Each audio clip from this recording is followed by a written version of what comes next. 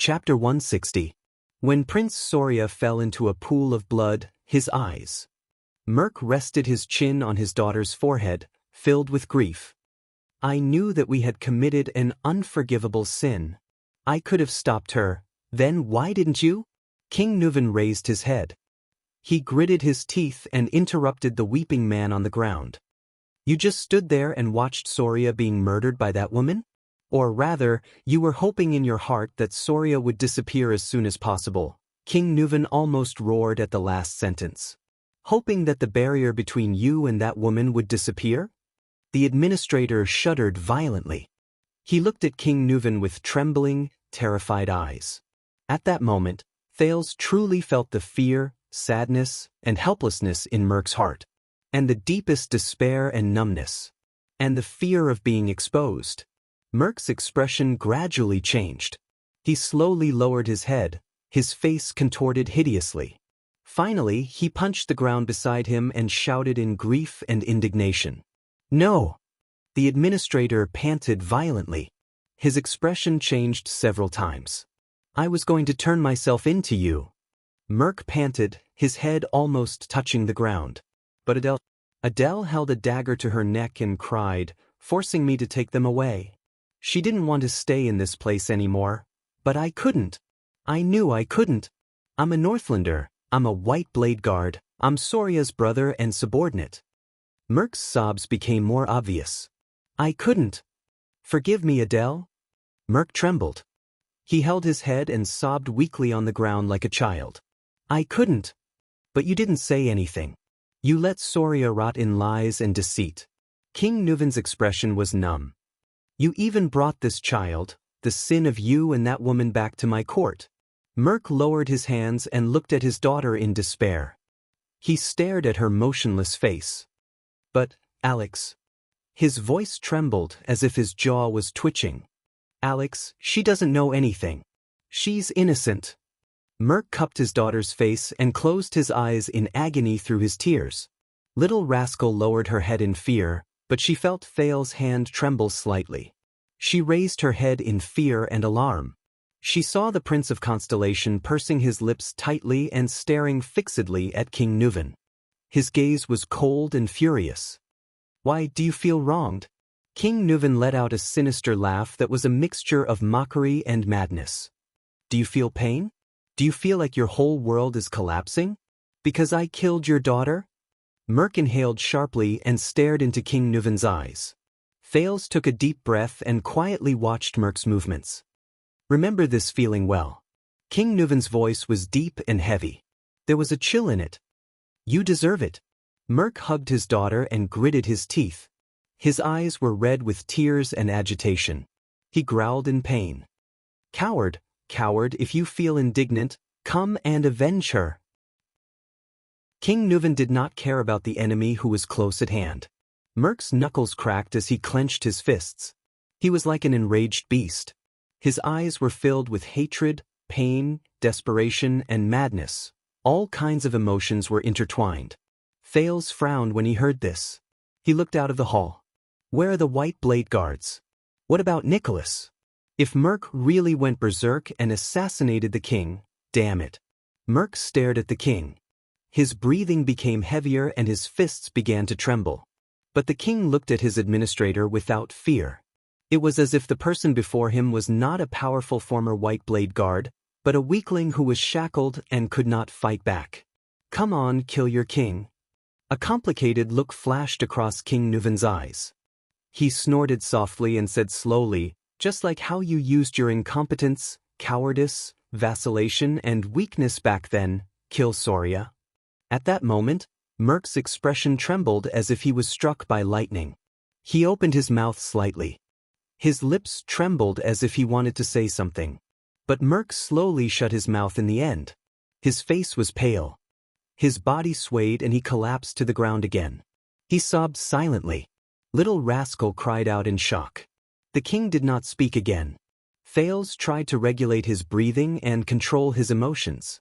The Hall of Heroes today had shocked him too much. For a moment, only Merc's irregular sobs could be heard in the hall. After a long time, King Nuven snorted with an indecipherable meaning. Get lost, the old king said tiredly. Don't ever appear before me again. Merc looked up numbly. But Merc, live on like this until you die. King Nuven raised his eyes. His gaze was dim and his eyebrows trembled slightly. Live forever in guilt, regret, loneliness, and torment. Never be forgiven, never be at peace. This is your punishment, for Soria. Merc chuckled like a maniac. He looked down at his daughter and suddenly started sobbing again. Get lost. In the next second, King Nuven roared angrily. Take your sins with you, and get lost. Little rascal shuddered again. If not for Thal's support, she would have collapsed to the ground. Merc stared at King Nuven with lifeless eyes. After a few seconds, he subconsciously hugged Alex's body and slowly stood up. He turned away insensibly. The child you are hugging is a disgrace to the Walton family. She is the symbol of a traitor. The king stared at his back. His gaze was terrifying. She cannot be buried. She cannot taint my land. If I find out that you have buried her anywhere in Extet, even if only ashes remain, I will send people to dig her up and feed her to the wild dogs. King Nuven coldly finished his sentence.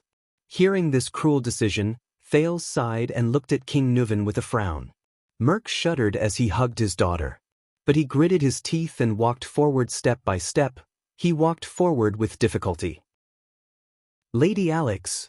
Little rascal sniffled and instinctively wanted to follow, but Thales pulled her back. Oh no. Thales shook his head and whispered, It's all over. Your lady.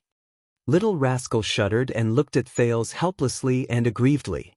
Thales just stared at Merc's back quietly and did not move an inch. Nicholas appeared at the entrance of the hall and looked at Merc with a complicated expression. But Merc only lowered his head and stared at his daughter. His face was ashen, and he turned a blind eye to everything around him. Then, Nicholas' voice came slowly. My blood is my oath, my body is my proof, my blade is my witness, my soul is my sacrifice. Merc looked up abruptly and came back to his senses. He stopped and stared at Nicholas in a daze as he listened to the Star Killer recite the rest of his words. Resist the powerful enemy, fight 100 battles, until blood is shed. Defend life, fearlessly sacrifice, until the extinction of mankind. Protect the future, honor the faith, until the sun and moon dim. Pass on hope, shine with glory, until all things rest forever. Merc closed his eyes in pain. Tears flowed out again. Rest in peace, my sworn brother. Nicholas finished reciting the oath. His gaze was subtle and he looked at Merc with a pained expression. Your story ends here in the legend of the Book of Legends. Merc took a deep breath and smiled with tears in his eyes. He walked forward numbly. He brushed shoulders with his old superior. Don't forget His Majesty's words. Without turning his head, Nicholas said calmly to Merc, who was behind him, If we find out that you dared to bury her in the country, Merc chuckled in a daze. In the next second, Merc walked out of the Hall of Heroes with the girl's body in his arms as if he was unconscious. His face was dazed and his eyes were unfocused. He walked out of the place he swore to guard. Thales watched Merc's figure disappear at the entrance. Then, the Prince of Constellation panted softly and turned around to ask the question he had been suppressing for a long time. But King Nuven raised his gloomy gaze. Alex is just a little girl who knows nothing. Thales left Little Rascal's side and walked towards King Nuven. With an unpleasant expression, he said, Whether it's Soria or Adele, what does these things have to do with her? She doesn't even know anything. King Nuven snorted. Send her away, isolate her. You obviously have a better way. Thales controlled his breathing. Ah, I've discovered another characteristic of you. King Nuven chuckled coldly. His tone was mournful and silent, overflowing with an unnecessary sense of justice. Who taught you these things? This has nothing to do with justice. Thales clenched his fists. In his mind, the children in the abandoned house, their ragged clothes, sallow faces, and emaciated faces appeared. She is just an innocent child. They did not deserve such a fate. Every day she's alive is an insult to the Walton family and a threat to our cooperation. King Nuven replied quietly. This is a necessary and the best choice. Thales snorted coldly. You can find 1,000 reasons to justify your actions. Thales snorted coldly. Political needs, benefits, secrecy, revenge, punishment, impulsiveness. You can even say that you were forced by your position, that you had no choice and that it was the best choice. But none of these can justify your actions. Thales stared at King Nuven and gritted his teeth. You poisoned an innocent 12-year-old girl and ended her future, Nuven Walton. Just to punish her father for his mistakes. Thales showed disgust. Do you feel happy? Do you feel avenged? Ha, sometimes you are more mature than the most cunning nobleman. King Nuven snickered. There was a mocking expression on his face. Sometimes you are more naive than the stupidest fool. Thales ignored his snicker. The Prince of Constellation lowered his head and clenched his fists. I used to see a person who vented his anger on a child. He could not face his own failure and shame, so he vented his anger and hatred on a child who had nothing to do with him. You are no better than that kind of coward. Thales panted, recalling the feeling of his right hand piercing through flesh. Do you want to know what happened to him? King Nuven's gaze turned cold. Don't forget. The old king straightened his back and snorted coldly. If it were not for the girl's birth and the sins hidden behind her, we would not have gone south to Constellation, and you would not be standing here.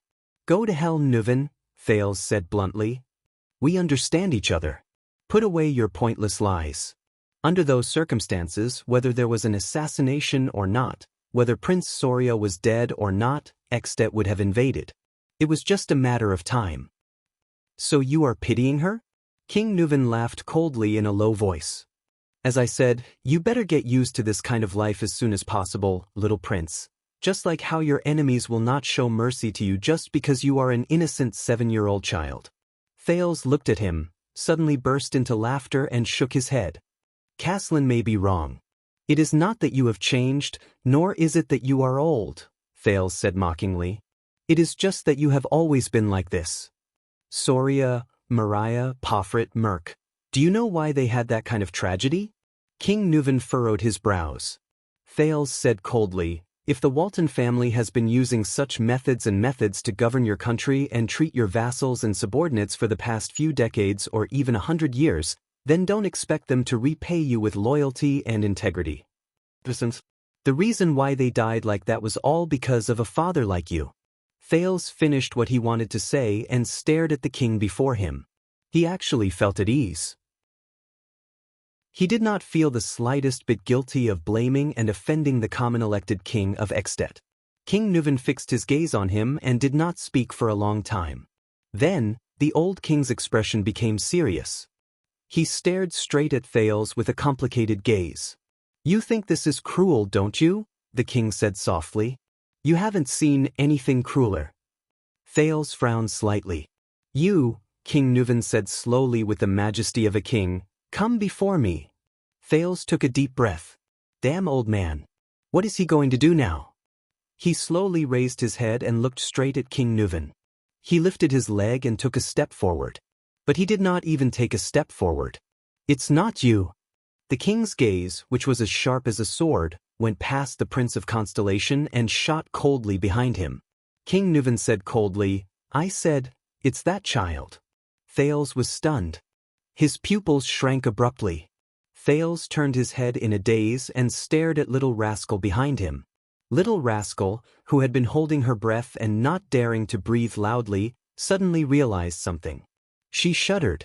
Little Rascal glanced at the king in disbelief, then looked at Thales as if asking for help. She seemed to have never experienced such a scene before. She was extremely flustered, terrified, and on the verge of tears. Don't make me say it a third time. King Nuven stared at her with a cold expression. Little Rascal trembled all over. She did not dare to raise her head. However, her many years of experience still made her walk towards the king with trembling, fearful steps. Thales stared at everything in front of him, puzzled. Little Rascal stood in front of King Nuven. She stared at the ground and trembled. Ever since Soria was assassinated, I've been keeping Alex under tight protection, the old king said flatly. Most people don't even know Alex's name. They only know that she exists. Fortunately, not many people know this secret, this truth. King Nuven's gaze was terrifying. His tone was firm. From the scullery to the bedroom, from the guards to the maids, everyone who knows Alex has been eliminated on your way here. There's only one left. Little rascal trembled violently. Tears slid down her cheeks. No, I didn't see anything, I don't know anything. King Nuven lowered his head and raised his right hand. He stared at the black ring on his finger with a subtle gaze. Thales's breathing instantly quickened. He vaguely knew what the old king wanted to do. Thales hurriedly strode towards King Nuven. But Thales did not take more than 2 steps before his shoulder was firmly gripped by a strong hand from behind. Pain shot through his shoulder. Stay here. Nicholas the Star Killer coldly restrained him from behind. Don't cause trouble, little prince. Thales immediately felt that half of his body could not move. No, you saw the scene just now. That's secret, didn't you? King Nuven slowly said to Little Rascal in his old and deep voice. And you're also one of the few who knows of Alex's existence. Little Rascal watched Thales's fate with tears streaming down her cheeks. She then looked at King Nuven's expression and trembled in fear. I beg you, your majesty, she cried. I'll be good. I'll stay in the castle. I won't say anything. King Nuven continued to rub the triumph on his finger and chuckled. Thales gritted his teeth and stared at the little girl before King Nuven. Oh, damn it. Thales shot a hateful glance at Nicholas, then at King Nuven. Just the next moment, King Nuven sneered and gripped Little Rascal's hand tightly. What will happen to you? Nuven! Thales struggled with all his might, but under the suppression of the leader of the White Blade Guards, his resistance was futile. King Nuven's expression was cold. He pulled Little Rascal's hand to his right hand. No, Little Rascal was so frightened that she was about to cry. No. Thales clenched his teeth and drew JC's dagger from his waist. He swung it at the Star Killer at a strange angle.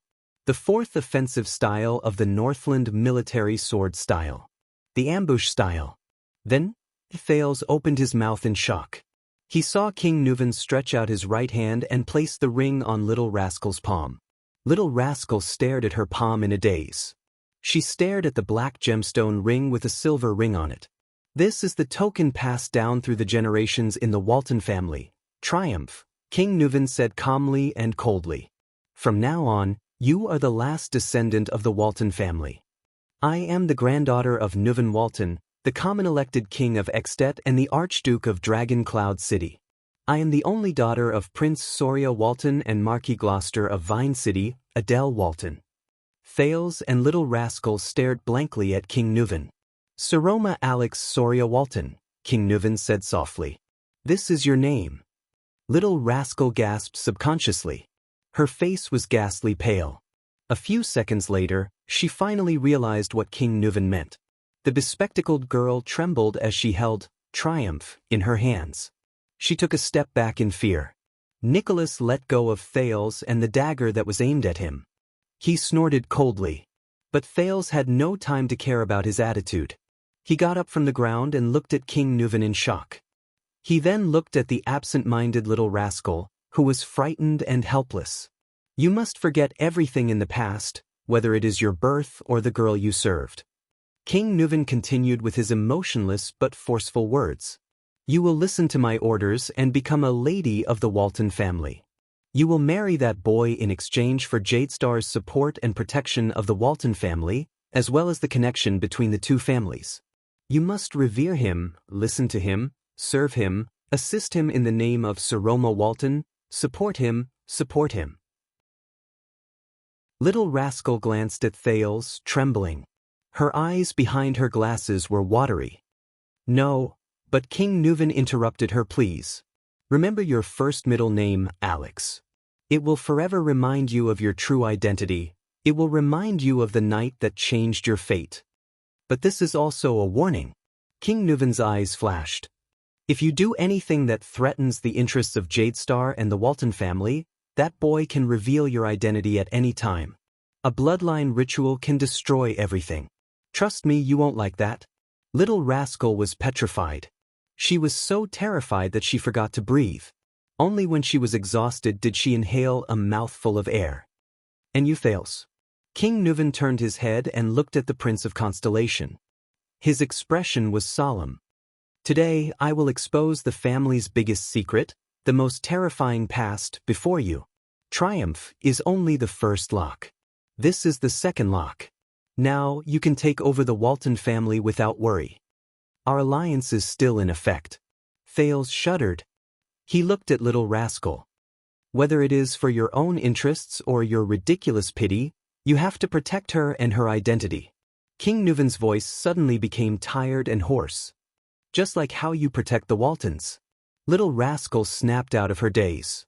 She stared at the ring in her palm and began to tremble. No, I beg you, your majesty. Little Rascal cried out in fear. I'm scared. I don't know anything. I can't. I'm not asking for your opinion. King Nuven turned his head abruptly and looked at Little Rascal, causing her to stop talking. The king's eyes flashed fiercely. Do you understand? Little Rascal was so scared that even her glasses were crooked. She could only nod mechanically. King Nuven smiled faintly. Thales watched the scene in a daze.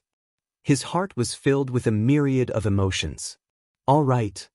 The old king sighed and said slowly, Thales, you already know everything you need to know. King Nuven lifted his gaze. His tone was extremely tired. Go back to your room. Thales panted and clenched his fists. He glanced at Little Rascal again, at her helpless and pitiful gaze. Then he gritted his teeth and turned to leave. Behind Thales, King Nuven said to Little Rascal in a low voice, And you, from tonight onwards, you will sleep in Alex's bedroom. Thales clenched his teeth tighter and tighter. Little Rascal screamed behind him. If you ever feel bored, think about today. Think about the previous owner of your bed. Thales' breathing gradually quickened. He could imagine Little Rascal's expression at that moment. Think about Alex's fate. Think about how she convulsed in agony before she died. Thales gently closed his eyes. His footsteps became slower and slower. Little Rascal's sobs came from behind him. Think about the people who died because of this, and think about how lucky you are. Thales stopped and took a deep breath. The servants and kitchen have all been cleaned out, but you'll soon have new servants. You'd better act properly. Enough. Under everyone's astonished gaze, the Prince of Constellation turned around and glared angrily at King Nuven and the sobbing Little Rascal. Thales gritted his teeth and strode forward, grabbing Little Rascal's wrist. Then, without giving her a chance to speak, he pulled her to his side. He could feel that Little Rascal's wrist was still trembling. Don't be impatient, Thales. King Nuven waved at Nicholas, who was about to step forward, and said slowly, You will have plenty of time to spend with your fiancée in the future. That's it. Thales stared coldly at King Nuven. Tonight she has to stay with me. After saying this, he dragged Little Rascal out of the hall with a solemn expression. Little Rascal pressed down on her glasses, which were about to fall off. She allowed Thales to drag her, occasionally looking back in fear. Thales, King Nuven said flatly behind him, where are you taking my granddaughter? She can't stay with you anyway. Thales said rudely as he walked, a bunch of lunatics. King Nuven's laughter came from behind him, but it only made Thales more annoyed and confused. Thales Jadestar. The king's laughter came from behind him. First night? Be nicer to your fiancée. Thales did not look back. He dragged Little Rascal out of the hall, ignoring the white blade guard's frowning expressions. He just walked forward resolutely. When Little Rascal recovered from her stupor and fear, she spoke quietly. Little Rascal tugged at his clothes timidly. My name is Thales, Thales said coldly. Miss Alex, is she really? Little Rascal sniffled and said pitifully, really, dead? Yes, Thales answered firmly with a straight face. She's dead, poisoned to death. Little Rascal shuddered violently. Thales furrowed his brows. Poisoned to death. Little Rascal's gaze was unfocused as she started to mumble to herself. In the year 207 of the Empire calendar, Duke Shkichi killed the fourth knight with a poisonous arrow. In the year 489 of the Empire calendar, Count Kate Nanty and Princess Leslie were both poisoned to death on their wedding day. In the year 721 of the Empire calendar, Emperor Adi III fell into a coma. In the year 1171 of the Empire calendar, the Emperor of Poison poisoned suzerain Redizodra to death on the negotiation table. In the year 218 of the calendar of eradication, Archduke Lloyd Alsius was poisoned to death by the mourning Archduke. In the year 359 of the calendar of eradication, beautiful Archduke Lacey and Lenzo died from a cup of flower tea. In the year 660 of the calendar of eradication, the Crown Prince of Constellation was poisoned by blue vine grass. Enough! Thales roared resolutely and interrupted her murmurs. Don't think about this anymore. Little Rascal came back to her senses. Thales pulled her along and continued walking forward. We should go back. Little Rascal said hesitantly. You can't go back. Thales cut her off firmly and shook his head. According to Nuven, a bunch of people just died there. It's definitely not suitable for you to stay. Little Rascal shuddered slightly. Thales sighed in his heart as he walked. But I'm afraid that we... Little Rascal said hesitantly again. You don't have to be afraid. There's no bastard like Nuven here, Thales said quietly. But I can only protect you for a while. No, I mean... Little Rascal said softly with a sobbing tone. We went the wrong way. Chapter 161. Late at night, Heroic Spirit Palace, Thales' bedroom door. Speechless, Thales looked at the people in front of him awkwardly. How old are you? How old are you? A hurried and displeased female voice came from in front of him. Ida, the elf guard, looked at the helpless Thales and the timid little rascal behind him. Under the cloak, she said bitterly, on the first night we arrived here, you started bringing girls into your bedroom? Thales looked at the helpless Thales and the shy little rascal behind him. She's very... Thales said, feeling wronged. So she needs your company. Ida interrupted him with an unpleasant expression. Beside her, Ralph and Waya exchanged glances and looked at Thales strangely. Ida, listen to me. Thales instinctively felt that something was wrong. How old is she? Is she even 9? Ida shouted angrily. Habitually, she raised her right fist and stuck out a knuckle. Thales shuddered. He raised his hands as fast as he could and protected his forehead with all his might. Asterisk thud. Asterisk Thales clutched the right side of his forehead in pain. Foul. Ida's violent strike came from the side. Ralph and Waya looked at each other, pretending that they did not see the prince being violently assaulted. Little Rascal looked worriedly at Thales, who was groaning with his hands over his head. Mindy's only touched a woman for the first time when he got married at the age of 27. Even the most lecherous and playboy Kayla is only 13 years old. The angry elven guard yelled. That's right. The furious elven guard said loudly, at your age, you can't even reach the bed. Thales smiled awkwardly. This is a little exaggerated, sister. Ida wanted to continue lecturing but was stopped by Putre, who was behind her. I think His Highness has other reasons, right? The vice diplomat of Constellation said flatly, go back. I will communicate with His Highness about the rest. Under Putre's repeated insistence, Ida finally left indignantly and angrily. Before she left, she still had that, you little bastard, look on her face. Ralph and Waya, on the other hand, still had that strange, thought-provoking look on their faces. Thales breathed a sigh of relief and sent Little Rascal to her bedroom. Looks like a lot happened? Putre sighed and looked at Thales, who had closed the door. Thales' expression darkened. It's like this. Thales scratched his head. That is. The second prince's words were on the tip of his tongue when he suddenly recalled Little Rascal's helpless gaze and Alex's pained expression. Both girls had met him in the library, but each had experienced a fate that he did not know was misfortune or fortune. Thales' gaze darkened. The truth about Little Rascal's identity, I shouldn't have said it.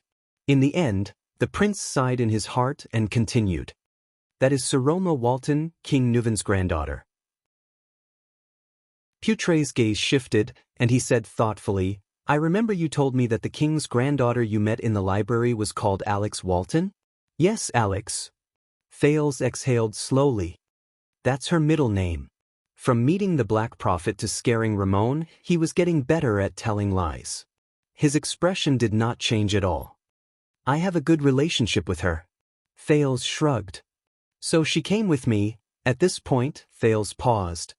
He suddenly realized that it was 4 or 5 in the morning. To hide what happened earlier and come up with an excuse to let the Walton noblewoman spend the night in his bedroom, it was so difficult. She came. Under Putre's suspicious gaze, Thales revealed a smile that was uglier than a crying face. She came with me. Thales smiled along with him. He stuttered and painfully squeezed out a sentence. Together, discussing a history topic? As soon as the words left his mouth, Thales had the urge to slap himself to death. Faced with Putre's puzzled expression, Thales put on a long face and smiled awkwardly. We met in the library. Thales felt that his face was hurting from smiling so much. He rubbed his hands guiltily. He is very good at history. Putre raised his eyebrows slightly. His gaze was filled with a strange meaning. Thales felt that it could be translated into one sentence. Keep making up stories. Thales looked at him awkwardly and guiltily. After a few seconds, Putre slowly sighed. All right, I won't delve into why you abducted the king's granddaughter into your bedroom in the middle of the night with King Nuven's permission. Putre flashed a meaningful smile. Thales' face twitched. He forced a smile to show his gratitude and understanding. Then, Thales heaved a sigh of relief and began to talk about King Nuven's suggestion. After listening to the prince's story, Putre frowned deeply. So, King Nuven has made up his mind to tie us to his chariot? To continue the Walton family's rule for him? Thales nodded gloomily. I will report this to the kingdom, Putre muttered. From interest to standpoints, this matter involves too many. Also, Shadow Shield, if they were one of the people who tried to assassinate me under the fortress. Thales recalled Pofrit during the duel and was deeply worried. Although I know that they will not rest until one of us is dead because of the bloody year, according to Pofrit, could it be that they have other motives, or were entrusted by someone else? Putre's expression darkened. The scenes from 12 years ago appeared before his eyes. It is indeed not that simple. In the end, Putre shook his head slowly in front of Thales. According to what that archduke said, they wanted to kill you to enter Renaissance Palace. I am afraid that it is not just to hire assassins or to seek revenge. Especially after the bloody year, Shadow Shield suffered heavy blows and disappeared from the sphere of influence of Constellation and its allies for many years. But they still did not give up.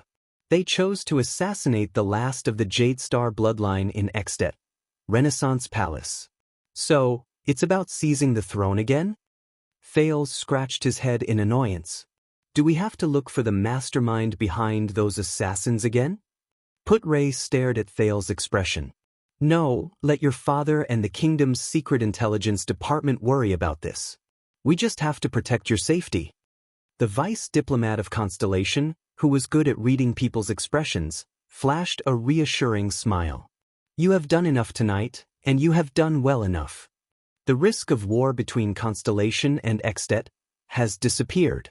Constellation is safe. Thales thought of something. He looked at Putre. This is the result of your hard work. The latter nodded slightly at him, his eyes filled with encouragement and approval.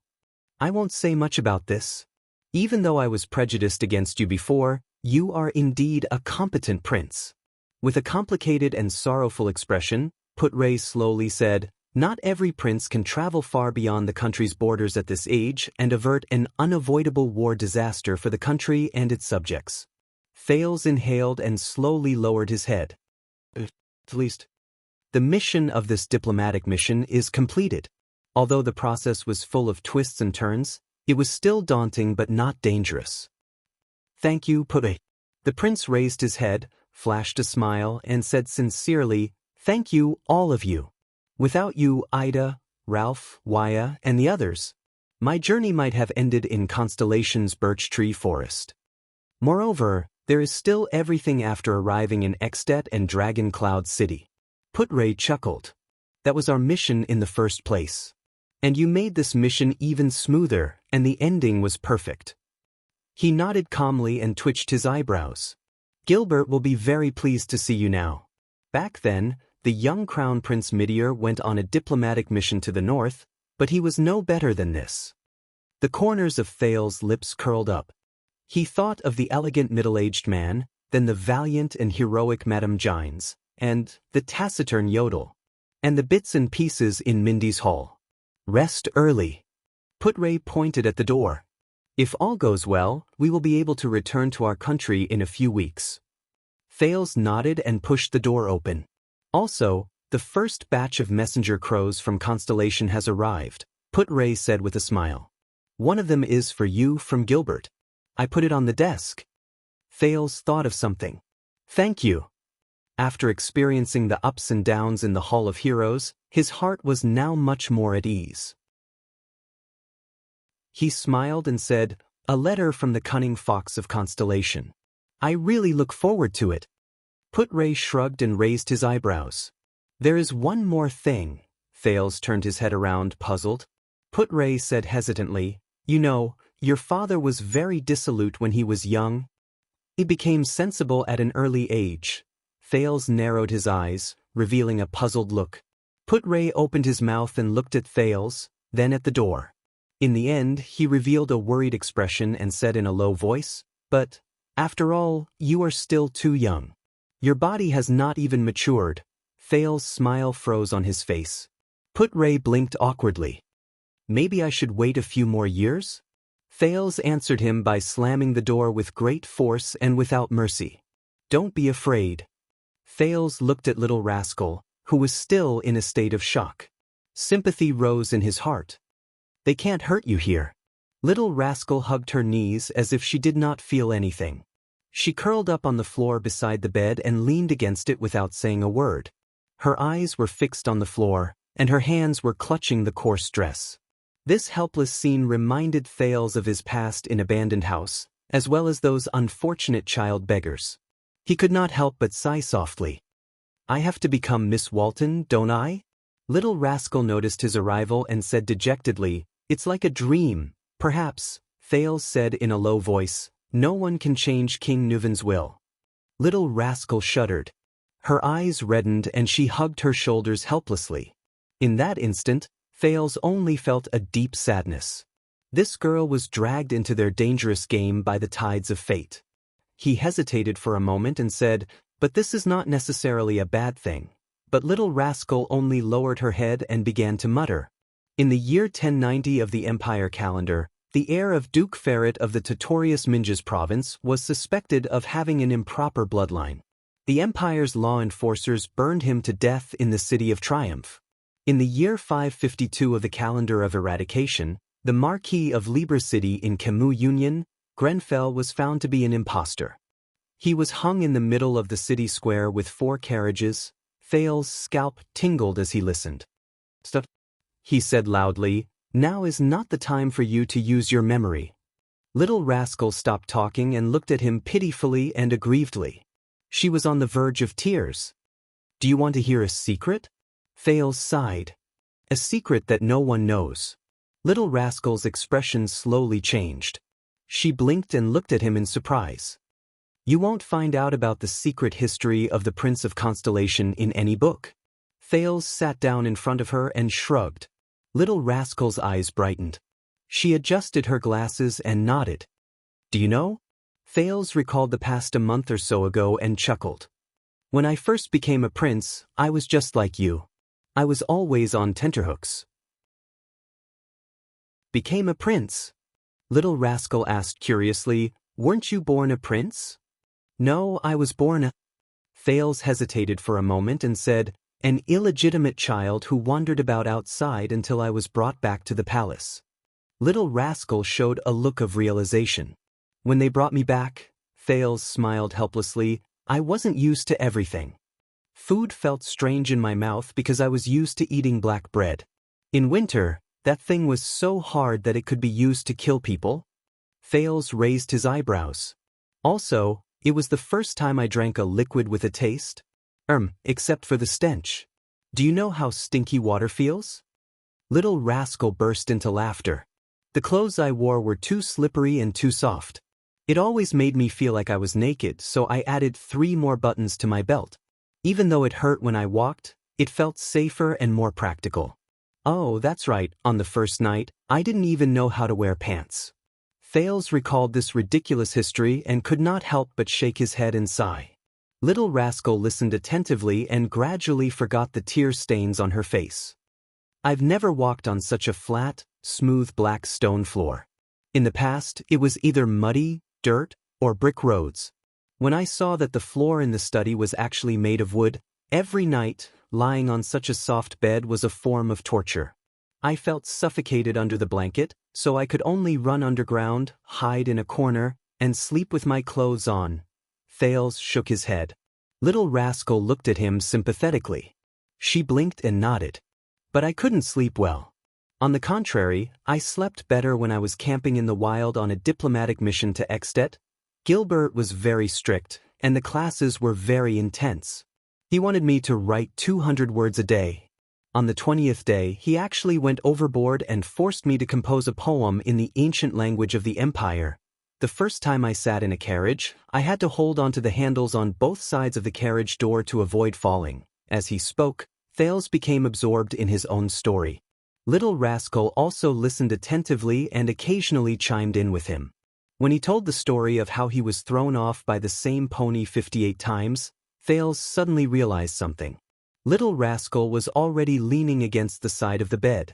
Her head was tilted to her right shoulder and she had fallen asleep. Her glasses were tilted to one side, and her head was resting on the soft edge of the bed. Her small hands were pressed against her chest by her bent knees. Her entire body rose and fell heavily as she breathed. The little girl's long platinum hair fell softly. A few strands of hair fell into her mouth, causing her to smack her lips from time to time in her sleep. Thales looked at her sleeping face and revealed a smile. He shook his head slowly. He carefully pushed aside her long hair and pulled the few strands of hair out of Little Rascal's mouth. Then he forcefully pulled down a corner of the cup and covered Little Rascal's body. Thales stood up and sighed softly. Hopefully she can sleep peacefully again, before she truly becomes a Walton. When he thought of this, Thales turned around in low spirits. He went to the study table and climbed onto the chair with great effort. He picked up Gilbert's letter on the table. Thales looked at the familiar handwriting on the letter and shook his head in nostalgia. He then unfolded the letter. It was a short letter.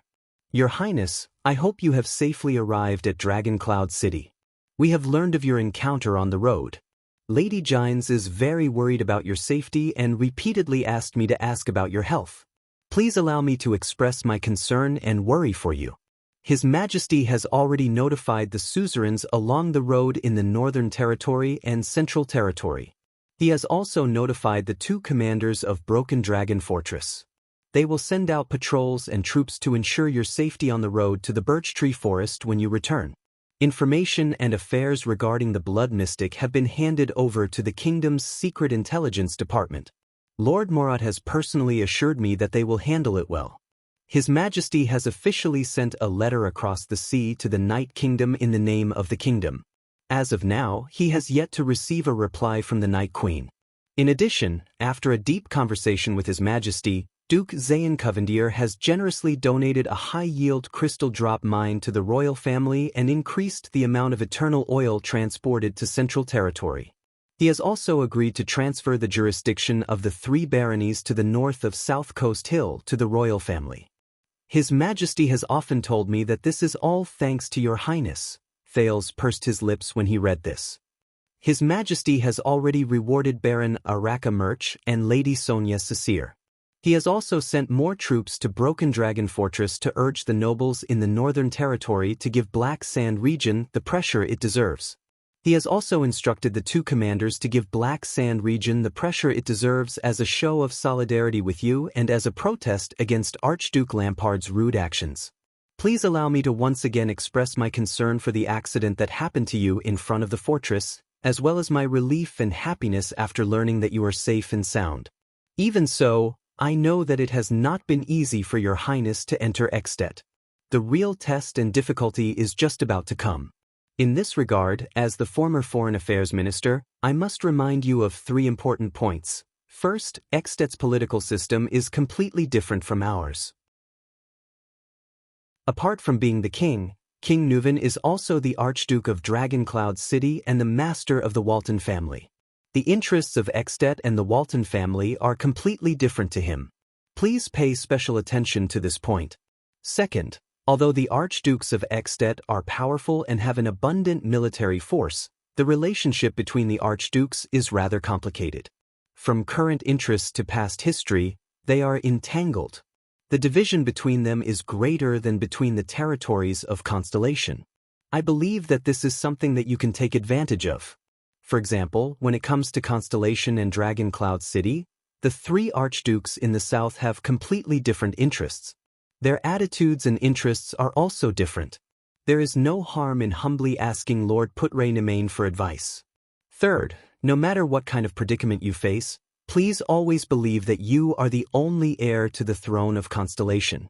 You are the descendant of Tormund and even the imperial family. Please do not worry about your safety. At the same time, please believe that King Nuven's current interests and position are similar to ours. No one in Northland can compare to him in terms of reputation or strength. That is why it is our best strategy to rope him in and make use of him. Directing his hatred towards Lampard is the best way. To quell the war, there is no harm in turning the conflict between Constellation and the Dragon into a conflict between the king and the Archdukes in Extet. This is my suggestion. These are some of my experiences for your reference so that you can discuss a response plan with Putre. But I know that real politics and diplomacy always swing back and forth between plans and accidents. Hence, grasping the essence of things and adapting to circumstances is the truly brilliant way to do things. Just like how you behaved in the Hall of Stars. I am very confident in you. There is one more thing. The owner of Sunset Pub that you asked me to send someone to search Blackstreet in Lower City District has changed. The female bartender and the children you mentioned are nowhere to be found. I suspect that they have fled to a faraway place to avoid trouble. We may need to rely on the manpower of the kingdom's secret intelligence department to find out the specifics. After all, it is not suitable for us to brazenly search Lower City District in the name of the royal family. This will allow many people with ulterior motives to guess your past, which is disadvantageous to them. But please do not worry. Our people have received information that a girl who is very similar to the female bartender you mentioned visited the police station in Western City District not long ago. I believe that we will be able to find their traces very soon. When you are in Extet, please do not fall behind in your studies. When you return, I will test your method of writing sonnets. Also, Madame Gines said that you must continue to practice your sword and must not slack off. She wants to train you with a real sword when you return. Thales exhaled in resignation. As a royal protector, Lady Aida's loyalty and strength are unquestionable. However, she is not a perfect person. There are still areas where she does not think things through. When Thales read this, he could not help but roll his eyes. He was also impressed by Gilbert's tactful tone. I hope that with the other attendants filling in the gaps, you can take good care of yourself. Allow me to express my concern and longing for you once again. I wish you all the best in the future. His Majesty is very concerned about your safety and the success of your journey. During the days you were away, he missed you very much. Thales was sure that Gilbert added this sentence later on. Calendar of Eradication, Year 672, 27th of December, 27th, Eternal Star City. Yodel seems to have asked me to send his regards to you in this letter. I hope I did not misunderstand him. Thales put down the letter. The image of Gilbert holding a cane and wearing a top hat as he bowed appeared before his eyes. He also saw Gilbert's lively and respectful manner as he lectured Thales in a proper manner. Thales could not help but grin. He reread Gilbert's 3 suggestions regarding Extet in the letter and shook his head slightly. Gilbert probably did not know that they had completed their mission on the first day they arrived in Dragoncloud City. At the same time, Thales could not help but feel worried about the disappearance of the people in Sunset Pub, Jayla, Sinti, Ryan, and Korea. However, Gilbert did mention that Jayla had appeared before. Since Jayla was safe, then the child beggars should be fine as well. Moreover, the Brotherhood had gone through such a huge incident as the Battle of Red Street Market. They should not have the energy to care about a few child beggars. He exhaled and thought of his past as a child beggar. He thought of everyone in the sixth house and was filled with emotions. Fate is unpredictable, is it not? Just like little rascal who was sound asleep behind him. When he thought of this, Thales could not help but stretch his body and let out a satisfied moan. This trip to Extet, aside from the strange things that happened, was actually quite smooth. Little rascal's murmurs and mumbles in her sleep came from behind him. The remaining days in Extet should be much easier. As he thought of this, Thales happily rolled up the letter. At this moment, Thales was stunned. He found a second letter where the original letter was. He did not notice it earlier, probably because his attention was attracted by Gilbert's letter. No. Thales picked up the thin, dark blue double-layered paper and furrowed his brows. This is not a letter. It's an invitation. Strange. Thales looked at the blue invitation in puzzlement and scratched his head. There were only 4 words written on the cover of the invitation, "To my dear friend." It was written in beautiful, classical cursive. It reminded him of the treaty between Tormund and Raikuru in Raikuru's library. The cursive on it was equally beautiful. Thales furrowed his eyebrows slightly. He looked at the strange invitation and was a little hesitant. But what else do I need to be afraid of when I've already overcome a difficult situation like tonight? Thales shook his head in a self-deprecating manner and opened the invitation without hesitation. What entered his eyes was another beautiful cursive in the common language. Dear Thales, it has been a long time since we last met. I miss you very much. Especially after I went through so much trouble to find your whereabouts and learn that you have found your identity, I missed you and was sincerely happy for you. I hope that you can learn enough, good enough, broad enough, and profound knowledge during your time as a prince. After all, both Jadestar and Carluz are great names. Our last meeting was too hurried and too short, so much so that I did not have the time to tell you many things I wanted to tell you. There are simply no words that can express how regretful I am about this. This also reminds me of our mutual friend who is agile and wears a mask. I am very happy that he did not follow you to Northland. That is why I can send you this invitation. Of course, I miss him very much too.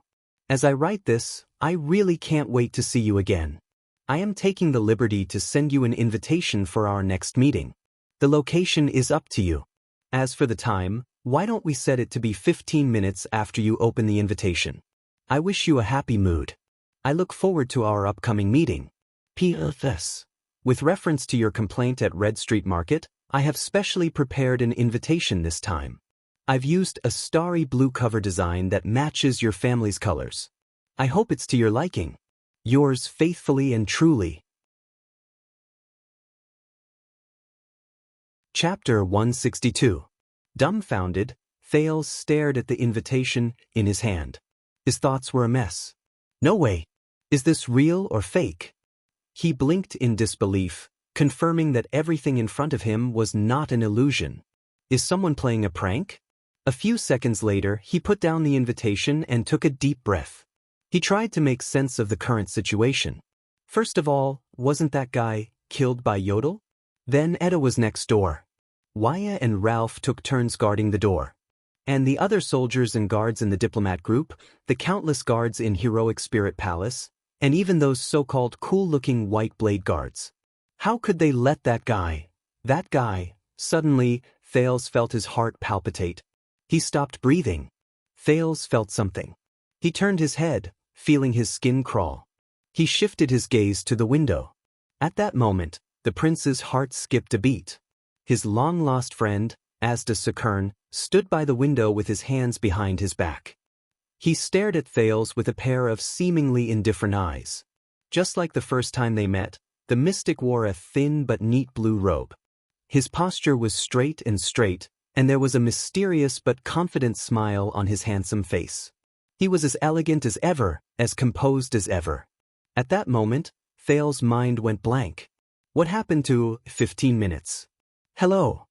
The air mystic nodded at him slightly. His tone was gentle. My smart, mature and mischievous little friend. Thales opened his mouth and took a deep breath. From now on, no sound between us can travel more than a foot away. Asda seemed to know what he was thinking. He slowly raised his right index finger and shook it at him with a smile. No one else will disturb us. Hearing that, Thales felt like a deflated balloon. He exhaled the breath he took in. He gave up on the idea of calling for help. Asda's smile was so warm, but in Thales' eyes, it made his heart turn cold. Wait, he and the mystic were not the only ones in the room. Thales thought of something. Following Thales' line of sight, the mystic glanced at little Rascal, who was deep in slumber beside the bed. Of course, your adorable little maid won't be woken up either. Little Rascal's mouth was still opening and closing in her dreams, but Thales could no longer hear her murmurs or even her breathing. Thales sighed softly. He turned his head and curled up the corners of his lips to reveal a smile that was uglier than crying. You're still the same. You're so considerate. Asda nodded politely. Thales forced himself to start thinking about everything he knew about this mystic. However, the first memory that popped up was the chess room in the center of Red Street Market, where 3 people were squeezed into balls. The second prince gulped and laughed dryly. He tried to imagine something acceptable, like comparing him to the adorable Giza? Oh, right. Thales shrugged in a feigned relaxed manner and waved the invitation card in his hand. He tried his best to speak in the most normal tone and said nonchalantly, I thought you would only arrive after 15 minutes. You know, Asda flashed his pearly white teeth, I like to enter early. Thales tried hard to keep his thoughts in check and swallowed the sarcasm that was at the tip of his tongue. Is that so? I thought you wouldn't appear so soon. Thales changed his sitting position and smiled awkwardly. Everyone said that you would disappear for a long time. Asda stared straight at him. His gaze was as calm as water, and it made Thales' skin crawl. The weapon in your masked friend's hand is obviously not complete, the air mystic said slowly. Otherwise, a legendary anti-mystic equipment that is in perfect condition and fully activated can seal a mystic for a period of time. It should be, Asda's gaze was still calm, but the words he spat out startled Thales slightly. Permanently. Legendary anti-mystic equipment. So, mystic. Permanently. Even so, that incomplete equipment can still seal me for at least 10 years. Asda curled up the corners of his mouth and continued to smile. But I received some small help, and that's why I was able to get out of prison so quickly. Thales did not know if it was due to the curiosity he inherited from the memory fragments of his previous life, his natural personality, or his anxiety towards the mystery of himself, but at that moment, Thales' exuberant desire to learn about mystics overwhelmed his fear of his identity as a calamity. He yearned to know more. First of all, I would like to congratulate you. Asda put his hands behind his back and walked towards Thales with a smile that was clearly friendly but inexplicably frightening. Your Highness? Although I know from your behavior that you are definitely not ordinary, I have to admit that this identity has surprised me. Thales watched Asda approach him, and his heart slowly raced. He forced himself to shrug. I remember that there are chairs for receiving guests in the room. We can sit down, Asda shook his head and said nonchalantly, don't worry about it. The next moment, Thales felt his skin crawl as he watched Asda walk towards him. Then he bent his knees and sat in an invisible space. Asda grinned brightly on the transparent chair. I brought my own chair. The prince looked at this strange scene and tried his best to control his facial muscles so that they would not twitch too much. Let's talk about your future. Asda watched Thales' performance with interest. Your Highness. Thales knew that although he addressed himself as Your Highness, the man before him did not care about this special identity at all. This made Thales, who had experienced all kinds of gazes after becoming a prince, instantly feel a strange feeling. Thales took a deep breath and forced himself to calm down. Only then could he understand the situation and protect himself, even if the existence before him was a calamity that could not be understood with common sense. Of course. He recalled his conversation with Ramon and muttered, During this period of time, I have thought of ways to investigate some things about air, mystics, and magic. First of all, in this asymmetrical conversation, he had to seize the initiative. Very good. This will save us a lot of time. As expected, Asda's eyes brightened. What do you know? Not much, but not little either. Thales carefully chose his words. For example, what exactly is magic, and the 3 great magic towers? I met a person who is quite knowledgeable about magic. Asda's interest was piqued. While Thales was on tenterhooks, he briefly repeated what Ramon told him. Even Asda could not help but sigh softly. 1,000 years have passed since the collapse of the magic tower, and magic has been banned for 6 centuries. To think that there are still believers in magic. This is indeed beyond my expectations. Thales observed Asda's expression and at the same time, tried his best to think of a way to escape. The other party is a mystic. I don't even need to think about non-peaceful means. Stall for time. I can consider this. But can I really stall for time until help arrives? Or will help really work? The other party's goal should be to become one of them. Damn it, the mystic that everyone hates. Then, my best choice is to deal with the other party on this issue and achieve some results by making concessions and lowering my stance. So, is magic the kind of existence he mentioned? A kind of meaning? A kind of belief? At the thought of this, Thales asked cautiously. At the same time, he was really curious about this question. What do you think? But the air mystic did not answer immediately. Asda's lowered gaze did not move. Under Thales' curious gaze, he crossed his hands and remained silent for a long time. No. Magic is not like this. Not only that, it doesn't have to be like this. Finally, Asda shook his head slowly and spoke slowly. Everyone has their own understanding of magic, and they believe in the magic they understand. Thales was stunned when he heard this. Asda raised his left hand and looked at his palm. His gaze was complicated. At that moment, Thales felt that the Asda in front of him was more like a normal person than ever before. And not a terrifying calamity. Magic is a kind of choice. Asda stared at his palm and slowly clenched his fist. And these choices are neither exclusive nor mutually exclusive. There is no superiority or inferiority. This is the basic philosophy of the seat of all magic, in Soul Tower. Thales shuddered. Wait a minute. He heard a special word. It is also one of the philosophy of magic that I agree with and recognize, Asda said flatly. Thales raised his hand subconsciously. This was a habit from his previous life in the memory fragments. He quickly realized that this was not his previous life, and there were only the 2 of them. Just as he was about to put his hand down in embarrassment, to Thales' surprise, Asda very skillfully and naturally extended his palm, tilted it up slightly, and then nodded. He was allowed to ask questions. That feeling was as if he had done this hundreds and thousands of times. Both of them looked at each other's actions and were stunned for a moment. Asda reacted and smiled slightly. Very good. It seems that I do not need to teach you the etiquette and habits of a wizard apprentice in class. Thales put his hand down and asked eagerly, Soul Tower? I know this, but what kind of magic tower is it? What about its origin? Thales did not even realize that he had completely forgotten that Asda before him was an extremely dangerous non-human existence. He even forgot his original intention. At that moment, his desire for unsolved knowledge completely surpassed his consideration of reality. Soul Tower? Asda narrowed his eyes and smiled mysteriously, as if he knew that Thales would ask this. What do you know? Soul Tower. Thales lowered his head and desperately tried to recall Ramon's words. I remember that it has a special emblem.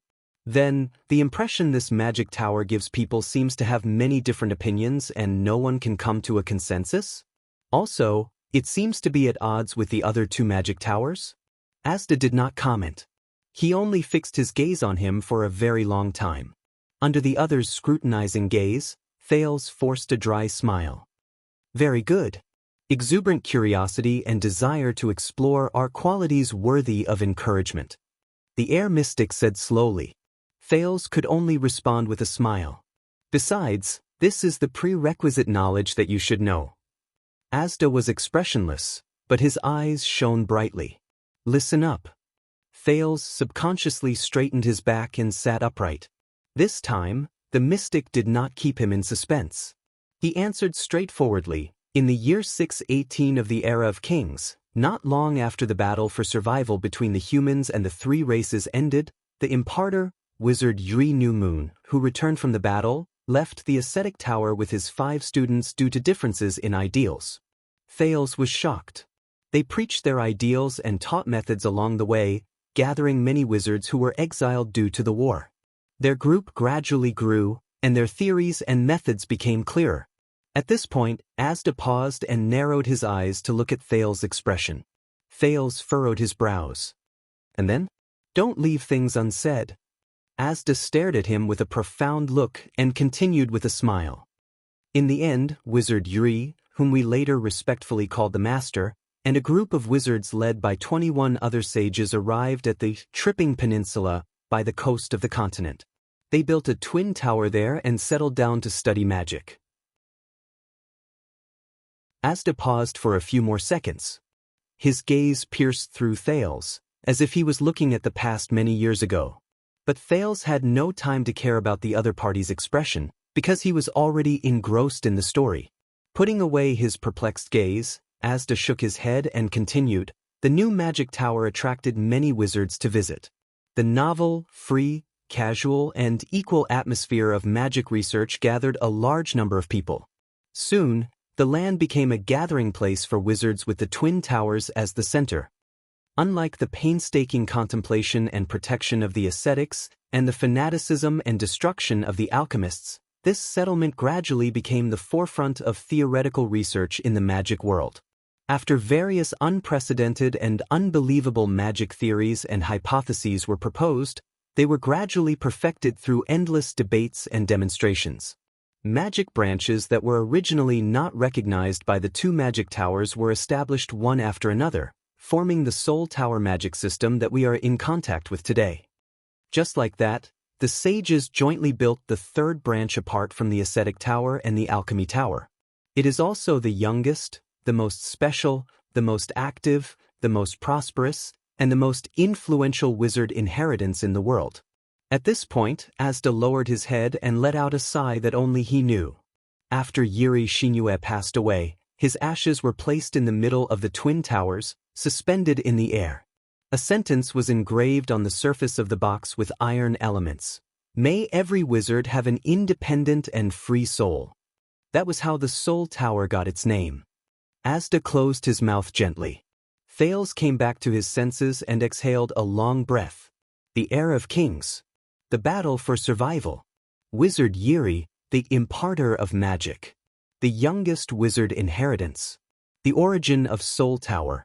These were taboo knowledge that he could not easily obtain from books. Thales' heartbeat quickened as he listened. It was as if an unprecedented world had opened up. If Ramon was here, Thales thought, would he kneel down and cry in excitement? He continued to raise his hand eagerly. Also, you mentioned the seat of all magic just now? What is that? Seat of all laws. Asda did not seem to see Thales' expression. He continued to speak slowly and unhurriedly. His clear and pleasant male voice echoed in the small space, narrating the world's most taboo, lost knowledge. This is an important branch of research in Soul Tower. It originated during the first civil strife in the Empire and was officially established in 373 of the Empire calendar. It flourished between the 5th and 7th centuries of the Empire calendar. At its peak, half of the wizards in Soul Tower came from the seat of all magic. Every time it opened, apprentices and wizards from the Alchemy Tower and the Ascetic Tower would come to listen, comment, and oppose each other. Asda paused again. He looked at Thales' face, which was filled with curiosity and thirst for knowledge, and nodded in satisfaction. Thales' heart stirred slightly. Only then did he realize that the initiative of the conversation had once again fallen into Asda's hands. But, I really want to know. The second prince looked at Asda before him, and a sense of contradiction rose in his heart. The mystic smiled and continued. I can't summarize the characteristics of this branch of theory with simple words. That would be irresponsible to the students. But I can give you a list of the most influential books of this branch. No, to be exact, it should be 23 important works. If you want to have a deeper understanding of the seat of all laws, I can give you a list of the most influential books. Thales's heart raced as he listened to the mystic's words.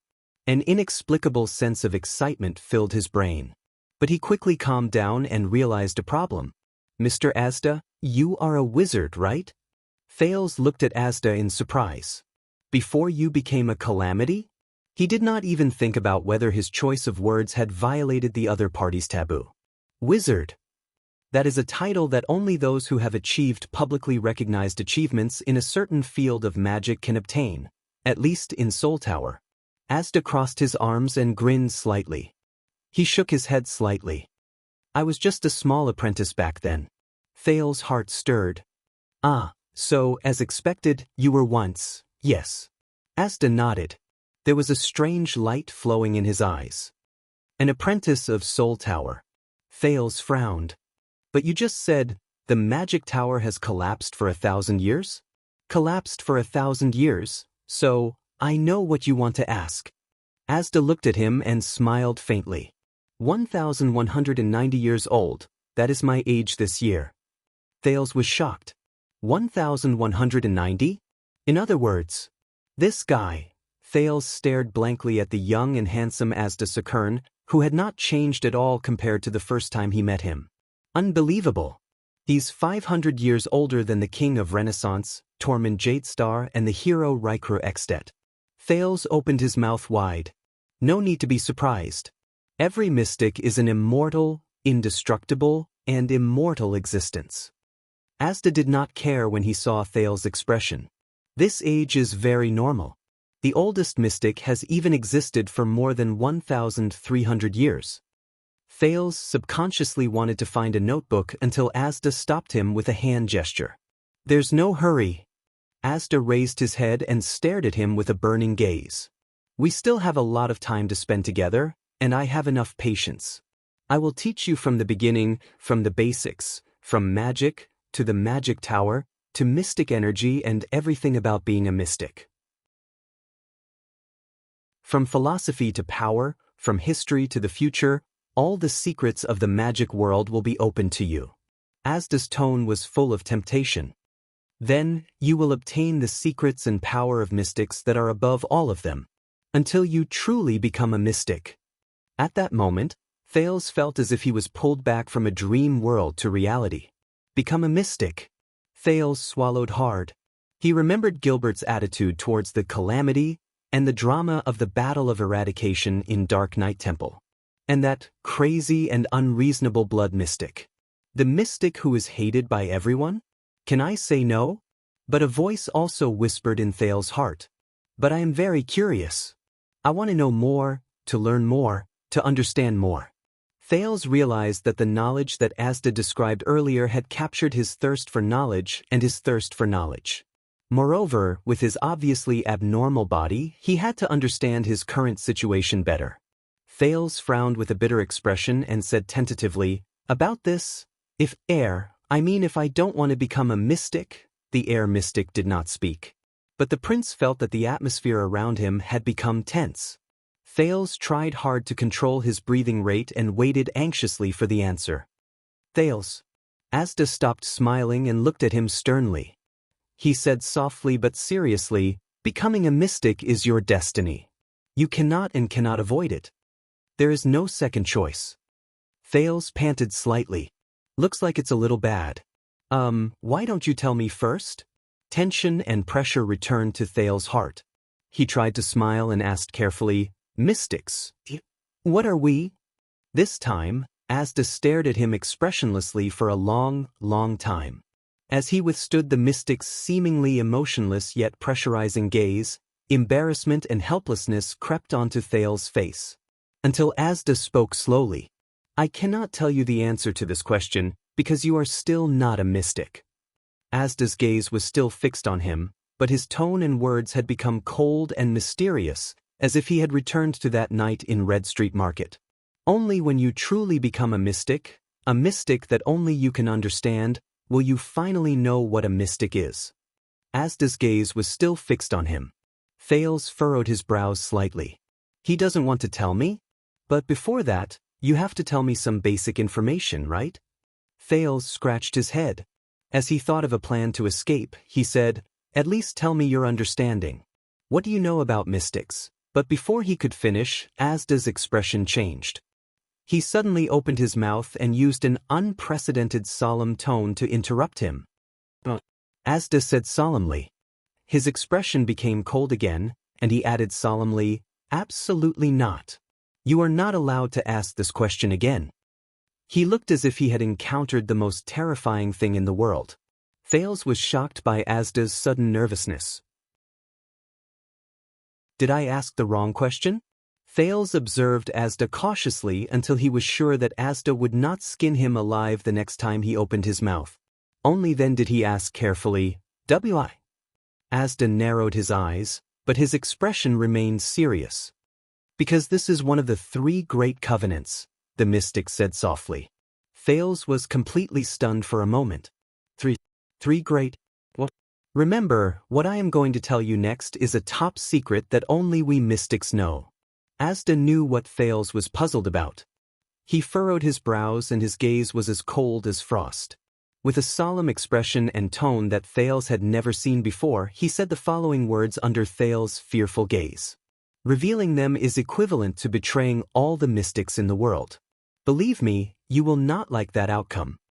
Once he finished speaking, Asda's gaze was cold as he stared straight at Thales. Thales instantly froze. Top secret that only mystics know? At that moment, the air around them seemed to have frozen. Thales could only feel his heartbeat speeding up. He could only force a smile and nod with difficulty. After seeing Thales' reaction, Asda nodded slowly. "There are 3 rules that mystics must abide by.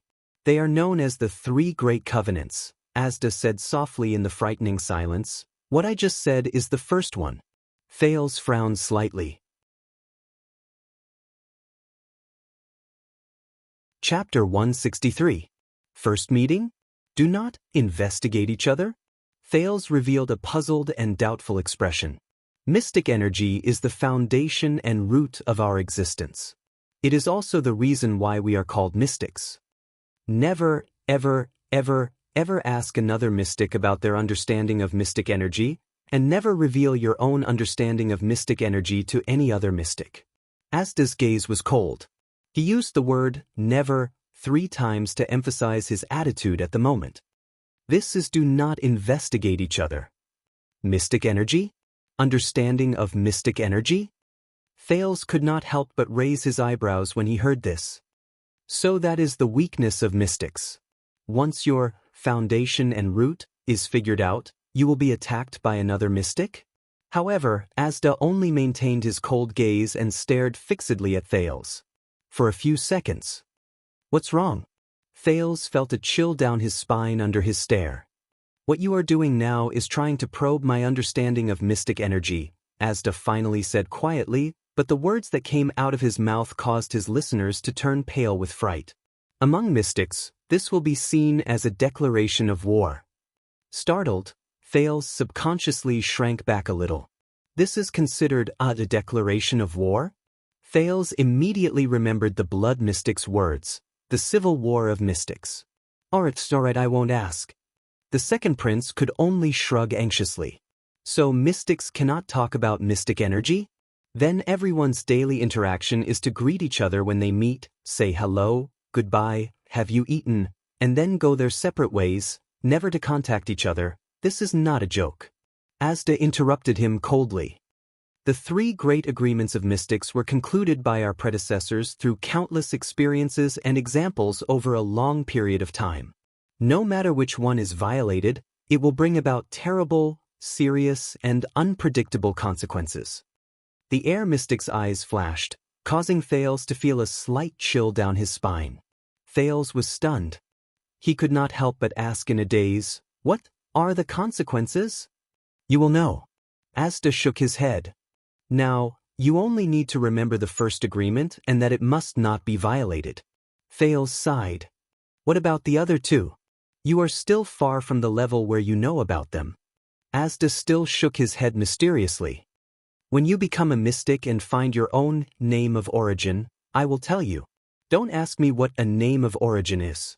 You will know when the time comes. Thales, who was about to speak, could only hang his head in disappointment. All right, at least. Can you help me answer one of my doubts? Asda nodded slightly, and his expression seemed to relax a little. Thales revealed a worried expression. When I use that, whatever mystic energy you mentioned, the effect is different every time. But almost every time I use it, I feel intense pain. Recently, it almost took my life. As Thales spoke, a few worrisome scenes appeared before his eyes. In the dungeon of Vine Manor, Ralph was shackled. In front of Renaissance Palace, the young psionic assassin and his warm, beating heart. In front of the muzzles of Black Sand Region's mystic guns, red light scattered everywhere, and Araka's motionless bow. Thales secretly clenched his fists. What's going on? He suddenly noticed that after Asda heard his words, he furrowed his eyebrows slightly. The mystic had always looked indifferent, but this instead highlighted the unusual change in his expression. Use? After a while, Asda narrowed his eyes. He shook his head and snorted, as if he did not believe Thales' words. You haven't even touched the door to becoming a mystic. How can you use mystic energy? Thales was slightly stunned. That's right. Do you remember that time at Red Street Market? You squeezed me. The second prince rubbed his hands in embarrassment. He observed Asda's expression and decided not to describe what happened that night in detail. In short, we blew up a house, and you discovered that I have a mystic's constitution or something. It was the feeling at that time. Later, I realized that as long as I bleed, I can use that power. It was the same feeling. Asda's expression changed slightly again. The room was quiet for a few seconds. Asda stared at the ground, as if he was thinking. No. After a while, the air mystic raised his head and said solemnly, Your performance that night, we habitually call it losing control. Asda pursed his lips. Losing control. Thales suddenly clapped his hands and said, I remember now. You said this word that night? Losing control. The next moment, Thales' face paled and he did not continue. He suddenly understood what the mystic meant. Losing control. Losing control. Thales looked shocked and murmured, Losing control? Asda stared at him silently. The expression in his eyes was unclear. You mean this power, this so-called mystic energy? Thales furrowed his brows and his breathing quickened. Can't be controlled by myself? I can't actively use it? Asda narrowed his eyes slightly. He seemed a little surprised that Thales had reacted so quickly. Asda shook his head and confirmed Thales' guess. At least in your current stage, you can't. Thales looked at Asda doubtfully. Impossible. I can use it every time I bleed. Thales gritted his teeth and touched his head. That feeling is like I woke up from a chaotic dream. At this moment, the mystic's expression changed. He suddenly raised a finger. In the next second, Thales' voice was cut off. He then felt the air around him stagnate, and he could no longer inhale air. Thales stared at Asda, who had raised his finger, in shock.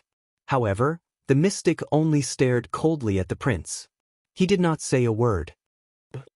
Thales clutched his neck and opened his mouth with all his might, but he still could not get any air. It was as if the air around him had solidified and stopped moving. Are you trying to suffocate me to death? Thales opened his mouth in vain, but no sound came out. He could only make an angry expression at Asda until his face turned red from the lack of oxygen. Just as Thales was about to reach for his dagger, Asda finally lowered his fingers slowly. The air began to flow again. Phew! Thales finally inhaled a mouthful of air. He slumped on the chair and panted heavily. Why? Thales, who had regained air, raised his head and looked at Asda with anger and indignation. Have you forgotten so quickly? The mystic leaned forward and stared into Thales' eyes. His expression did not change, but his tone was cold. What did I say to you just now? What did you say? We only met. Thales was stunned at first, and then he reacted. All right, Thales murmured, remembering Asda's words. The first contract of mystic energy. His face fell and he sighed. Not delving into each other's affairs. Damn it. Asda stared at him deeply and nodded slowly. Don't forget again. The mystic gave Thales a deep look before returning to his seat. After experiencing what happened just now, Thales was in an extremely bad mood. He continued to straighten out his breathing. At the same time, he raised his slightly lowered vigilance to the highest level again. Damn it. This guy. As expected, he cannot be treated as a normal person. While Thales was cursing in his heart, Asda lowered his head quietly. His expression was unclear. There was a strange silence between the two of them.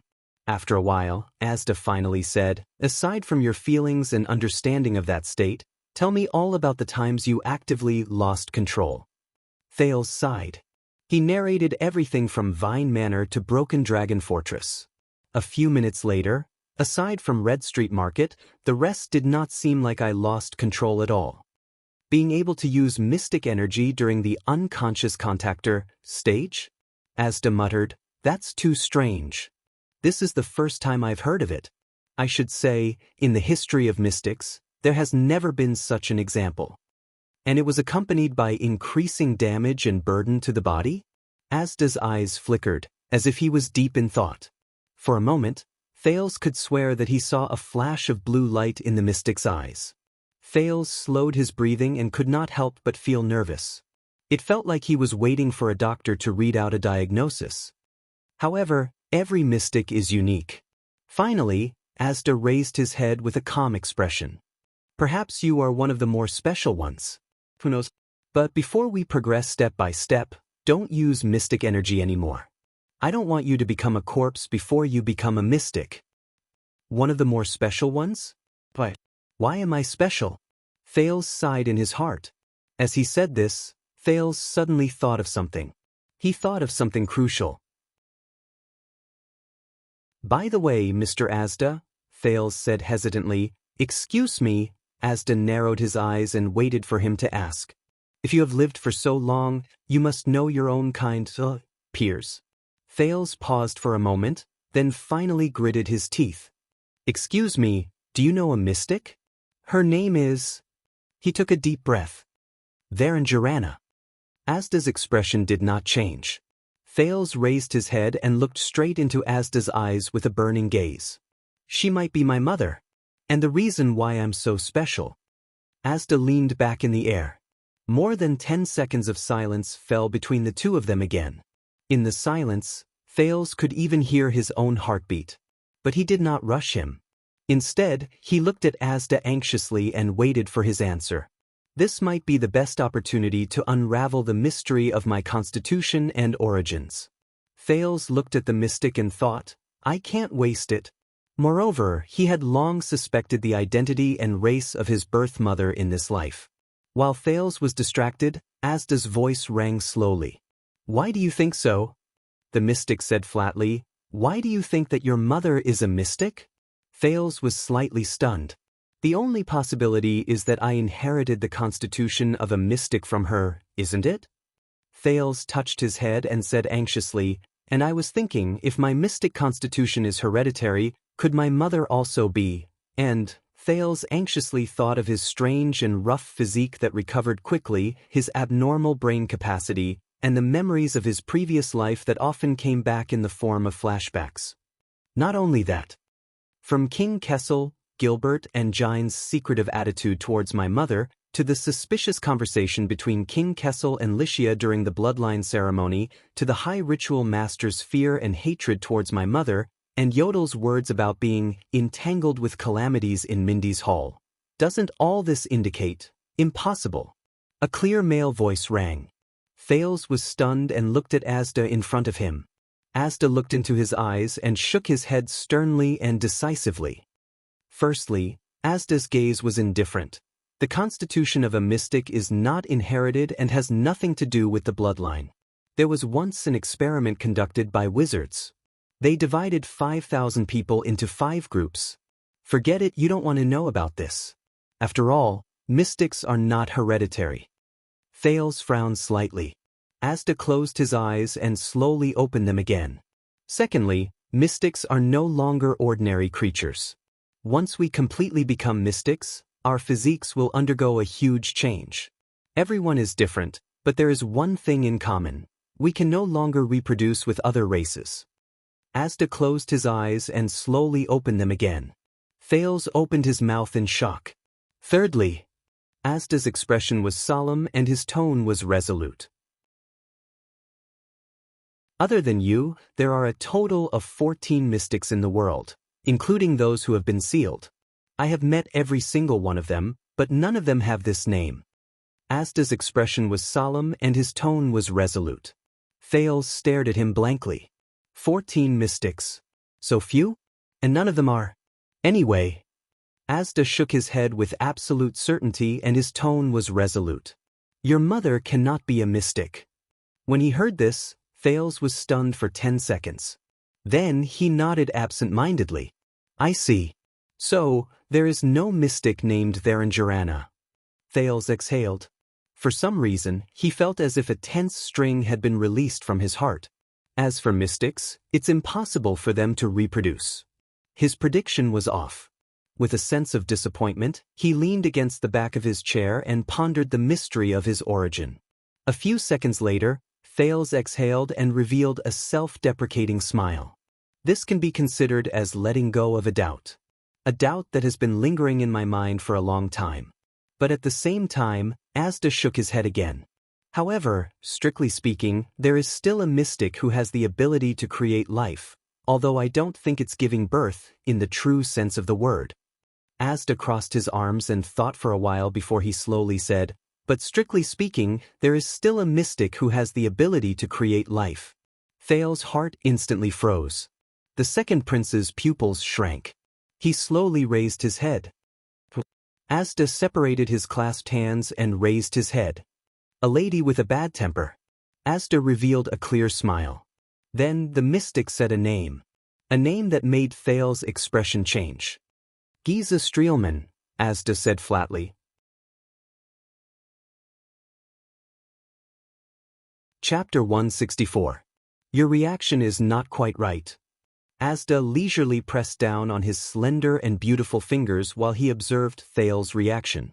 The air pressure in your body is changing rapidly. Giza Streelman, the air mystic repeated flatly. But does this name evoke any memories? Giza, the blood mystic. With an uncertain expression, Thales recalled the unusual time in the birch tree forest. It was a combination of nervousness, fear, horror, disgust, perversion, and madness. He also recalled the words that the unreasonable lady left behind before she disappeared into the darkness. I will never let you suffer. The pale-faced prince of constellations snapped out of his thoughts. He raised his head to look at Asda, sighed, and nodded. Not long ago, I had a relaxed and friendly conversation with your dear Madame Giza, one of the leaders of Blood Bottle Gang that is widely rumored in the outside world. Thales said listlessly. Asda narrowed his eyes slightly. Thoughts formed by mystic energy slowly surged in his body. Giza? That means she has survived the threat of the burning wind cannon. She has returned from her weak state of slumber and regained her consciousness. Perhaps she has also regained her ability to eat. Asda's thoughts fluctuated slightly. Ever since I returned to my physical state, I have been following this boy's unique breathing and searching for him from thousands of miles away. I have never bothered with Blood Bottle Gang. Compared to the value of this boy, the Blood Bottle Gang was simply a piece of trash that could be discarded. But since Giza has returned, perhaps it's time to have a long-awaited conversation. After all, with this boy's appearance, Blood Bottle Gang's plan may have to be delayed. However, Thales' next words attracted the mystic's attention again. Thales observed Asda's expression. He took a deep breath and sighed heavily before he said, when Lady Giza saw her mystic companion after a long time, she expressed her uncontrollable joy to me. She also decided to kill me, to celebrate my first meeting with her. After he finished speaking, Thales saw Asda frown, which was a rare sight. The air mystic, who had been calm and unmoved since the beginning, placed his right hand on his left arm, pinched his delicate chin, and muttered to himself. Thales raised both of his hands and hooked 4 of his fingers into quotation marks. He raised his eyebrows and said sarcastically, "This is for your own good." Asda's expression was solemn.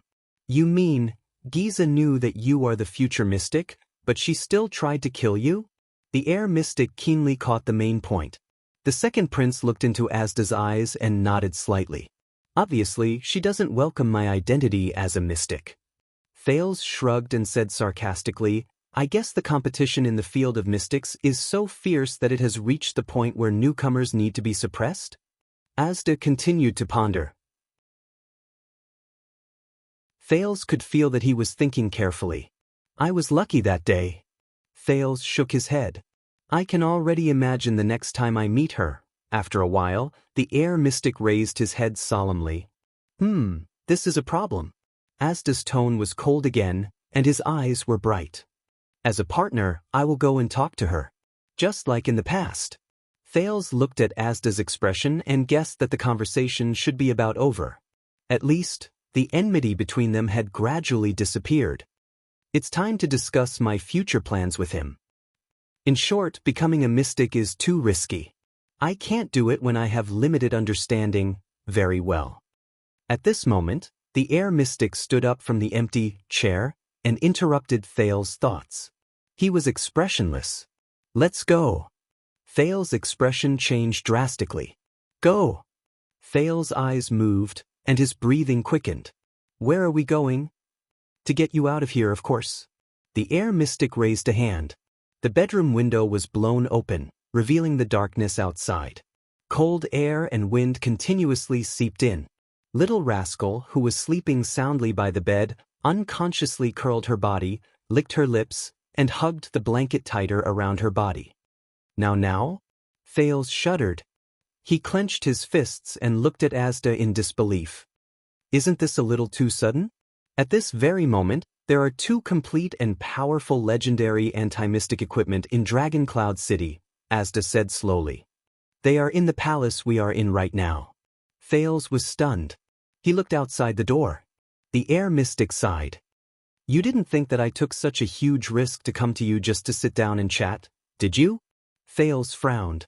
His breathing quickened uncontrollably. The thing he was most worried about had happened. "Prepare to start your new life."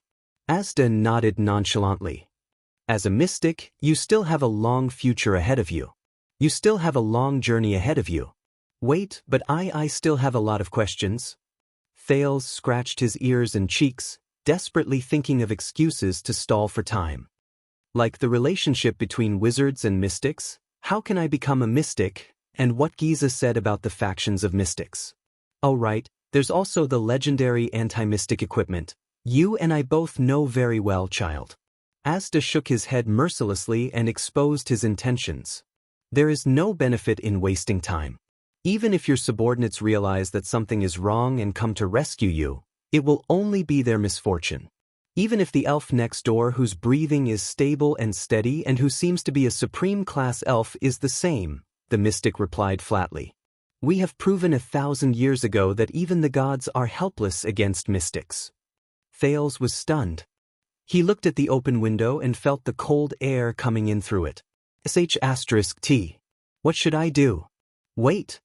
Thales raised his head. His expression was worried and anxious. "I can't go with him. I have to think of a way to stay. Mystics have a very bad life in this world, right?" Thales looked at the air mystic and sighed. From the destruction of the ancient empire to the battle of eradication and the fission of the continent. Perhaps following you is not a good idea? Perhaps I should stay and we can regularly. This time Asda looked at him from above. His gaze was subtle. Thales felt his heart clench under his gaze. He could not help but stop talking.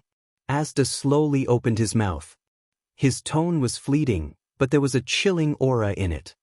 "This world has chosen to forget about magic and the past in order to suppress our numbers. That is why most people do not know what we are, such as those idiots in the gang under my command. Even the battle of eradication, which people are supposed to be familiar with, has become a legend of heroes fighting against unknown calamities. The mystic placed his hands behind his back.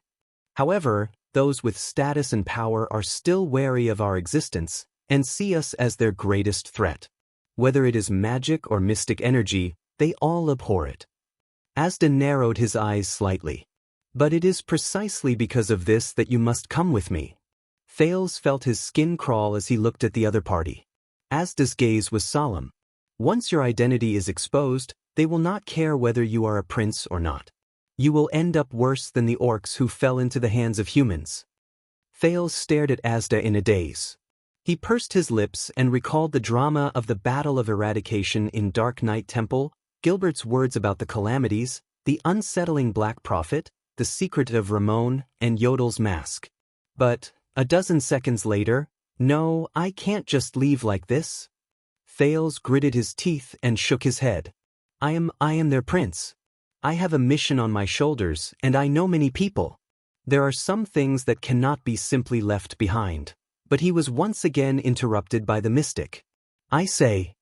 Asda smiled faintly. His eyes were full of mockery. Is it because you are worried about your safety that you are unwilling to become a mystic? Or is it because you are unwilling to give up your noble status as the Prince of Constellation? Thales was slightly stunned when he heard this. The air mystic snorted coldly and said, even if 2 months ago you were just a lowly child beggar? At that moment, Thales' heart was truly shaken. Unwilling to give up, Prince of Constellation, noble status, the image of the night he first arrived at Mindy's hall appeared before his eyes. That strong figure announced that he was the only remaining heir of Constellation. Gilbert and Yodel knelt down on one knee in front of him. Waya placed his hand on his chest and swore to him that he would die for him.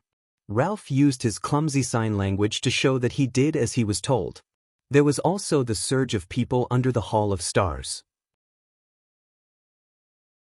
There was also the deafening cheers that reached the horizon. Thales subconsciously clenched his fists. If I had come to you when you were still a child beggar, would you still react the same way? Asda spoke at a moderate pace, and his tone was not heavy, but Thales felt an inexplicable sense of pressure from him. Thales took a deep breath. He remembered the child beggars shivering in the 6th house. He remembered the struggle in the cold and hunger every year. He remembered Morris' fierce and angry wolfhound. He remembered Quide's ferocious expression. He remembered Rick's mysterious smile. When you were intoxicated by the title of prince or struggling bitterly in the misery of being a child beggar, when you were moving back and forth between the joy and pain of both, Asda stared at him coldly. Have you ever thought about what you really are?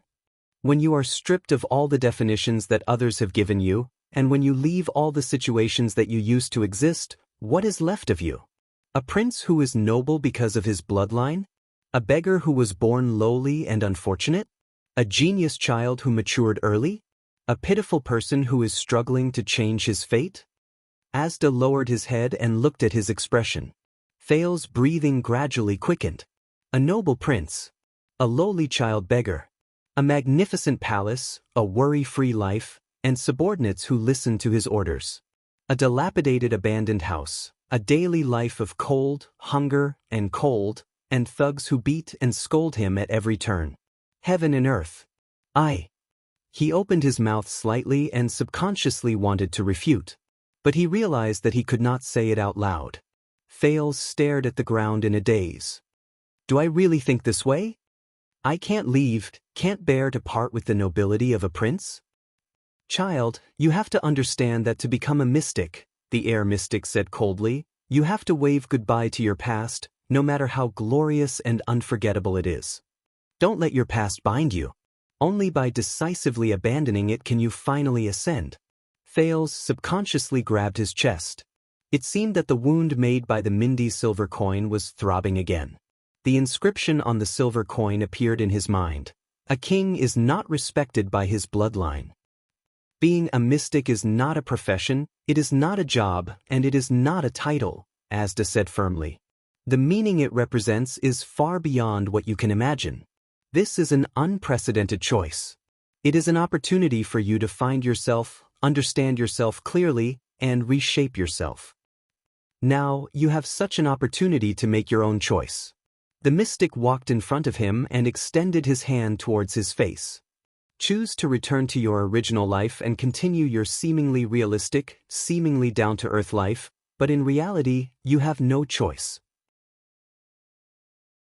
You have no freedom, you are muddle-headed, and you are confused about your future. Asda's hand stopped in front of the mystic's nose. He flipped his palm over and a ray of blue light flashed from it. It spun continuously around the mystic's palm and eventually formed a deep blue light ball. Just like that night at Red Street Market. Or choose your own heart, the mystic continued. Choose to see how far you can climb and what kind of scenery you can see in the end. Discover who you really are. Thales stared at the ball of light in Asda's hand and frowned deeply. How far I can climb, what kind of scenery, who am I? Asda slowly clenched his fist. As he moved, the ball of light in the mystic's hand was extinguished. Gusts of air blew past Thales' face. The mystic's gaze changed. These are the words my guide said 1,000 years ago when he led the confused me on the path of mystic energy. Thales listened to Asda's words with an unpleasant expression. He clenched his fist even tighter. And now, 1,000 years later, I will be your guide and guide you to become the most amazing existence in the world. Asda nodded slightly. Trust me, a mystic can not only obtain unlimited life and endless power. Those are just the most insignificant additional gifts. The air mystic slowly raised his arms. His tone was ethereal and mysterious. The world we can see, the vision we can touch, and everything we can feel is far beyond the imagination of any other existence. Compared to that, the light of the gods, the glory of the priests, and the dignity of the king are all dwarfed, insignificant and boring. The panic-stricken Thales lowered his head. Asda lowered his arms and looked at Thales. With a firm gaze, he nodded slowly. We should go. In the next moment, before Thales could react, he was already floating in the air. Thales turned pale with fright. Just as he was about to speak, he realized that his vision was rapidly changing.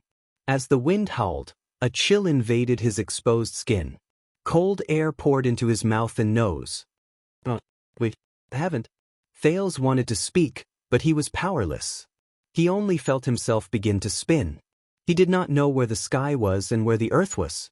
Asda flew out of the window with him. Thales gritted his teeth in pain while he was high up in the air. The scenery before his eyes changed from a small bedroom to a vast expanse of snow and towering mountains under the moonlight. As well as the things that were slowly becoming smaller and farther away in his vision, Heroic Spirit Palace. The Star Killer, Nicholas, stood in the Hall of Heroes with an unpleasant expression. His gaze was fixed on the ferocious-looking spear on the wall shelf. The Soul Slayer Spear. Buzz. A low and rapid vibrating sound was heard.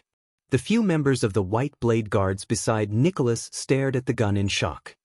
The legendary Soul Slayer Spear is vibrating?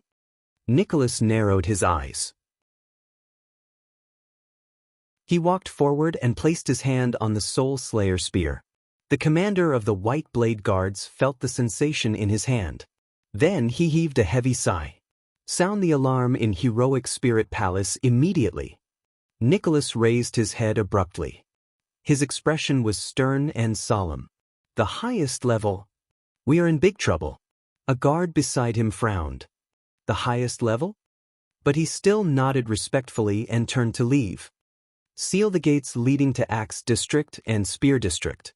Count all the people patrolling, be they palace guards or White Blade Guards. Nicholas turned around and pulled out the white-hilted saber on his back. It was a unique saber. The blade was bright silver, the blade was slightly gray, and the spine was a deep brass color. The arc of the saber was different from the white blades unique to the White Blade Guards. There were 2 curved arcs from the hilt to the tip. I want everyone to report back every 5 minutes. If someone goes missing, I want to know where he disappeared to within 5 minutes. Nicholas held the saber in his hand. His expression was as cold as ice. As he walked, he ordered his subordinates, "We will go to His Majesty's bedroom immediately." The guard who delivered the order immediately disappeared before his eyes. Soon, urgent orders came from afar and nearby. "What's wrong, boss?" An assistant beside Nicholas frowned and asked him. "The Soul Slayer Pike is—" "Yes, the situation is not good." The Star Killer's footsteps became faster. There was a hint of redness on his pale face. "The Soul Slayer Pike will not warn for no reason. It is recorded in the legend of the White Blade Guards that the last time it sounded like this was more than 600 years ago." His assistant's expression froze. "More than 600 years ago?" the assistant repeated in disbelief. As the order was given, more and more soldiers came to relay the order. The orders became more and more urgent, and the atmosphere became more and more tense. "Yes, more than 600 years ago." Nicholas calmly walked towards the king's bedroom. As he raised the saber in his hand, he said sternly, "When the Soul Slayer Pike was still in King Riku's hands, when we went through the battle of eradication." Thales tried his best to open his eyes amid the howling wind. He wanted to see the scene before him clearly, but he could only see Asda's figure in front of him and his fluttering robes. A few seconds later, he could feel that they were descending rapidly. At this moment, swoosh, a rapid and sharp sound rang out, as if the wind was being torn apart. Clang. There was a muffled sound. Thales did not understand what happened. He only felt his vision waver. The next moment he rolled on the soft snow. His shoulder hurt from the friction. "Damn it." Thales coughed violently. He cursed his luck in his heart as he struggled to get up. "Damn it. What happened? Why did I suddenly stop?" He shuddered in the cold snow. Then, the Prince of Constellation was stunned. He raised his neck as high as he could. Under the moonlight, he found that a huge statue appeared before his eyes. It was almost several stories tall. It was a heroic warrior holding a pike. His expression was heroic and compassionate. It was the statue of Riku Extet. Thales woke up abruptly. They were at the highest peak in Dragon Cloud City, the Cliff of the Sky. He looked around and found that the whole of Dragon Cloud City was beneath his feet. "I see." The statue of Riku the hero looked so small from below. "But when it's right in front of me—" At this moment, Asda's voice rang and abruptly interrupted his thoughts. "Did you really think that I wouldn't notice you?" Asda sighed. There seemed to be a lot of dissatisfaction in his voice. "Whether it was in Heroic Spirit Palace just now or in the air, I was deliberately avoiding you." Thales turned his head in shock and saw Asda standing under the statue. He was facing a dark figure in front of him from a distance. Thales narrowed his eyes and looked at the figure. "Who is that?" "Because I'm really not in the mood to play with you today." Asda shook his head. His gaze was sharp. "You monster that won't die." The mystic narrowed his eyes and cracked a smile. "Black sword." "What? Black attack?" Thales shuddered violently. "Black sword?" Thales took a step forward and looked at the figure in disbelief. In his impression, this title represented Black Street Brotherhood, the legendary. Under the moonlight, the figure walked out slowly. Under the moonlight, he raised a strange, black longsword. What a coincidence! The expressionless man turned his body sideways and lowered his head slightly at Asda. The moonlight could only shine on his black robe. Only a pair of sparkling eyes could be seen in the dark. They were directed at the mystic. "I'm not in the mood either. You monster that won't die." Black Sword's eyes emitted a chilling light.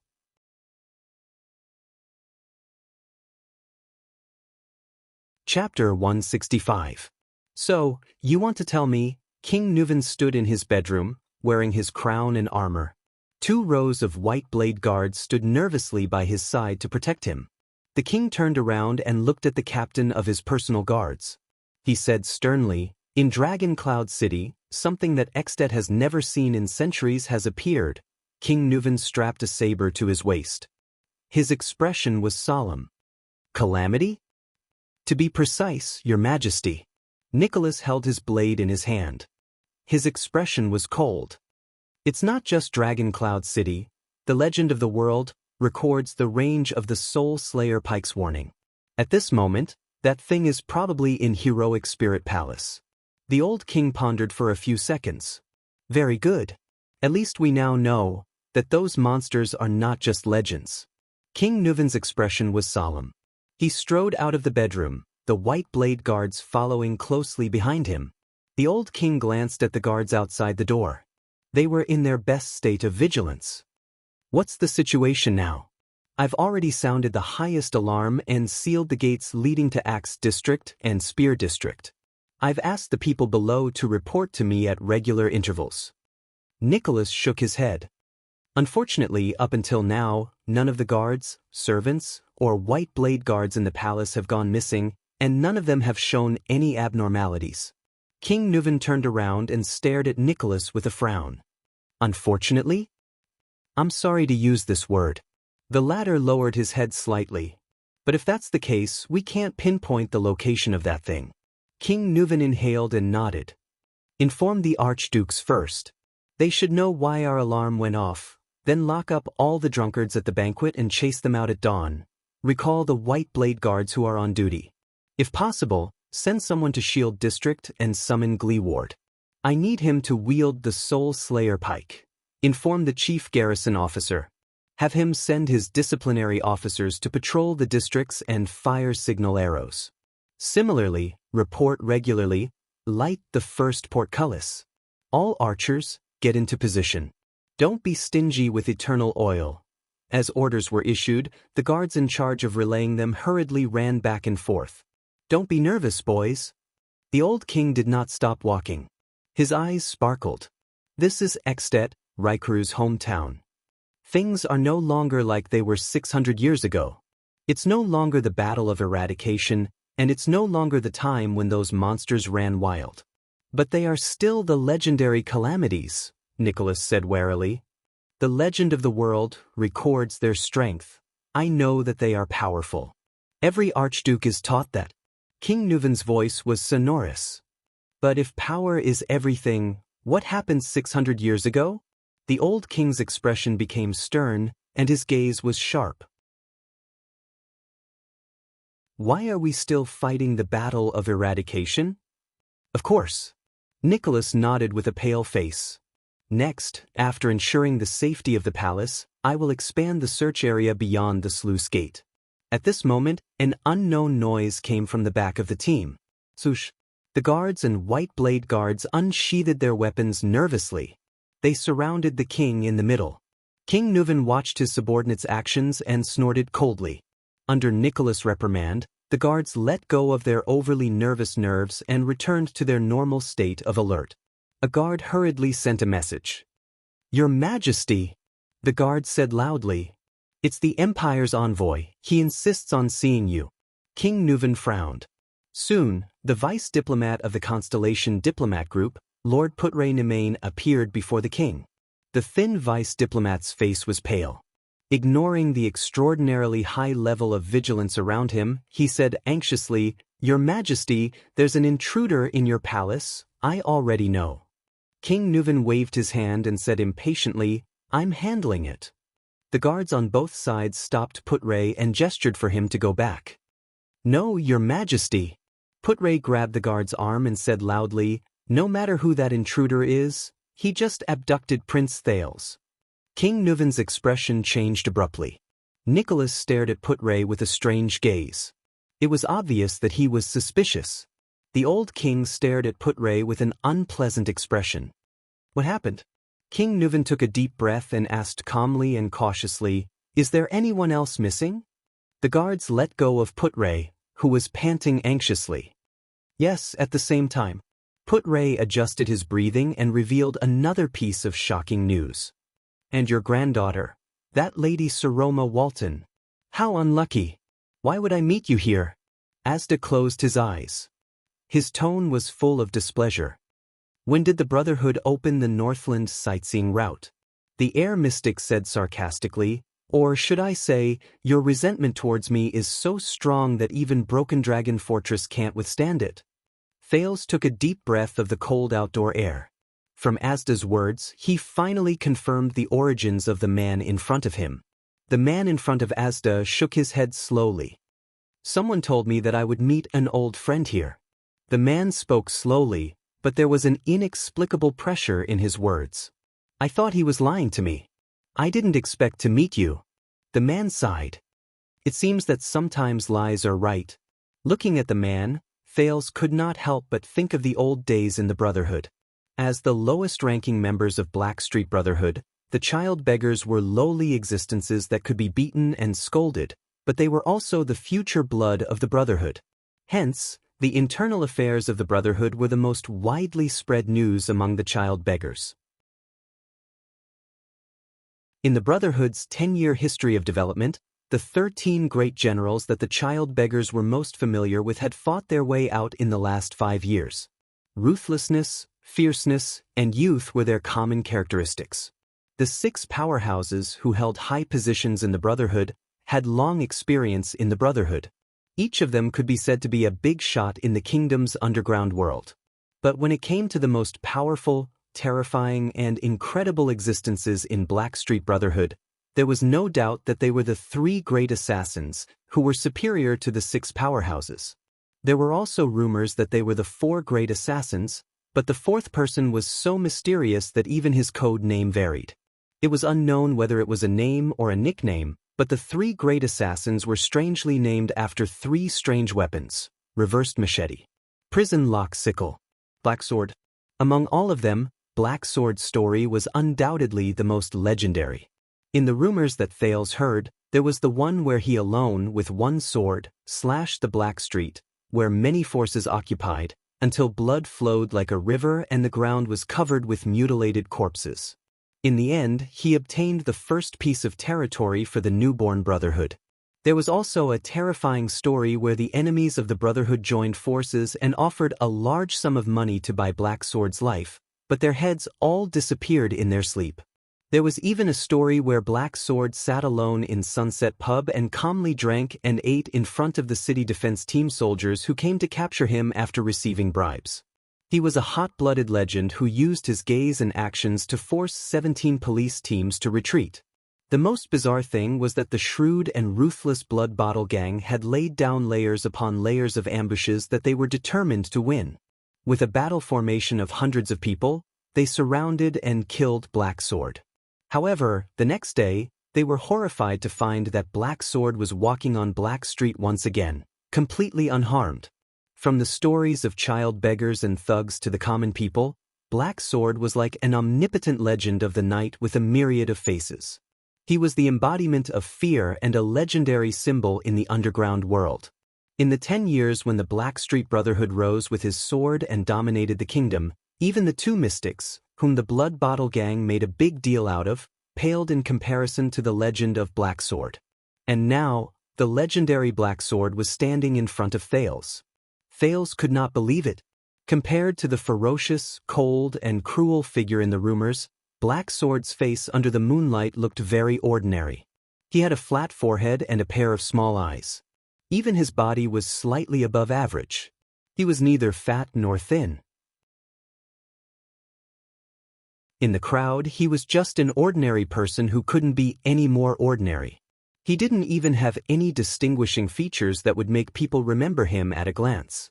It was as if there was nothing on his body that could be taken out, except for his sharp gaze, which did not match his overall style. And his sword. Thales narrowed his eyes and watched the man slowly raise the sword in his hand. It was a strange sword. The pitch-black appearance of the weapon might have explained the nickname Black Sword, but that was far from the only strange thing about it. The strange sword was of moderate length. The body of the sword was slightly curved, but the tip was curved like a bird's beak.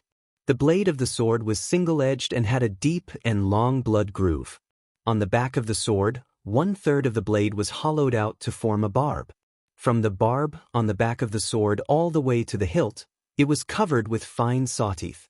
Looking at the strange legendary black sword, Thales could not help but furrow his eyebrows. The hilt of the strange sword was not aligned with the midline of the sword's spine. Instead, it was slanted to one side, just like a kitchen knife. Also, the sword did not have a crossguard. It only had a one-sided guard that extended down from the hilt, almost parallel to the hilt. It seemed to be able to fit 4 fingers except for the thumb. Looking at the sword, Thales thought to himself, It doesn't look like a sword at all. It looks more like a long and straight knife with all kinds of small designs on the blade.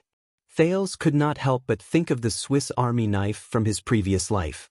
But at the same time, Thales also realized that the strange black sword was not Black Sword's only weapon. There was another long weapon covered in linen tied to the latter's waist. Is it another sword? And you are like an annoying black cockroach. Insignificant, but extremely tough. Asda's tone was flat, as if he did not care about the legend in front of him.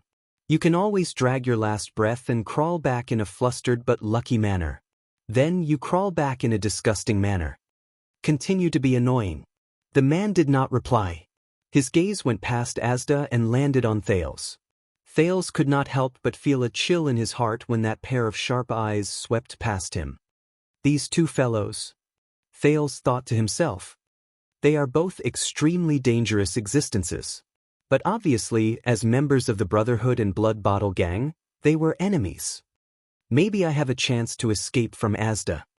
Asda looked at Black Sword and shook his head slightly. Over the years, I have watched you grow from superclass to supreme class. You have become stronger and stronger. You have almost developed feelings for each other. Black Sword still did not say a word. You know, standing in front of me in a daze is the most foolish thing to do. Asda was not bothered by Black Sword's rudeness. He smiled and said, "During this period of time, I can completely make the air in your body." But before Asda could finish speaking, Black Sword moved in the next moment. Black Sword's figure swayed. He stepped on the snow under his feet, dragging his sword with one hand and shielding his chest with the other. He charged towards Asda. The corners of Asda's mouth curled up slightly. He was unconcerned. Thales was shocked. Ever since he came to Red Street Market, he had witnessed the movements and body movements of many elites in his short but exciting experience. They ranged from superclass to supreme class, and each had their own unique characteristics. The elusive Yodel, Chris, who turned into blood mist, Ida, who was so agile that it was hard for the eyes to follow her movements, the Corleone sisters, who were so fast that their figures could not be seen clearly during the fight, the Fortress Flower, who had the strength to carry 1,000 kilograms but was able to maneuver freely, and the Kingdom's Wrath, who could not be stopped once he went on a rampage. All of them left a deep impression on the people. Even Ralph's gliding figure in the wind, Istrone who moved at an astonishing speed, and Nikolai the Red Viper who gradually increased his speed were all obvious. Thales frowned as he watched Black Sword, who was running towards him at a moderate pace. It was not because of how sharp and dazzling Black Sword's performance was. It was because Black Sword's running movements were really too ordinary. So ordinary that he was like the most ordinary soldier charging towards the most powerful enemy. There was nothing special about him at all. Even Jayla's body movements, which moved and dodged in the blink of an eye, seemed to be a level higher than Black Sword's. Compared to Black Sword's legendary reputation, no, Thales thought of something. The most ordinary soldier? The most powerful enemy? He narrowed his eyes and saw Black Sword's movements clearly. The hand that was raised high in front of his chest, the sword that was dragged behind him, and the distance between his legs. Thales thought of something. This movement is so familiar. With a thought, Thales' eyes once again entered that strange observation mode. As expected, Asda turned into the most dazzling blue light in his field of vision. But strangely, Black Sword's figure remained the same. There was no change. But Thales had no time to care about that. Because Asda, who was motionless, looked at the attacking Black Sword and snapped his fingers. Asterisk snap. Asterisk panic surged in Thales' heart. Asterisk whoosh. Asterisk in the next second, the snow on the ground between Asda and Black Sword suddenly flew into the air. The snowflakes scattered in all directions, revealing the black and gray rock stratum underneath. In Thales' vision, an energy embellished with blue light surged in an instant. Starting from the middle of the two, it swept towards the charging man. Thales' pupils shrank. He immediately realized that it was an airflow, the most turbulent airflow. The airflow was more than 10 meters tall and dozens of meters wide. Like a moving wall, It blocked the space between Asda and Black Sword, completely covering the top of the cliff. And now, it swept up a large amount of snow. With a menacing momentum, it swept towards Black Sword. Asterisk swoosh. Asterisk, it was like a huge paddle slapping towards the smallest insect. Asterisk T. Thales furrowed his brows anxiously. Black Sword could only see the drifting snow. He could not see the invisible airflow. Unless Black Sword could burrow into the ground, he would not be able to evade the sweeping airflow that had no blind spots, regardless of whether he moved left or right, or whether he leaped or retreated. Be careful! Seeing the situation before him clearly, Thales could not help but blurt out, "In front of you is a wall formed by strong winds. Dodge it." Asda moved slightly and turned around to look at Thales. There was a ruminating look in his eyes. As for Black Sword did not seem to notice.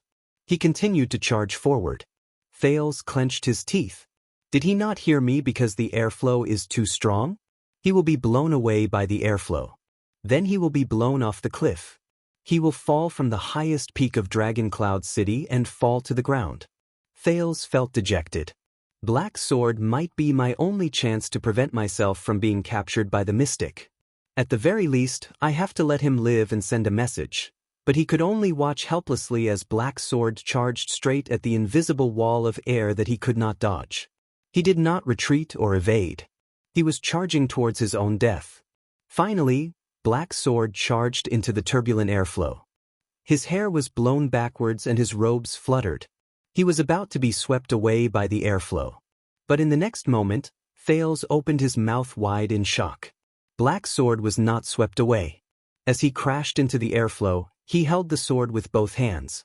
The tip of the sword was pointed straight ahead, swaying in the airflow. Black Sword's body suddenly moved to the side. His feet began to move in a strange manner. He no longer attacked in a straight line. Instead, he began to move in a zigzag pattern in the direction where the tip of the sword was pointing. Just like that, Black Sword raised his long sword and withstood the airflow that could blow away boulders. He changed his direction occasionally, but his speed did not decrease as he continued to charge towards Asda. Like a wedge, he pierced into the airflow and continued to go deeper. Thales watched his movements in disbelief. How is this possible? Why does Asda's airflow have no effect on him? Thales narrowed his eyes. The fluctuation in his body began to gather, allowing his vision to become clearer. Soon, Thales understood why. In his field of vision, Black Sword was not charging around aimlessly. In the airflow that flashed with blue light, he was regularly turning towards a few specific spots. Almost all of them were the sparsest and dimmest parts of the blue light. Using some unknown method, Black Sword had already figured out the invisible airflow. He found the weakest link in the uneven airflow.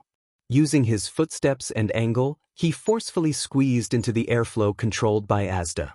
Thales could not help but feel puzzled. Normal people can't even see the airflow, let alone Black Sword in it. How did he do it? As his opponent, Asda did not seem surprised. He only moved his fingers slightly. In Thales' eyes, the airflow that flashed with blue light suddenly brightened. The airflow suddenly multiplied. Black Sword's advancing footsteps halted. He was about to be swept away. At the same time, Black Sword's arm turned. His strange long sword suddenly trembled. Black Sword slashed an arc with both hands in the oncoming turbulent airflow. Thales widened his eyes. In the instant that the blue light intensified, Black Sword's Black Sword, Thales really did not know how to differentiate between his nickname and his weapon, slashed at a weak spot. Asda's expression changed slightly.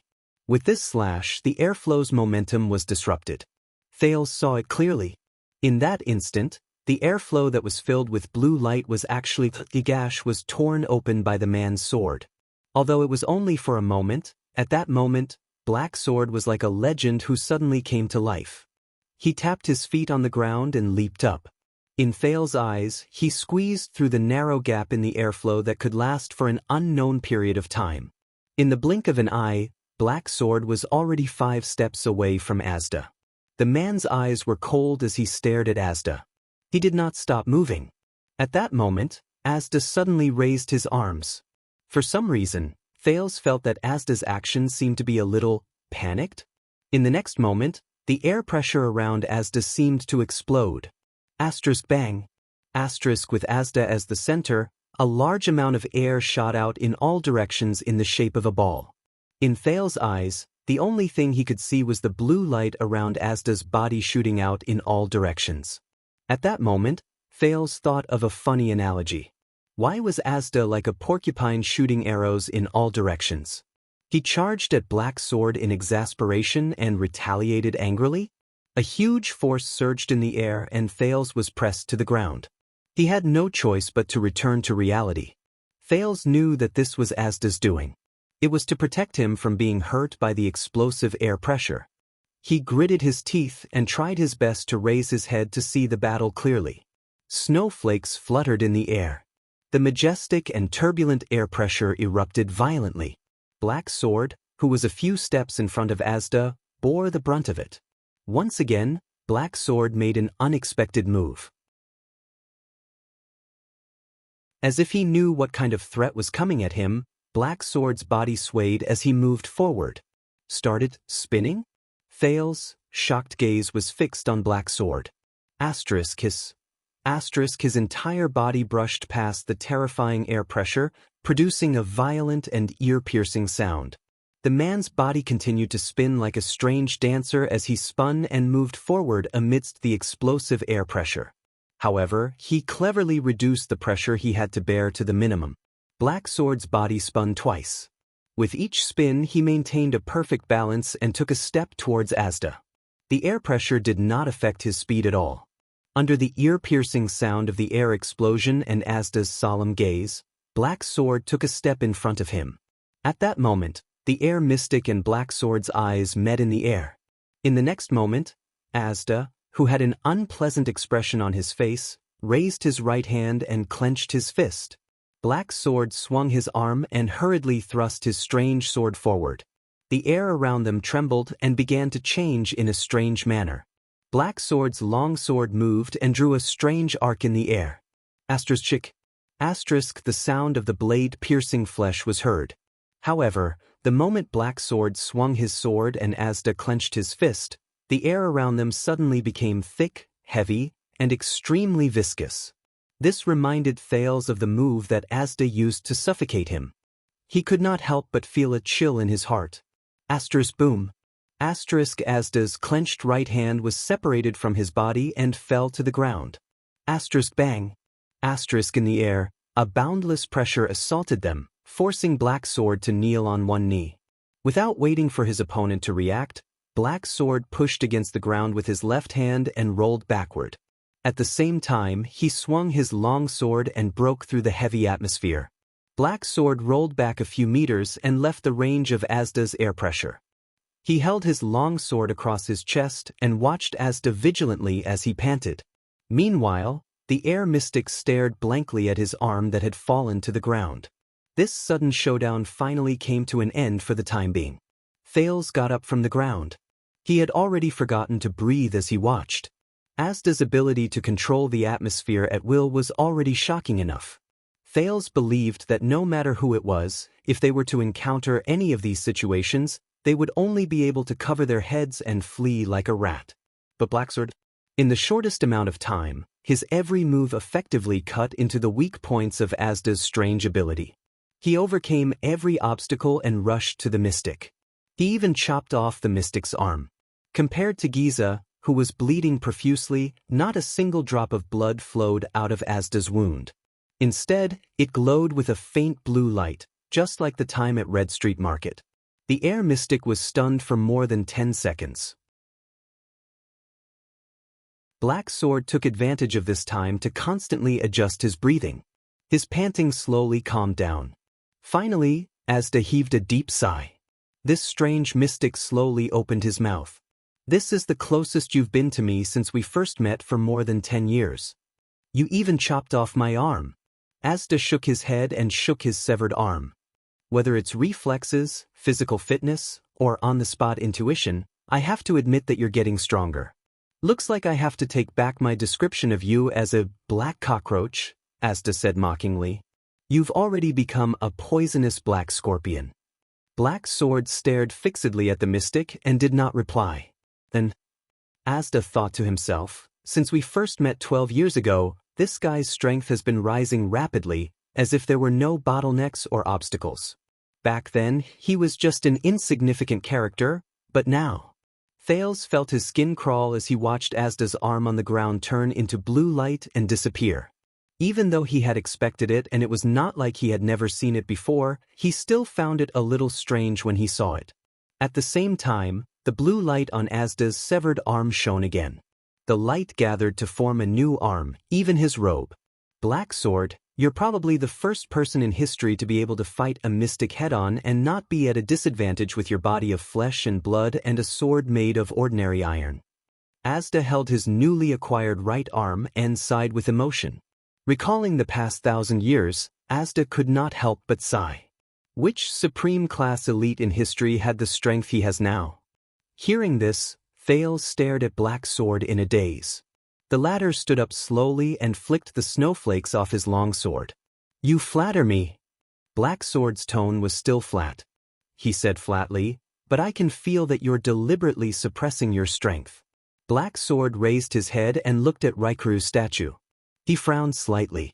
If it were in the past, you would have blown the entire mountain into pieces. Asda narrowed his eyes. What? Black Sword turned and looked straight into the mystic's eyes. Are you afraid of something in this city? Thales frowned. Of course. Asda said it himself earlier, there are at least 2 legendary anti-mystic equipment in Dragon Cloud City. Asda smiled faintly. The air mystic shrugged and said indifferently, this is the capital of a country, after all. There's order here. I don't want to make a ruckus to the point where I have to massacre the entire city. That's not my style. The capital? Order? Black Sword took a deep breath. At that moment, his expression became extremely terrifying. 12 years ago, when you, a monster, went on a killing spree in Renaissance Palace, why didn't you have such concerns? Thales trembled violently. However, Asda's next words shocked him as much as the former. Tsk, it's too ironic coming from your mouth. Asda stared at Black Sword and shook his head with a chuckle. There was a faint blue light surging in his eyes.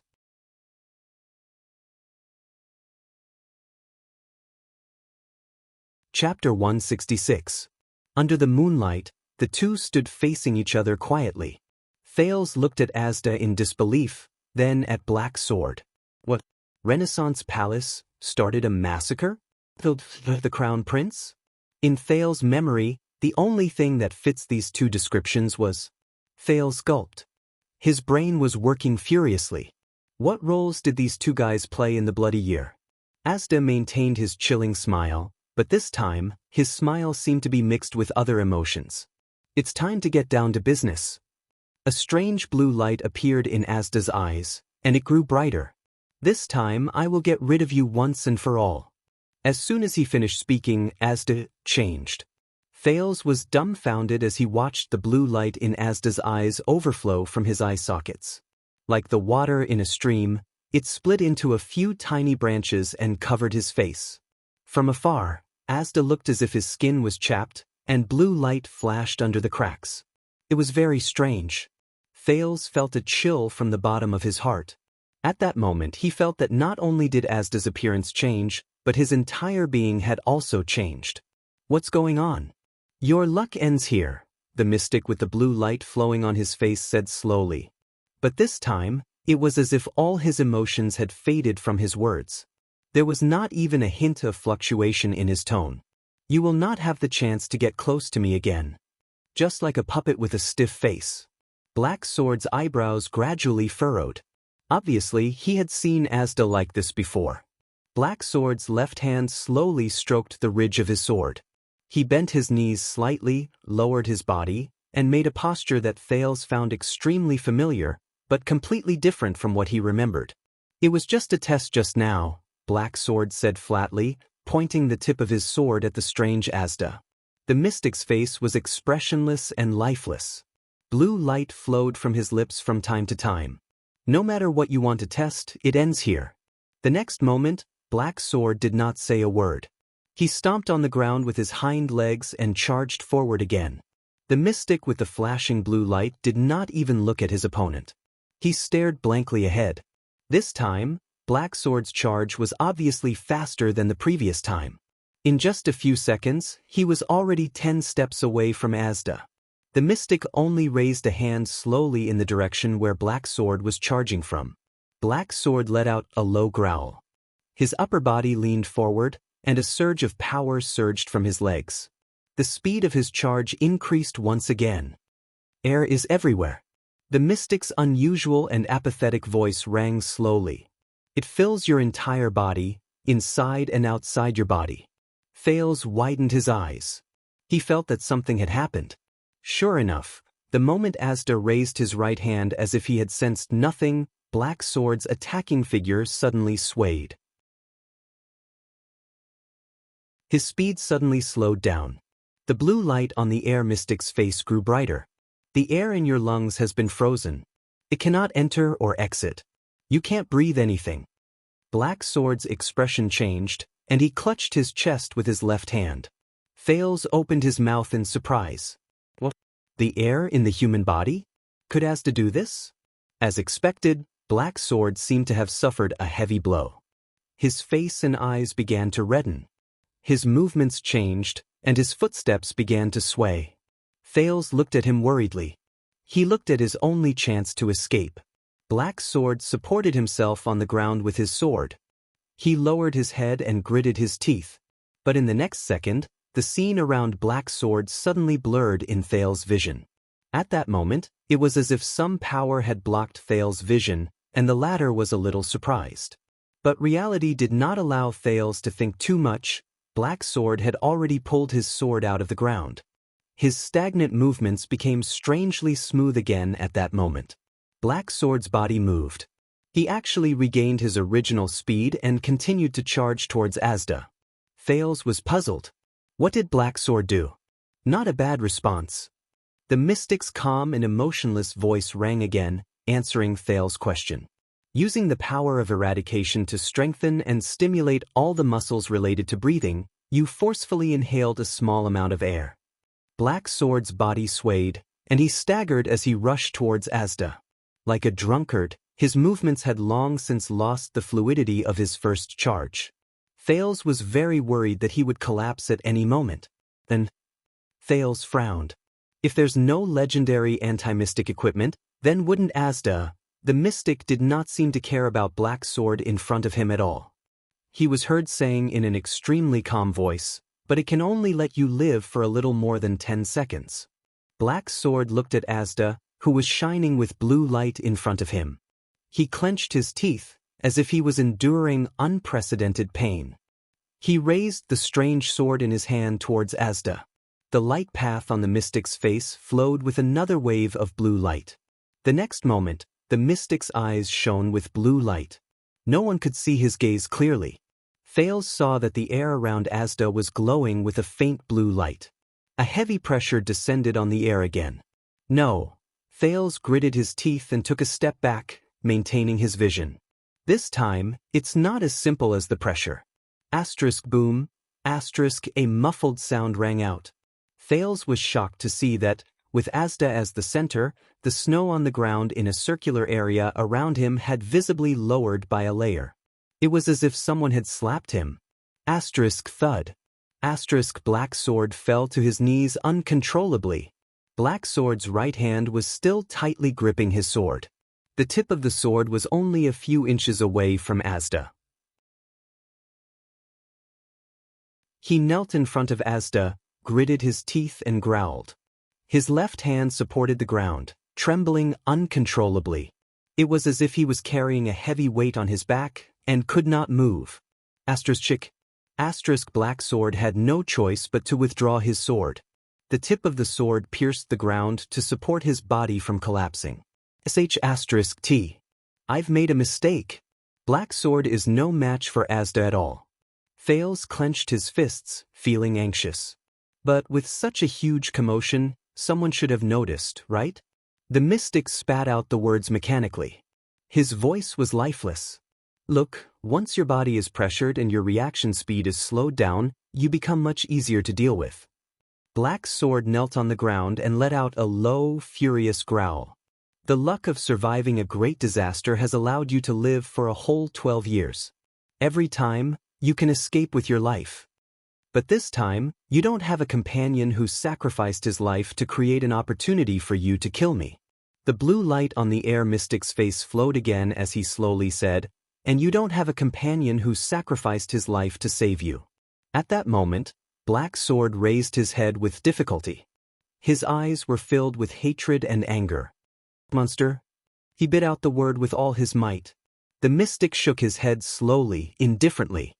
He stretched out his right hand and silently clenched his fist. In Thales's eyes, the blue light in the air began to brighten. The air around Asda slowly tightened with terrifying force. Asterisk clang. Asterisk Black sword's strange sword, which was stuck in the ground, was pressed down by a few inches. The sawtooth on the sword rubbed against the rock layer violently, making a piercing noise. Black sword's body was slowly pressed down. His left hand and legs, which were propped up on the ground, uncontrollably shrunk towards his torso. Thales's scalp went numb. He remembered the mystic's favorite technique, forming a human ball. I've experienced it myself, haven't I? Black sword's body trembled more and more violently. His body also shrank under the compressed air pressure. His bones began to crackle. Black sword let out a painful roar. However, his right hand was still tightly gripping the hilt of his sword. It was as if it was his life. It's over. Thales sighed.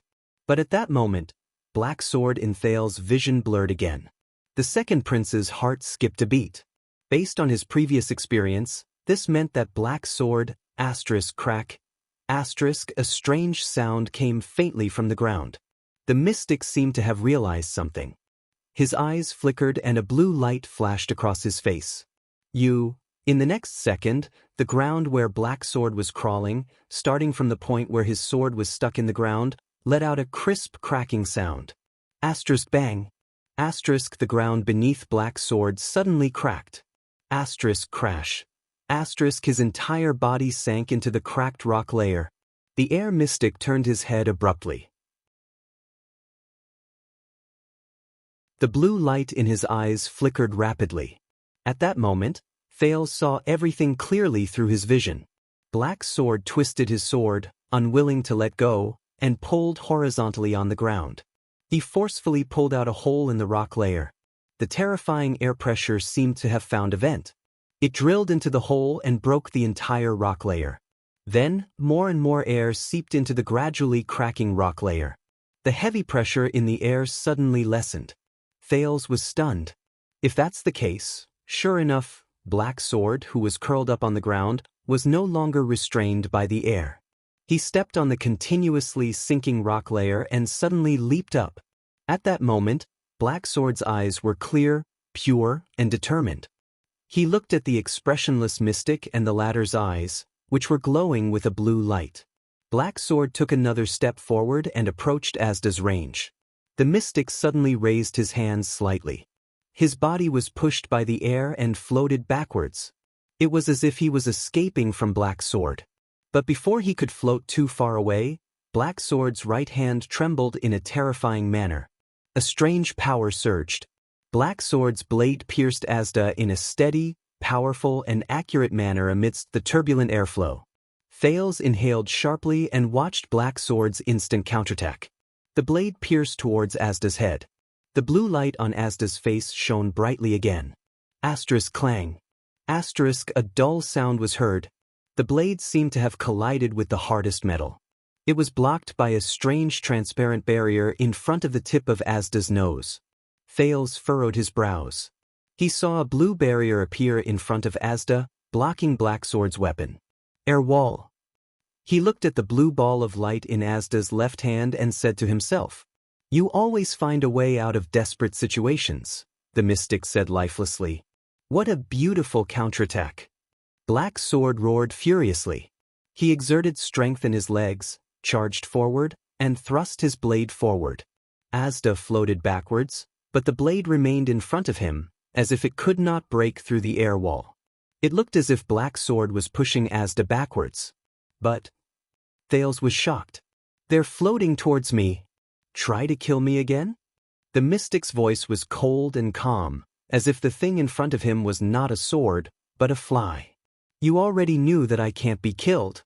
Then why are you still defending?" Black Sword's eyes widened in anger. He held his sword with both hands and did not stop moving, as if he was determined to break through the air wall even if it cost him his life. "It's my habit." The mystic floated backwards and said flatly, "I don't like people getting close to me." Thales felt his scalp go numb as he watched them float towards him. He was about to run away. But at this moment, the situation changed again. Black Sword suddenly sheathed his sword and quickly turned around. He paused on the ground, gave up on continuing to thrust forward, and completely left Asda's side. As if he did not expect Black Sword's action, the light on the mystic's face flashed. In the next second, Black Sword rolled to the side and landed beside Thales.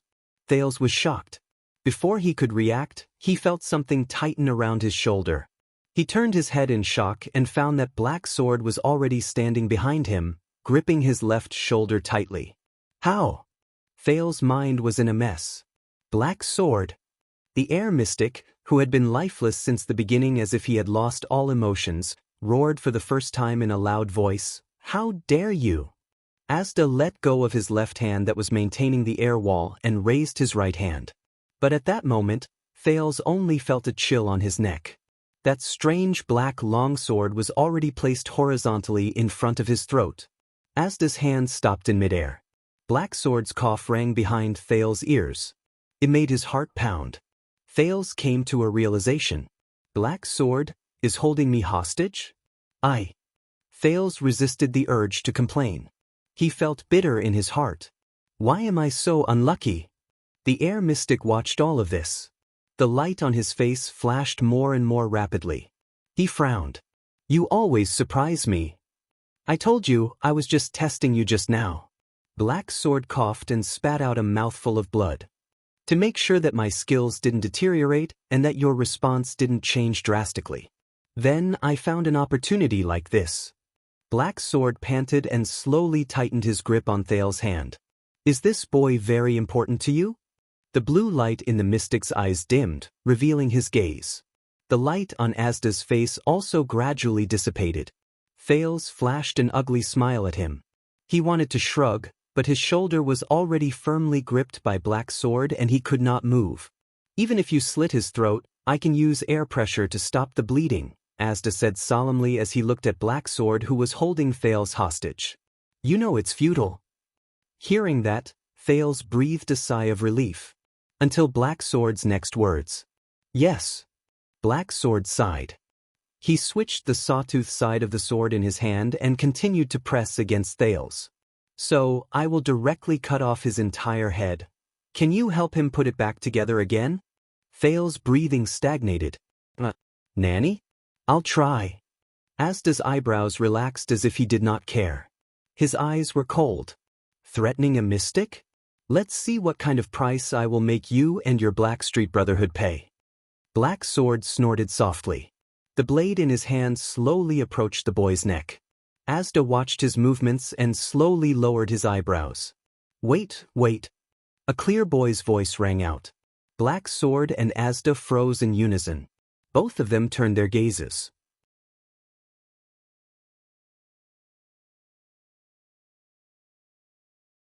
Chapter 167.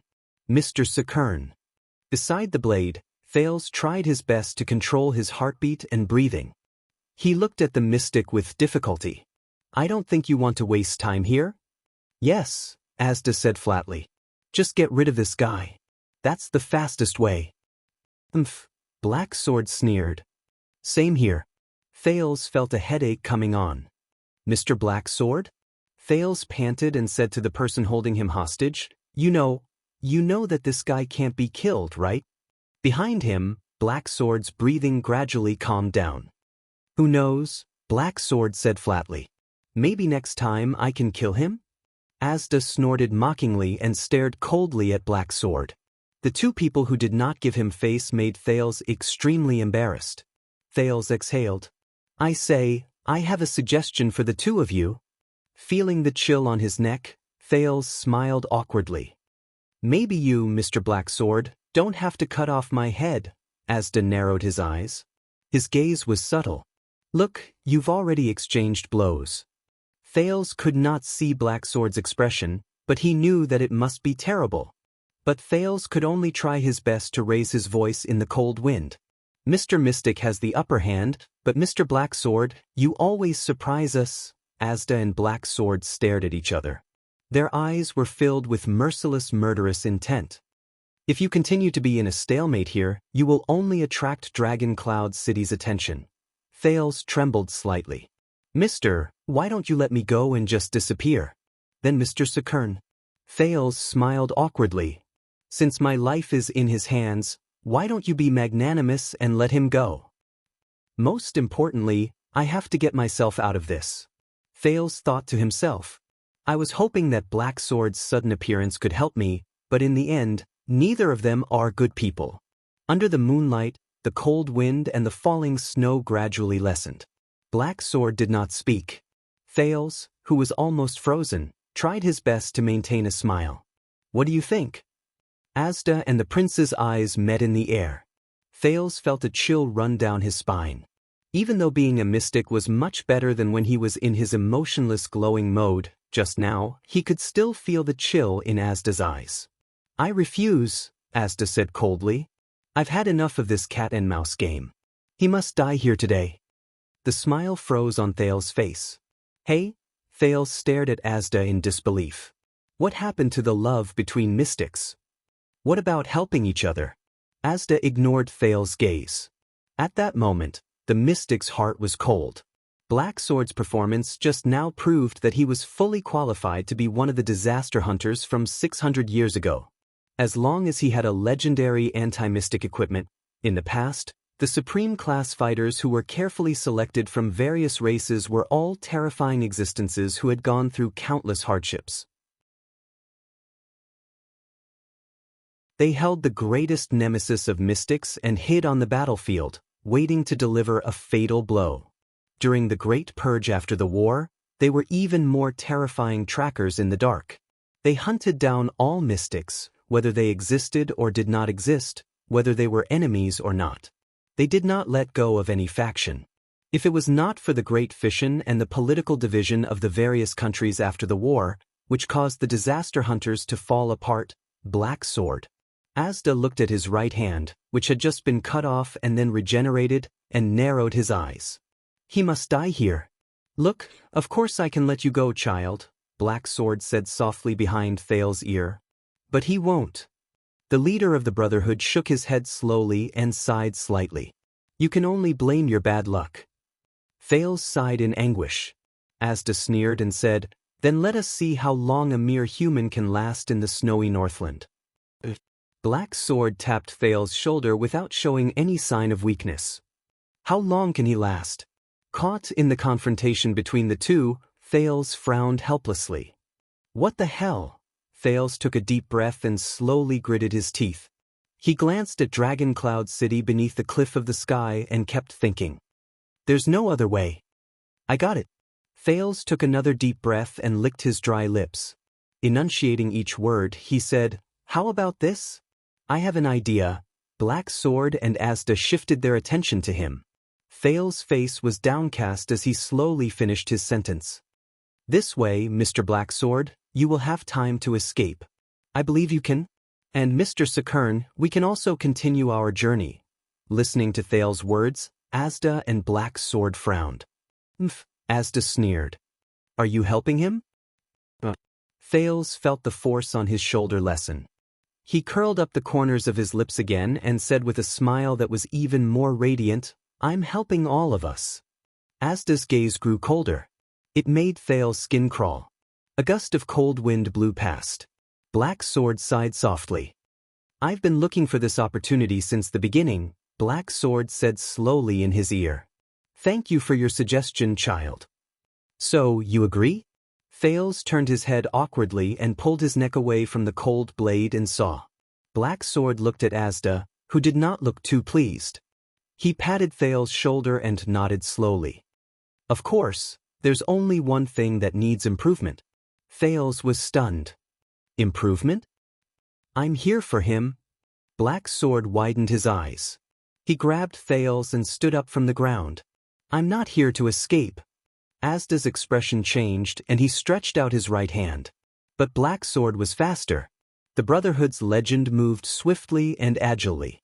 He lifted Thales by the back of his collar and swung his left arm diagonally upwards in another direction. At that moment, Black Sword threw the second Prince of Constellation off the cliff. Thales only had time to open his mouth and was immediately swallowed by the wind and snow. You really threw me? Thales, whose heart was boiling with fear, felt the whistling wind. He narrowed his eyes and looked at the ground below him. He looked at the shrunken dragon cloud's city in his field of vision. He roared indignantly in midair, "At least give me a signal." Black Sword let out a low growl, and his body shot forward again. He charged towards Asda. The cold wind blew past Thale's ears, making him unable to open his eyes. However, he could feel that the momentum of his ascension was slowing down. Asda's left hand condensed a ball of light. Asterisk clang. Asterisk Black Sword's blade struck the wall of air in front of Asda again. A few tenths of a second later, Thales felt that he was falling. He was falling towards Dragon Cloud's city below the cliff. Thale's heart sank. His small arm was still a man's height away from the edge of the cliff. Damn you, Black Sword. I didn't ask you to throw me so far. I told you to run away when Asda was saving me. If Asda couldn't make it in time. Fortunately, Asda did not care about Black Sword. He raised his head calmly and extended his right hand towards Thales.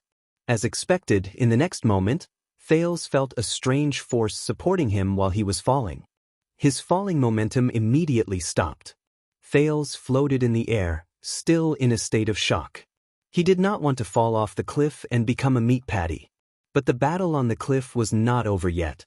Black Sword spun around, and using the inertia, his entire body erupted with a strange force. As he roared, Black Sword struck with the most powerful strike he had made that night. The blade of the sword was against the wall of air in front of the mystic. Under Asda's incredulous gaze, Black Sword's weapon drew a streak of sparks in the air. And a deafening, violent explosion. Asterisk rip. Asterisk Thales was dumbfounded as he watched Black Sword's sword strike the thinnest part of the wall of air that was emitting blue light. It caused a ripple in the blue light. Then, Black Sword retracted his long sword at lightning speed and thrust it out again in an instant. In Thales' vision, an abundant, colorless force gathered on the man's sword and exploded with astonishing power. Asterisk clang. Asterisk, he stabbed the blue light that was already fluctuating unstably. Black Sword's gaze was firm as he spun the sword in his hand. A huge force gathered on a small point. In the next moment, asterisk boom. Asterisk Asda roared in exasperation. The indestructible, invisible wall of air. It shattered. Asterisk whoosh. Asterisk the wall of air that had lost its effectiveness turned into a turbulent airflow that swept up countless snowflakes. Blue light gathered on Asda's hand as he tried to condense another wall of air. But at least in that second, there was no barrier between Black Sword and Asda. Thales' eyebrows twitched. Black Sword did not strike again. The man reached out and instantly pressed down on the other weapon at his waist. The weapon that was tightly wrapped in sackcloth. In a fraction of a second, the sackcloth fell apart and Black Sword pulled out the weapon. It was a strange hand-and-a-half sword. No, it was a size smaller than a hand-and-a-half sword. It was only the length of Black Sword's forearm. The blade was dark red, and the blade was dark red. The hilt of the small red sword was pure black with a relatively large counterweight ball on it. In the middle of the sword's guard was a similarly dark red gem. The sword's guard was curved in the opposite direction and extended towards the sword's blade. On the guard, there were a few small protrusions that pointed in the direction of the enemy. They looked like fangs? For some reason, The moment Thales saw the sword, he felt goosebumps all over his body and his blood surged. An inexplicable and indescribable feeling surged in his heart. This feeling. Thales was puzzled. Why is it so familiar? But before he could think further, Black Sword held the small red sword and stabbed it into the center of Asda's abdomen. Time seemed to have stopped at that moment. Asda looked at the small red sword, as if he was feeling the sensation of it stabbing into his body. Then his eyes were filled with shock. And panic. Just like the time when he was stabbed by Yodel in Red Street Market. Thales, who was floating in the air, was shocked. He no longer had the energy to care if he was still dangerously high up in the sky. At that moment, he knew what weapon Black Sword held in his hand. No, how could you have it? How did you know? Asda widened his eyes in disbelief as he stared at the sword in Black Sword's hand. Black Sword did not answer him. He only twisted his hand and lifted the small red sword. The blade started from Asda's abdomen, cut open his upper body, and came out from the top of the mystic's head. Endless blue light shone from Asda's cut body. Grip. Black Sword waved his left hand mercilessly and cut Asda in half at the waist. Asda, who had been cut into two, fell to the ground. The shock on his face did not disappear. Farewell. Black Sword held the two swords with both hands and turned around coldly. Monster. The next moment, Thales' body swayed. The force that was supporting him disappeared. T. Panic rose in Thales' heart. Asda's ability had failed. He was hundreds of meters in the air, and he was falling towards Dragon Cloud City at the bottom of the cliff. Thales looked at the mini Dragon Cloud City below him. His heart beat continuously. His body kept falling. At that moment, clang. The sharp sound of metal rubbing against stone. Thales raised his head and his whole body trembled. He saw Black Sword step on the cliff and charge towards him. Then, Black Sword's eyes were cold as he suddenly extended his right hand. But his right hand was holding a long sword. He viciously thrust the strange black sword in his hand at Thales, who was falling from midair. Thales' pupils shrank abruptly. What? The blade did not stop. It went straight for his head. The cold wind echoed in Thales' ears. In a fraction of a second, countless emotions flashed through his mind. Why do you want to kill me? Thales stared blankly at the sword that was thrusting towards his head.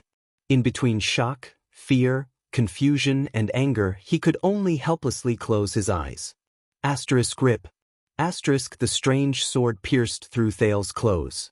Thales' eyelids shrank. But the expected pain and touch did not come. The wind howled. Thales trembled and opened his eyes.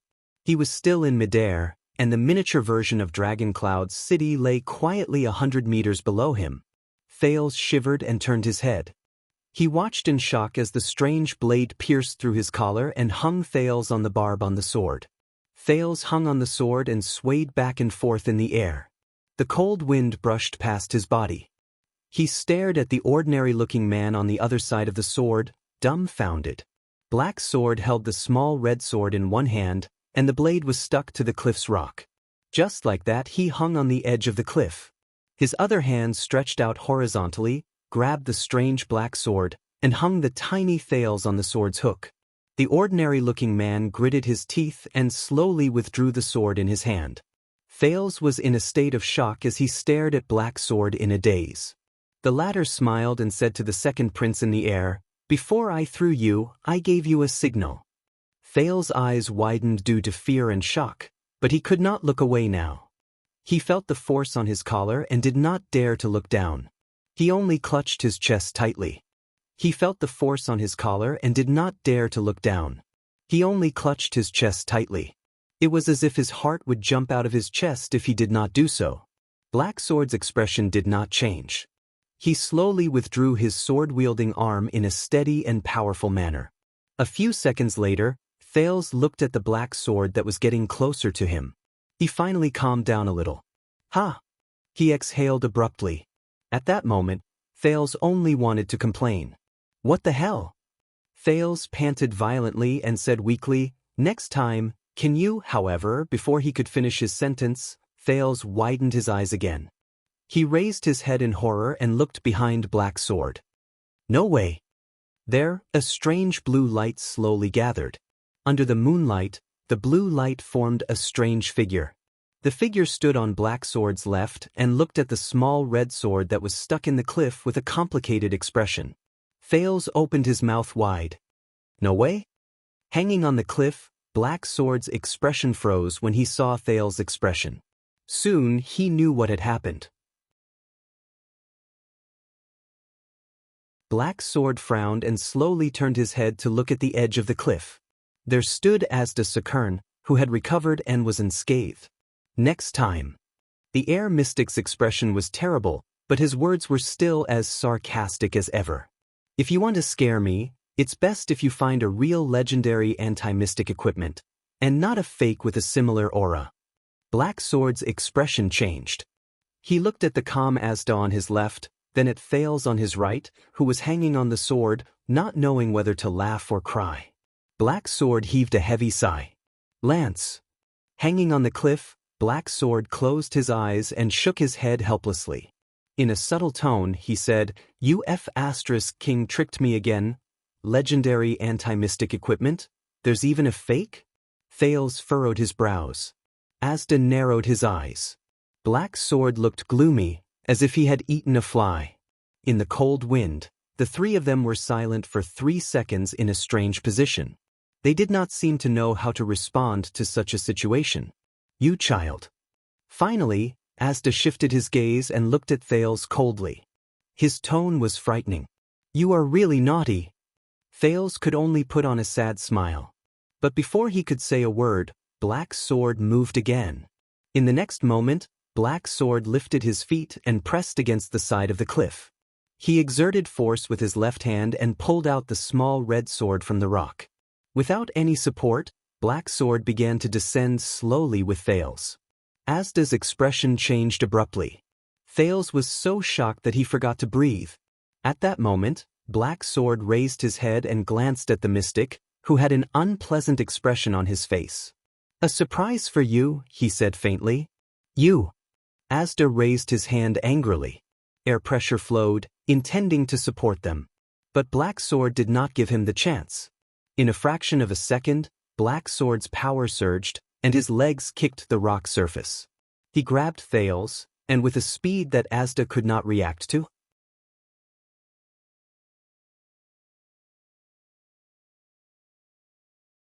Chapter 168.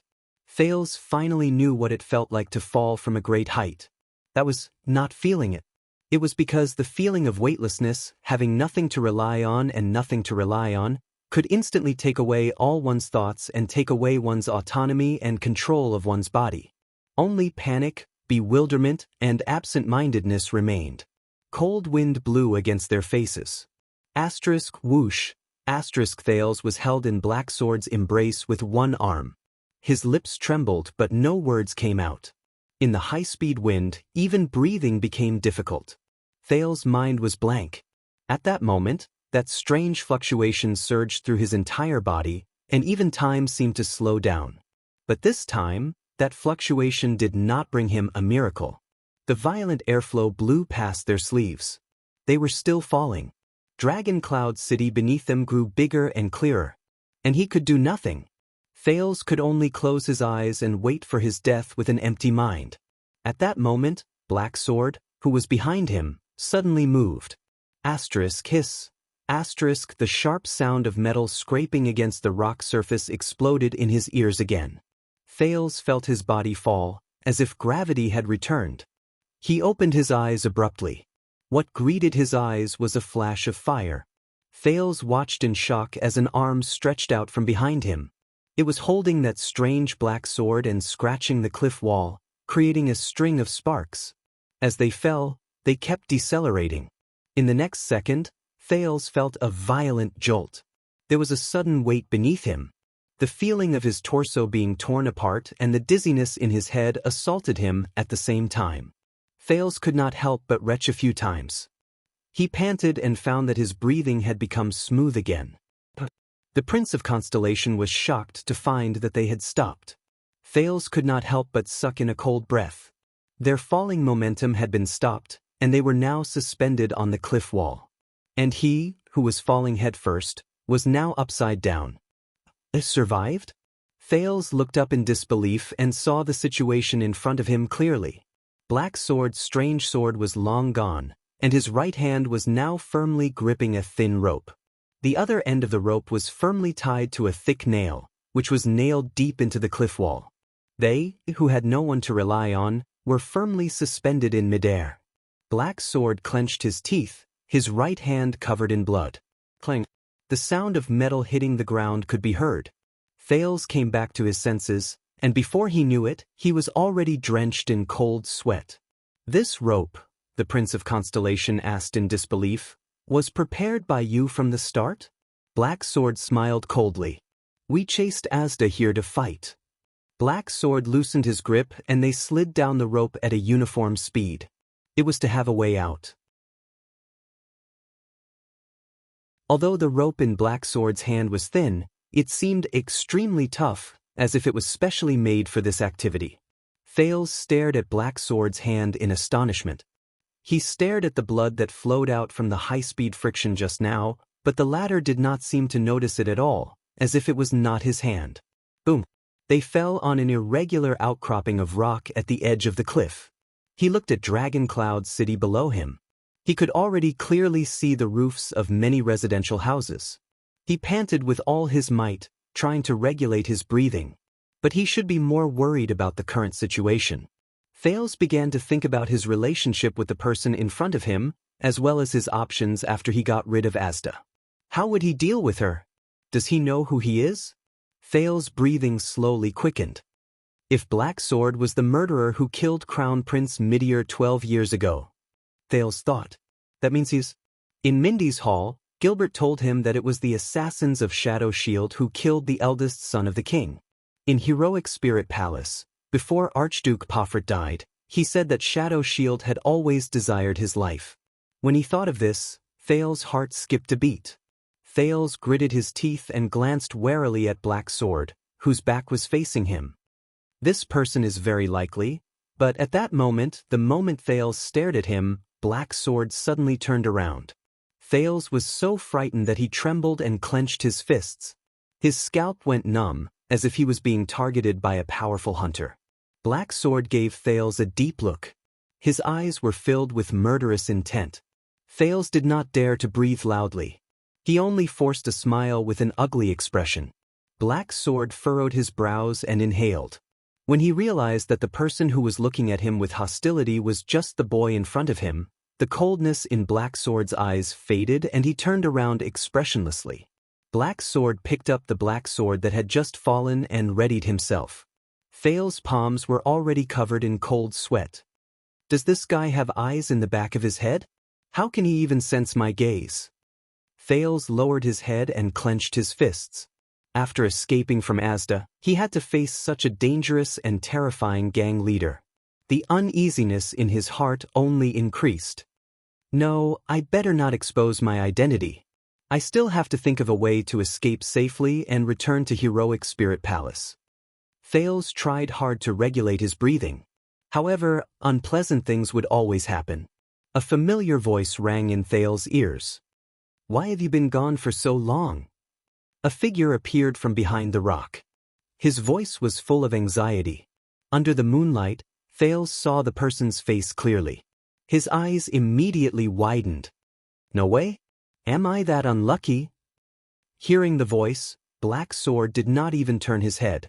His tone was flat. I ran into some trouble. Is the rope ready? It was ready 5 minutes ago. You can slide down to Shield District if you follow it. The old man who had just appeared on the rock lay on the edge and stretched out his hand to pull out a similar thin rope. You got yourself covered in wounds again. The old man saw Black Sword's disheveled appearance and frowned. Didn't you say that you were just going back to Heroic Spirit Palace to get something? The old man's words came to an abrupt halt. He saw Thales standing beside Black Sword. The old man's mouth opened wide in surprise. Thales blinked and flashed an awkward smile. He raised his hand and waved reluctantly. Hello, Mr. Ramon. Ramon, the Brotherhood's Black Doctor and suspected inheritor of magic, who was supposed to be in Heroic Spirit Palace and Constellation's diplomat group, was now holding onto the rock wall in a daze and staring at the Prince of Constellation in shock. Thale's heart felt as if it had fallen into an ice cave. This is bad. Is Black Sword here to save Ramon? Ramon knew his own identity very well. And he's definitely not on good terms with me. As expected, Ramon's first reaction was to point at Thales and turn to Black Sword. His face was full of disbelief. Why did you bring this guy here? Thales shrugged. There was no emotion on his calm, smiling face. However, his brain was in a state of panic and thought continuously. What should I do? If Black Sword knows that I'm a Jade Star, if he really was, then he definitely wouldn't be so unresponsive. Thales clenched his fists. I can't gamble on his attitude. The strange doctor sighed. Ramon covered his head and looked like he was about to cry. He's like an eternal oil barrel. He'll explode at the slightest touch. How are we supposed to escape now that you've kidnapped him? You know him? Black Sword grabbed a triangular metal buckle from beside him and seized the time to test the hanging rope. His expression was the same as usual. Who is he? He's, at that moment, Dr. Ramon. Thales suddenly spoke. He seemed to be very happy. Ramon raised his eyebrows. When he thought of Thales' mind-reading ability, his expression immediately turned unpleasant. However, Thales' next sentence caused his expression to change drastically. Speaking of which, I just found out about the history of Soul Tower yesterday, Thales said with a smile. I was about to tell you about it. It turns out that Soul Tower was established after the Battle of Survival during the era of multiple kings. A wizard named Ili Shinue. Ramon widened his eyes in shock. While Black Sword had yet to turn his head, Thales winked at him, pointed at his head with a threatening expression, and crossed his arms. Ramon was stunned. Soul Tower is a twin tower located in a place called Tripping Peninsula. There seems to be a huge research branch in it called Seat of All Magic. Maybe we should find a time to sit down and have a good chat? Ramon's eyes widened and his hands trembled slightly. Thales shook his head firmly at him. He only hoped that the strange doctor would understand what he meant. Of course, it's best if we keep it a secret. Soul Tower? Black Sword narrowed his eyes and turned around.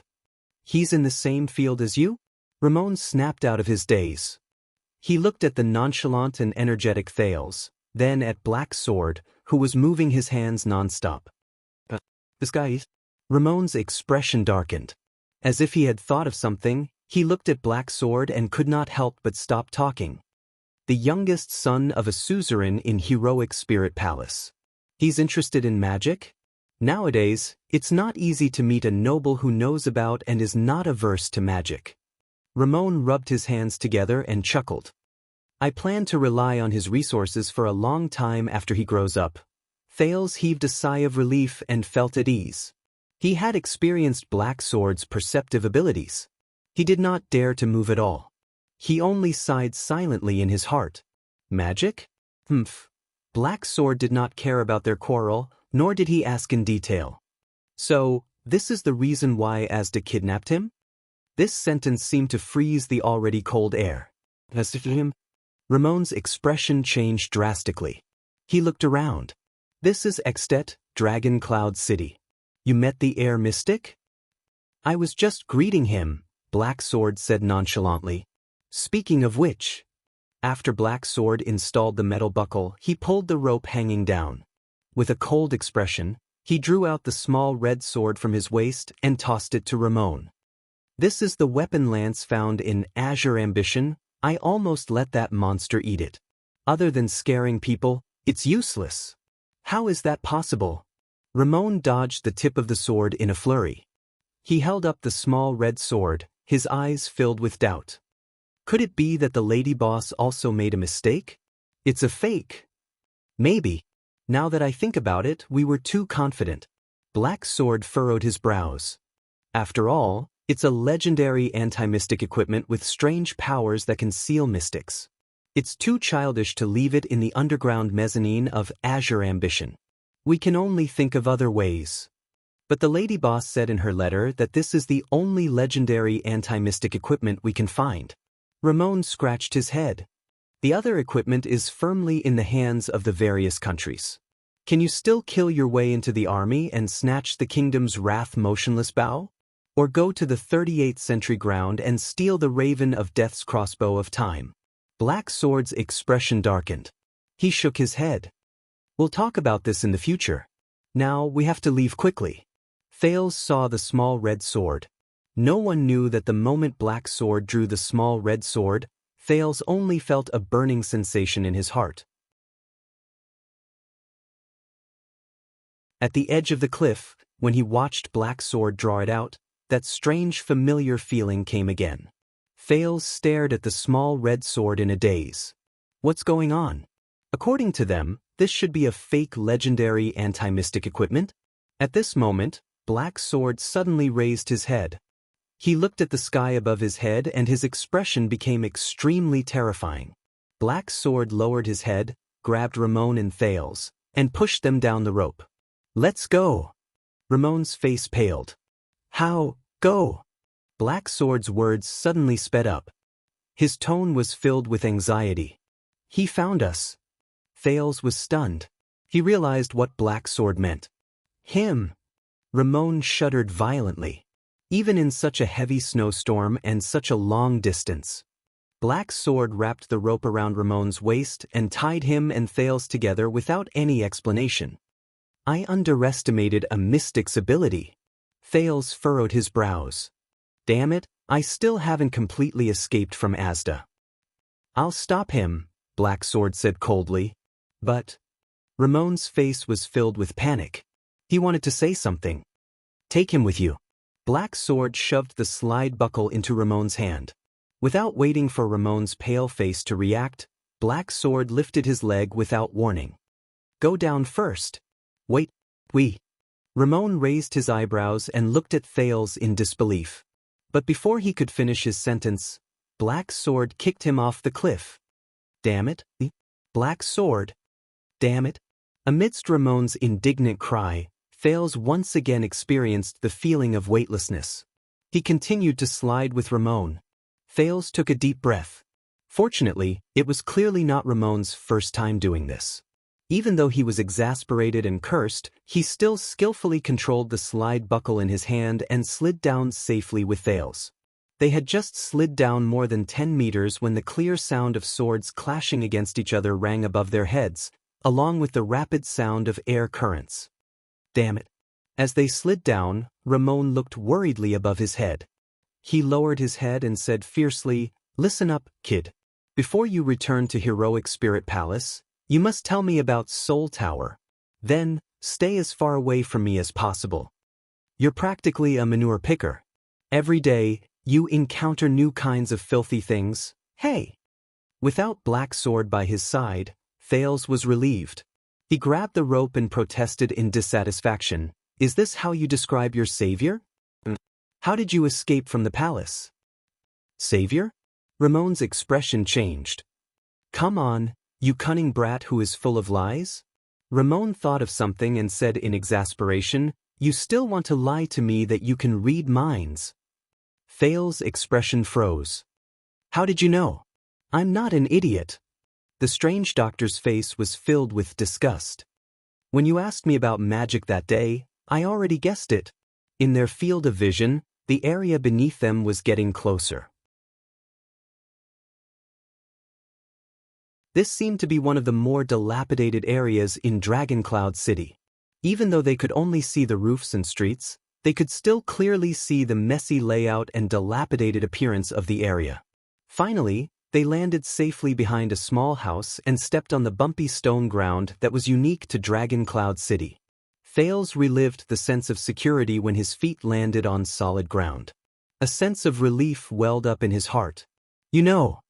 Thales pulled himself away from the rope. His thoughts churned as he said nonchalantly, Black Sword can't stop him.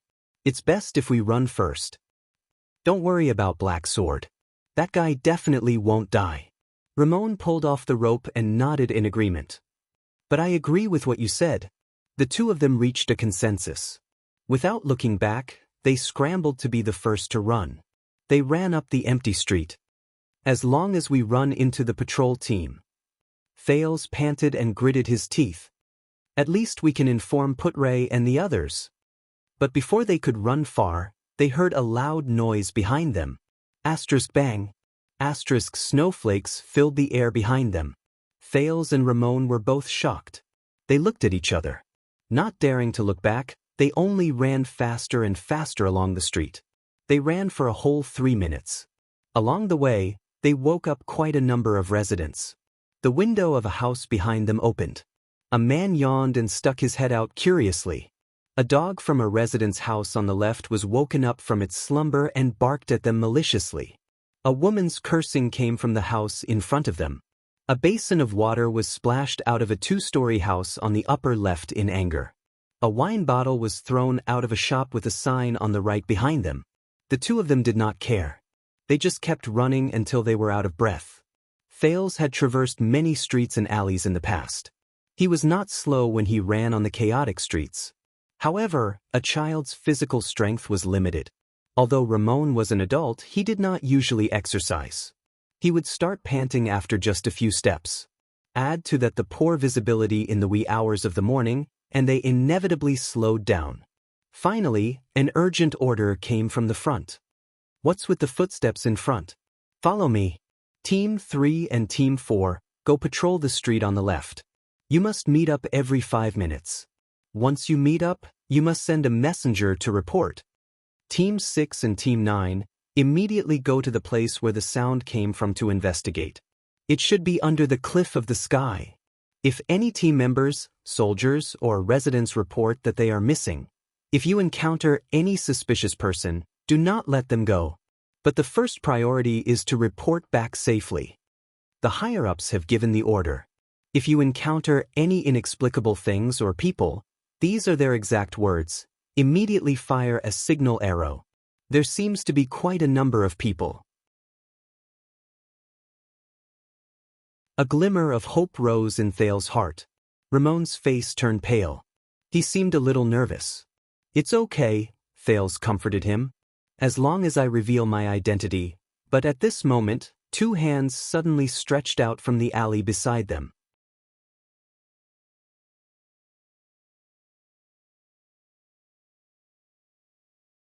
Chapter 169. The 2 hands that stretched out from the alley covered their mouths with a strength that could not be resisted. Flames shone brightly. At least a dozen patrols hurried past the street outside. Orders rang out one after another, one after the other. Thales and Ramon struggled with all their might. However, the other party only lightly tapped their necks a few times, and they lost the strength to speak.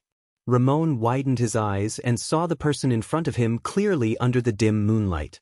It was Black Sword who brought up the rear for them.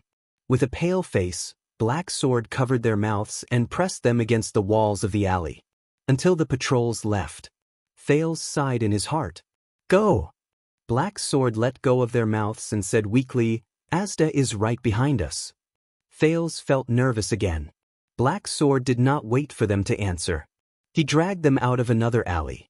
I've attracted at least 3 patrols. I don't know how long we can hold him back, but at least we can attract Dragon Cloud City's attention. Black Sword touched the wall and panted as he led the way. We're going through the alley. I suspect that Asda is searching for us from the sky. Thales thought of something. No. The 2 men from the Brotherhood turned their heads at the same time. Thales raised his head and frowned at Black Sword and Ramon. He doesn't need to search for us from the sky. What? Black Sword did not stop. He furrowed his brows. Thales remembered what Asda had told him in the chess room in Red Street Market. The air mystic can sense all the air flow in an entire street. For example, Thales gritted his teeth and said, our breathing. He can track us through this.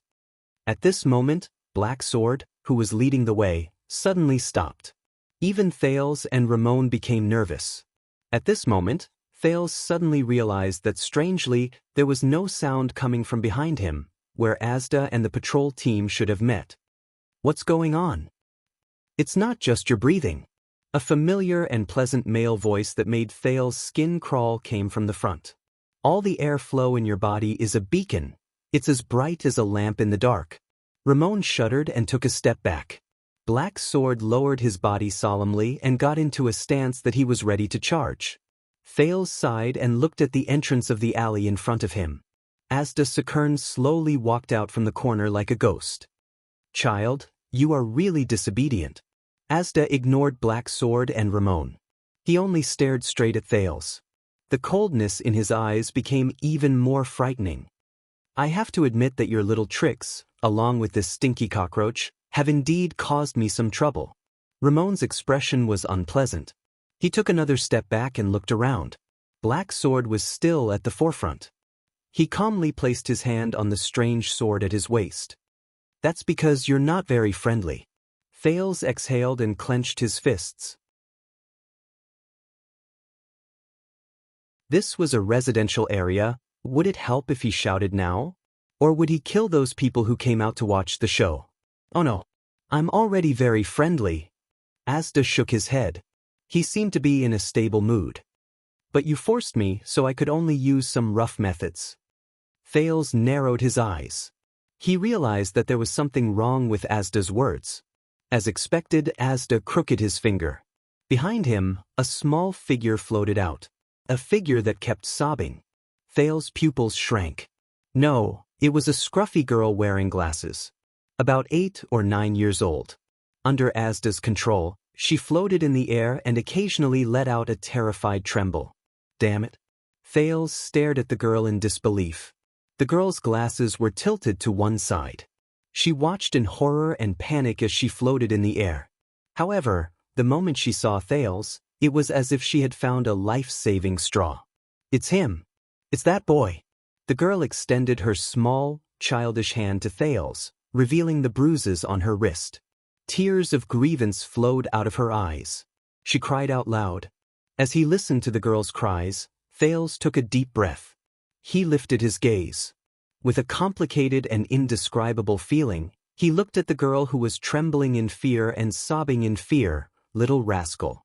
Thales clenched his fists. That girl. Saroma Walton. Little rascal. Come back to me quickly. Don't be at odds with me anymore. Unless. Asda said softly and hooked his finger. Do you want to see this little maid die? Little rascal, who was in the air, suddenly flipped over. Her head was facing downwards. Thales held his breath. At that moment, little rascal was so frightened that she stopped crying. She just floated listlessly, sobbing in extreme fear and trembling. Even Black Sword furrowed his brows. Thales clenched his teeth. I know you won't go with me willingly. Asda seemed to know what he was thinking. He chuckled. So I took some precautions. Little rascal, who was in the air, turned around again. The girl was already scared out of her wits. Tears streamed down her face, and she could not even speak. This is between us. Thales gritted his teeth. His heart was filled with complicated feelings. She has nothing to do with this. He looked at the terrified gaze behind little rascal's glasses. Before his eyes, little rascal looked at the convulsing Alex, covered her mouth, and retreated in fear. He then thought of King Nuven holding little rascal's hand tightly and placing a black ring on it. He thought of little rascal's trembling hand when he pulled the girl away in the Hall of Heroes. She did not know anything at all. She was not prepared for anything. She was forced to face all of this. Of course, Asda said slowly and smiled. I noticed that when we were at Red Street Market, you cared a lot about your companion, didn't you? Then let's see if you care about this companion as much as I do. The scene from a long time ago appeared before Thales's eyes. Quide, who was grinning hideously, lifted Korea. He picked up the red-hot silver coin with one hand, laughed heartily, and pressed it against the beggar's face. Korea. Her struggle then. Her expression then. Her cries then. Thales sucked in a breath weakly and looked at little rascal. If I go with you, Thales said weakly, you'll let her go? Asda's smile slowly disappeared. He said expressionlessly, I'll keep her. Her fate will depend on your performance. Thales held his breath. Your previous actions have disappointed me, the air mystic said coldly. This is a punishment for your uncooperative attitude. Do not forget my seriousness because of my friendliness. Mystics are not existences that you can toy with at will. Do not offend the strong easily. Asda looked at him profoundly. There was an underlying meaning in his words. Unless you become equally powerful. Do you understand? Thales shuddered. He looked at the helpless little rascal and thought of that day again. That day, Coria, who had a high fever and a sickly red face, cried and laughed at the helpless Thales in the sixth house. I'm not afraid because Thales always has a way. However, the moment the silver coin was pressed against Coria's face, the sizzling sound of flesh boiling seemed to ring again. Thales closed his eyes and clenched his fists tighter. An inexplicable grief and indignation rose in his heart. Thales always has a way. I always have a way. Thales closed his eyes even tighter. He took a deep breath and forcibly suppressed his trembling chest. You bastard! Don't be angry. Taking a hostage? Asda snorted coldly. I learned this trick from your friend in the Brotherhood. At this moment, Thales felt a tightness on his left shoulder. That girl. Black Sword sighed and placed his hand on Thales' shoulder. Is she someone important to you? Thales did not speak. Asda frowned slightly. Thales looked up. Sir Black Sword. Thales shook his head. His gaze was firm. Please place your sword against my neck. Thales' words made Asda frown. Let's make a bet. My life or her life, which one is more important to him? Asda sighed regretfully. Guess what kind of punishment you will receive for saying this? Silence. Only little rascal's sobs remained in the air. Until that ordinary man broke the silence. Black Sword slowly forced a smile. He patted Thales' shoulder. Black Sword turned his head and looked at Asda. I say, don't listen to that guy. He's full of H*T. Thales raised his head in confusion. Powerful? Black Sword drew his sword from his waist and said disdainfully, this arrogant immortal monster? Does he deserve to be called powerful? Asda's expression changed. He may seem powerful. But don't forget. Black Sword smiled from ear to ear. His tone was calm, as if the person before him was just an ordinary enemy. In this world, hiding your head and showing your tail in this vast and boundless world, trembling in fear for more than 600 years, I've fled for my life in fear in countless battles, Thales frowned. Asda's expression changed. Black Sword did not place his sword against Thales' neck like Thales had said. He took a step forward and looked at Asda. His eyes were filled with killing intent. The weak should be afraid. Black Sword stepped back and bent his knees. His eyes shone with a cold light. It's you. Calamities. Don't get me wrong. Thales did not speak. Blue light flashed in Asda's eyes. Black Sword raised his sword and pointed it at Asda. Before you find this boy, monster, we haven't settled our score. The air mystic no longer smiled. Do you want my life? Black Sword taunted. Come and take it. You pitiful weakling. Asda narrowed his eyes. Blue light surged in his eyes. Little rascal slowly landed on the ground. Don't misunderstand, child, Asda replied calmly. Your punishment will continue. After I kill this cockroach. The two of them stared at each other. It was as if this was the final duel. Thales held his breath. He quickly thought about how he could deal with the different outcomes of the duel. Although Thales was not optimistic about Black Sword. After all, the legendary anti-mystic equipment. At this moment, Ramon's cry of surprise came from behind. Thales turned his head abruptly. He saw Ramon standing a dozen steps away from them with his back facing them. It was as if he wanted to escape quietly.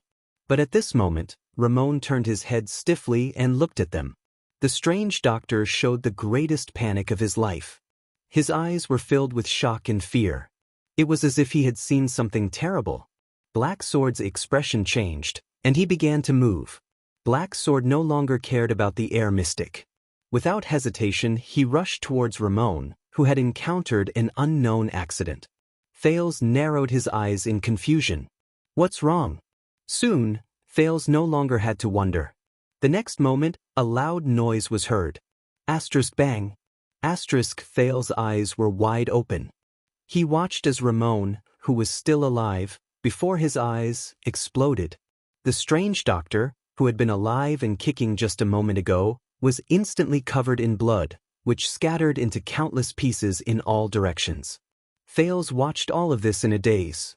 The force of the explosion stirred up waves of air and sent the walls on both sides of the alley flying. No! Black Sword roared. He moved past Thales, slashed a flying boulder, and rushed towards the place where Ramon exploded. Thales raised his hands with difficulty to block the flying bricks, wood, and stones. Black Sword rushed into the endless cloud of dust. The sounds of intense fighting came from inside, followed by Black Sword's deafening roar. After dozens of seconds, Black Sword's roar stopped abruptly. Thales watched all of this in a daze. He did not even notice when Asda walked to his side. Step back, the air mystic said coldly to Thales. Thales reacted. He turned around and rushed towards Little Rascal, who was trembling on the ground. It's okay now. Thales tried his best to comfort her, but his heart was filled with fear. He looked at the cloud of dust. Little Rascal grabbed Thales' arm tightly. She gritted her teeth and sobbed. After a while, a delicate figure slowly walked out of the cloud of dust. The newcomer held a sword in her hand. Thales' pupils shrank. It was a strange pitch-black sword. Look, how dare you call us weaklings? The newcomer happily threw Black Sword's weapon away. Asterisk clang. Asterisk the strange black sword fell to the ground. This is what happened to him. The newcomer chuckled. No way? Thales stared at the strange sword on the ground in disbelief. Black Sword? The strange sword was still trembling. It was as if it was calling out to its departed master. The newcomer got closer and closer until she was completely out of the range of the cloud of dust. Thales' expression changed. He looked at the new uninvited guest with a frightened expression. It was a delicate young girl. She had a pleasant smile on her face. Thales' stomach churned. The newcomer evoked his most hated memory. I was wondering what it was that made our chi choose to evolve. The young girl chuckled, tilted her head, and looked at them playfully. It's all thanks to you evolving without hesitation that I could find this place so quickly. Asda took a step forward with an indifferent expression and blocked Thales' figure. It's been a long time, my dear partner. The air mystic's expression did not change. He calmly said to the young girl, Giza, I'll just tell you the title of the next chapter, Chapter 103, Chi and Blood.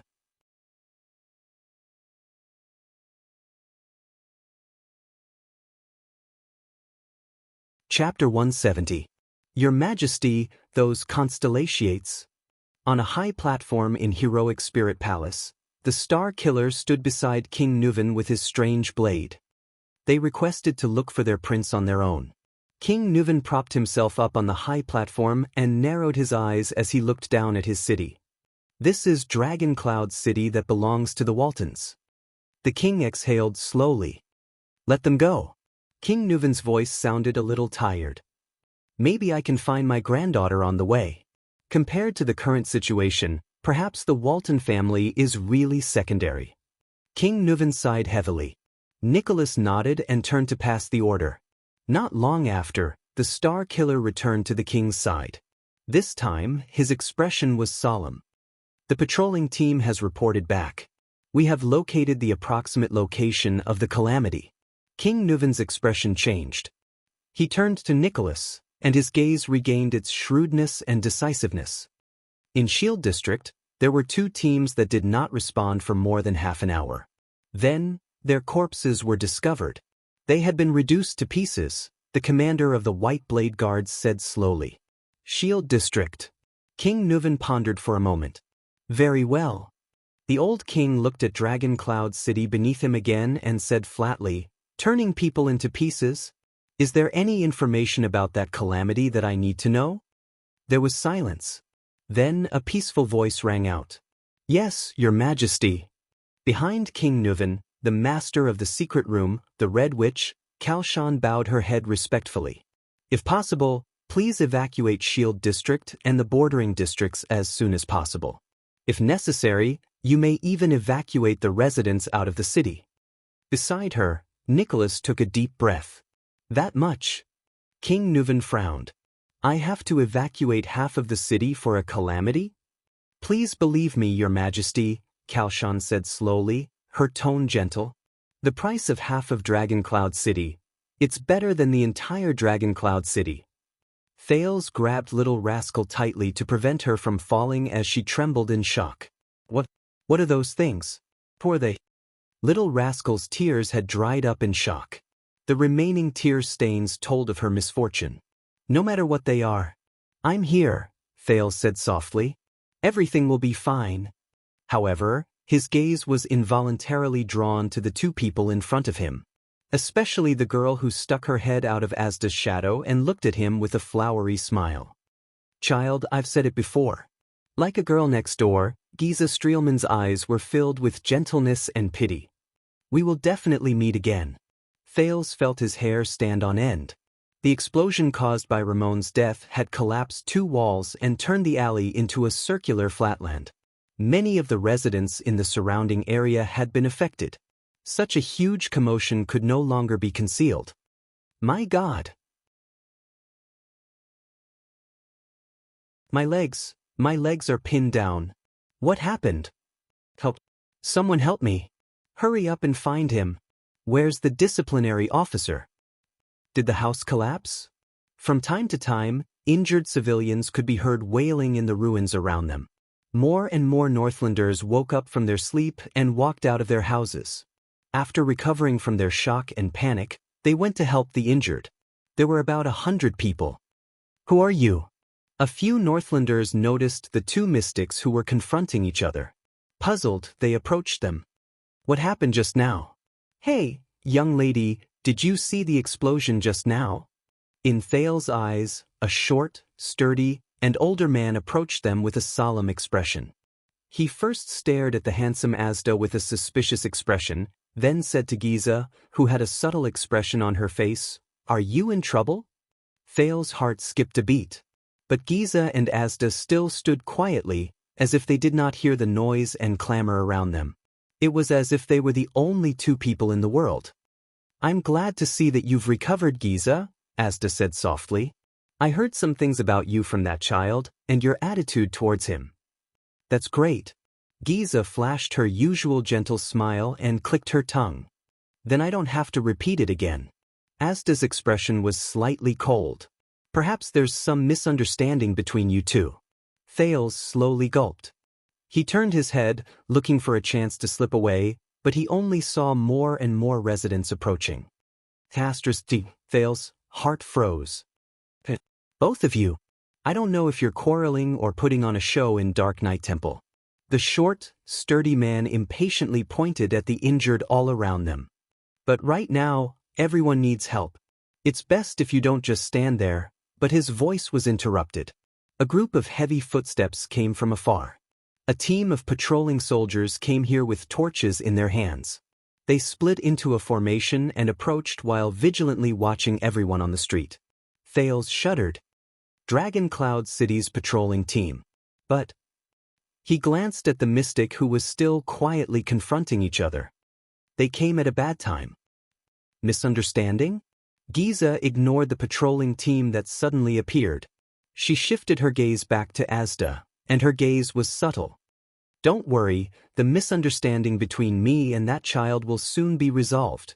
The blood mystic licked her lips. Very soon. Thales glanced at her feet. He did not know if it belonged to Ramon or Blacksword. He felt goosebumps all over his body. Asda's brows furrowed. He understood what the other party meant. Everyone quiet. Stand close to the street. At this moment, a rough voice came from the patrolling team. In the name of the king, accept the disciplinary officer's inspection. Then, leave this place immediately. The civilians who were either helping the injured or watching in bewilderment all turned to look at the disciplinary officer with various emotions. "Do as I say." The disciplinary officer walked out from the team with a stern expression. "I'll say it again. Hey, officer." The short, sturdy man who interrupted the mystic's conversation patted his chest in dissatisfaction and turned to the disciplinary officer. "We're all injured here. We need help. Are the lives of Shield District worthless?" Following his words, the civilians booed in unison. "You will receive the help you deserve, but Shield District must be evacuated as soon as possible." "You," the disciplinary officer said impatiently, but then he paused and narrowed his eyes. "Wait, I recognize you. You're Big Leather Belt from the Glacier Sentinels, right?" The short, sturdy man nodded slightly with a stern expression. "We need help." The disciplinary officer recognized the short, sturdy man and his attitude became much better. He turned to his subordinates and waved. "All right, for your sake, go and help first. Save the injured. Then evacuate immediately." Only then did the civilians calm down. The disciplinary officer turned his head and frowned at Big Leather Belt. "Where's Gleeward? He's the only one who can control these people. He was called away by a few officers just now. They said it was the king's order. I don't know if it's true." Big Leather Belt glanced at the mystic who was confronting him. "Why did they evacuate?" "I don't know. It's the king's order." The disciplinary officer shook his head. "We were also sent out urgently. Did you see any suspicious people?" "Suspicious people? We're in Shield District. Almost everyone we don't know." Big Leather Belt paused. Surprise appeared on his face as he turned to the two mystics. "There are." On Thale's side, the mystics were still conversing in their own world. "So, do you know who he is?" The air mystic asked slowly. "Do you know what he means to us?" "Of course, I know very well who he is." Giza smiled. There was a hint of coldness in her voice. "Move, Asda." Asda's body did not move at all. His expression became increasingly grim. "I don't like to be ordered, Giza." H*T. Thale's expression changed. "Both of you. And those two children over there." The disciplinary officer brought a few soldiers forward and approached the mystics. Looking at their thin clothes, his face was full of suspicion. "Where did they come from? What's going on?" Giza turned her head and looked at the vigilant soldiers. She smiled sweetly. "Yumi, we'll attract attention." Asda shook his head. "Maybe we should keep a low profile." "No." Thales observed Giza and Asda's expressions and movements. His heart trembled.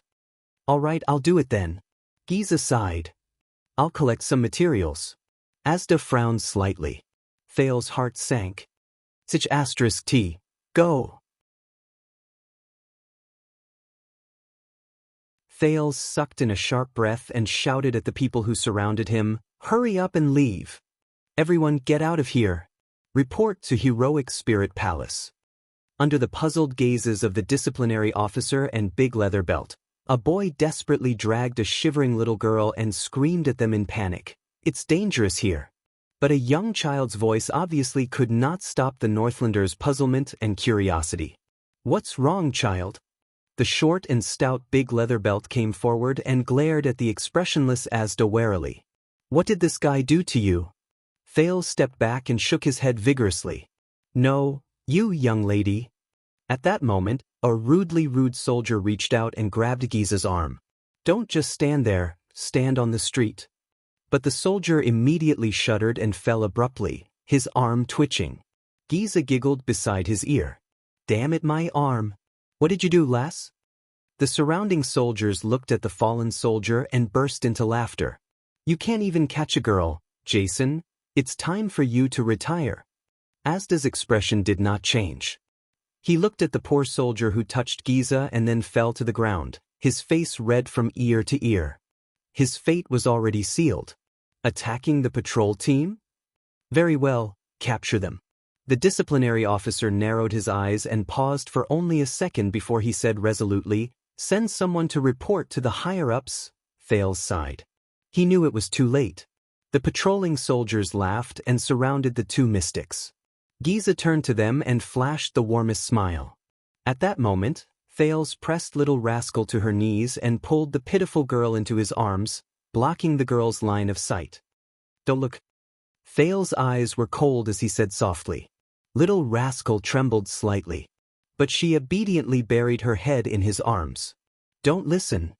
When the first scream was heard, Thales forced little rascal, who was still in shock and did not know what was going on, to cover her ears. "No matter what, don't care. I'm here." At that moment, even Thales shut his eyes tightly, his chin resting on little rascal's hair. He knew what was going to happen. These people did not know what kind of fate they would face. It was too cruel. "What's wrong with this girl? I can't catch her," first came the soldiers' surprised questions. "This girl is weird. She's hot." The sound of a few bodies falling to the ground reached Thales' ears again. My hand. My hand." A few unusual screams came one after another. "Jason. Oh my God, he's melting. His blood." Under the panicked reminder from the man called Big Leather Belt, the patrol team noticed that something was wrong. "Oh my God. What the hell are you?" Under the disciplinary officer's anxious orders, the soldiers unsheathed their weapons. "UF asterisk king bitch. I don't care what sorcery you're using, F asterisk king stop. Or else I swear I'll kill you." This was the disciplinary officer's furious roar. But the screams grew louder.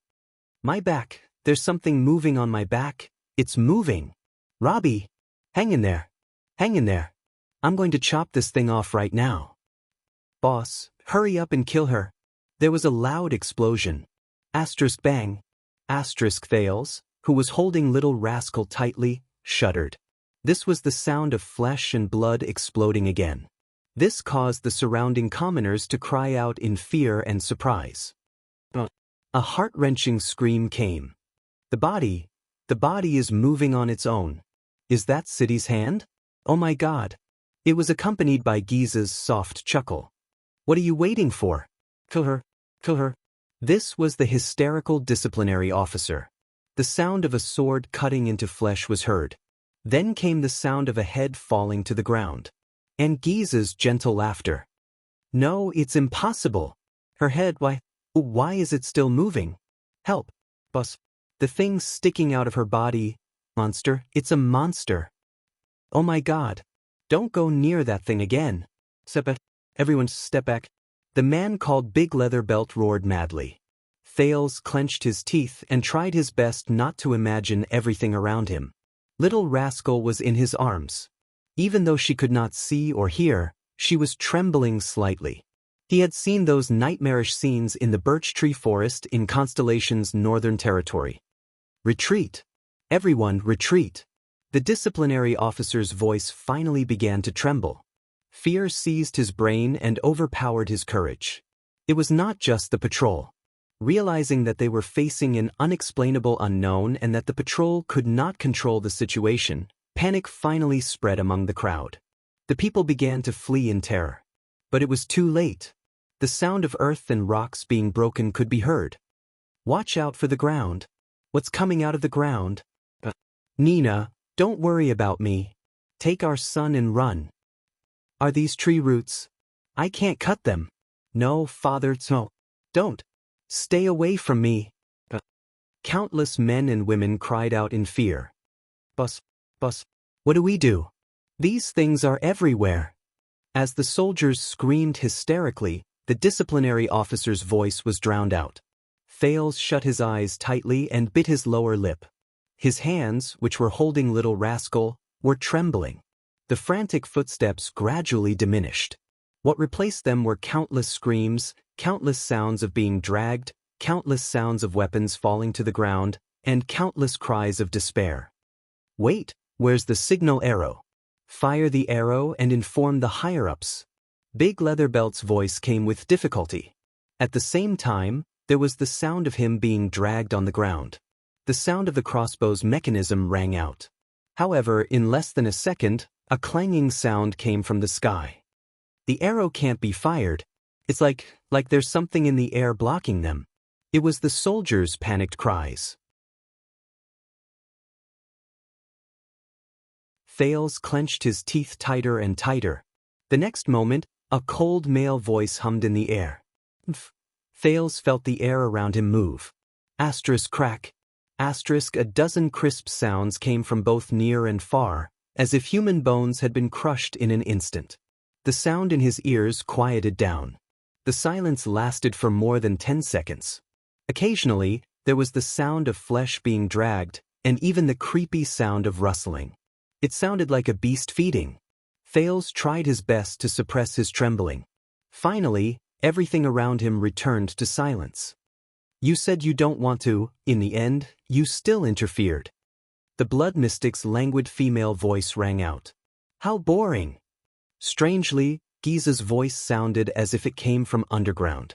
What answered her was Asda's faint, cold snort. Thales exhaled deeply and slowly opened his eyes. Unexpectedly, his surroundings were extremely clean. There was no blood, no corpses, no disgusting severed limbs. Of course, there was not a single living person. There were only weapons all over the ground, shoes that had fallen off, collapsed walls, and shattered ground. It was as if everyone had run away in that instant. Thales panted softly. He turned his head and felt his stomach churn. He saw Giza's torso slowly pick up her head, which was still smiling, from the ground. Then she placed it gently and straightened it. The blood mystic touched the joint between her neck and shoulder. The bloody wound instantly disappeared without a trace. You look brand new. Giza noticed his gaze and smiled at him. Thales gritted his teeth. At that moment, Thales dared to let go of Little Rascal and let her open her eyes. Little Rascal looked at the strangely clean street around her and shuddered. Asda shook his head and said, I may have blocked the transmission of signal arrows and sound, but with so many people missing, they will find out sooner or later. Are you afraid? The blood mystic smiled. Asda did not say a word. He turned around indifferently and walked towards Thales. Thales did not even dare to breathe loudly. His mind was frantically thinking about how to escape. No, from what he saw, it was a possibility to save his life. Wait, Giza said gently. Asda stopped and his expression turned cold.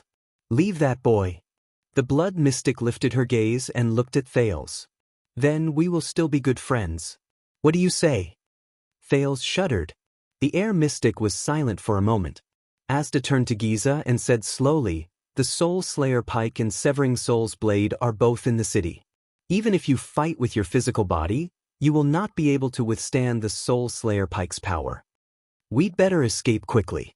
Oh! The blood mystic shook her head slowly. You deliberately lured the patrols here, Giza enunciated slowly and calmly, just to use this reason to force me to leave? To protect your precious boy? It really makes me sad. Partner. Hearing this, Asda sighed. For some reason, Thales felt that the air mystic's tone was sorrowful at that moment. Have you forgotten the original intention of our cooperation, Giza? For some reason, Thales felt that the air mystic's tone was sorrowful at that moment. The three of us worked together, whether it was my plan, Frulin's ideals, or your persistence, wasn't it all so that the mystics could one day be free from that shackle? The blood mystic snorted softly. What happened 12 years ago has long since proved how childish and laughable your thoughts are. Giza lifted her head to look at the moon in the sky that was moving westward. She sneered and said, It doesn't matter if it's you or Frulund. Thales shuddered violently. 12 years ago. Why 12 years ago again? Could it be that the mystics were also involved in the Bloody Year? Thales could not help but recall what Black Sword said to Asda. When you went on a killing spree in Renaissance Palace, and Thales subconsciously tightened his arms around Little Rascal again. Blood Bottle Gang is the result of the cooperation between the Air and Blood Mystic. But based on their conversation, there seems to be a third person? Who is Frulund? Asda heaved a deep sigh. Very well, then we can go our separate ways from now on. After all, we went our separate ways before the war. This is your choice. The outcome of that year was indeed unable to convince you. The air mystic's expression darkened. But what does this have to do with this boy? Asda raised his head, his eyes sparkling. You must have a reason to kill him, right? Of course. This time, Giza answered readily. His bloodline. I made a promise a long time ago. A bloodline that must be killed. Asda turned his gaze and glanced at Thales. Do you know his mother? Thales suddenly tightened his grip on little rascal's hand. But this time, Giza flashed a gentle smile. Why don't you take a guess? This reason cannot convince me, Asda said coldly. The blood mystic sighed slowly. Alright, and one more thing. I don't want him to suffer like we did, to suffer all sorts of torture. Thales' face paled. Suffer? This reason still cannot convince me, Asda repeated stubbornly, his expression darkening. Don't worry, I only want his life. Giza smiled and shook her head. Asterisk bang. Asterisk in the next moment, 6 blood-red thorny tree roots suddenly shot out from the ground around Thales and stabbed towards the Prince of Constellation from all directions. T. Thales was startled. He could not react at all. Asterisk thud. Thud. Asterisk the 6 tree roots stopped abruptly a few inches away from Thales. They were blocked outside by a transparent barrier. Asda raised the light ball in his left hand and stared at the blood mystic. Blue light flashed in his eyes. Don't, Giza, he whispered. Thales panted in shock as he stared at the terrifying thorns in front of him. Giza chuckled again. The tree roots moved as if they were alive. They shrank back and stabbed forward again. Ah! This time, little rascal screamed when she reacted. Asda snapped his fingers. Asterisk bang. Asterisk a few powerful air currents swept out from around Thales and broke the tree roots. Really? Giza?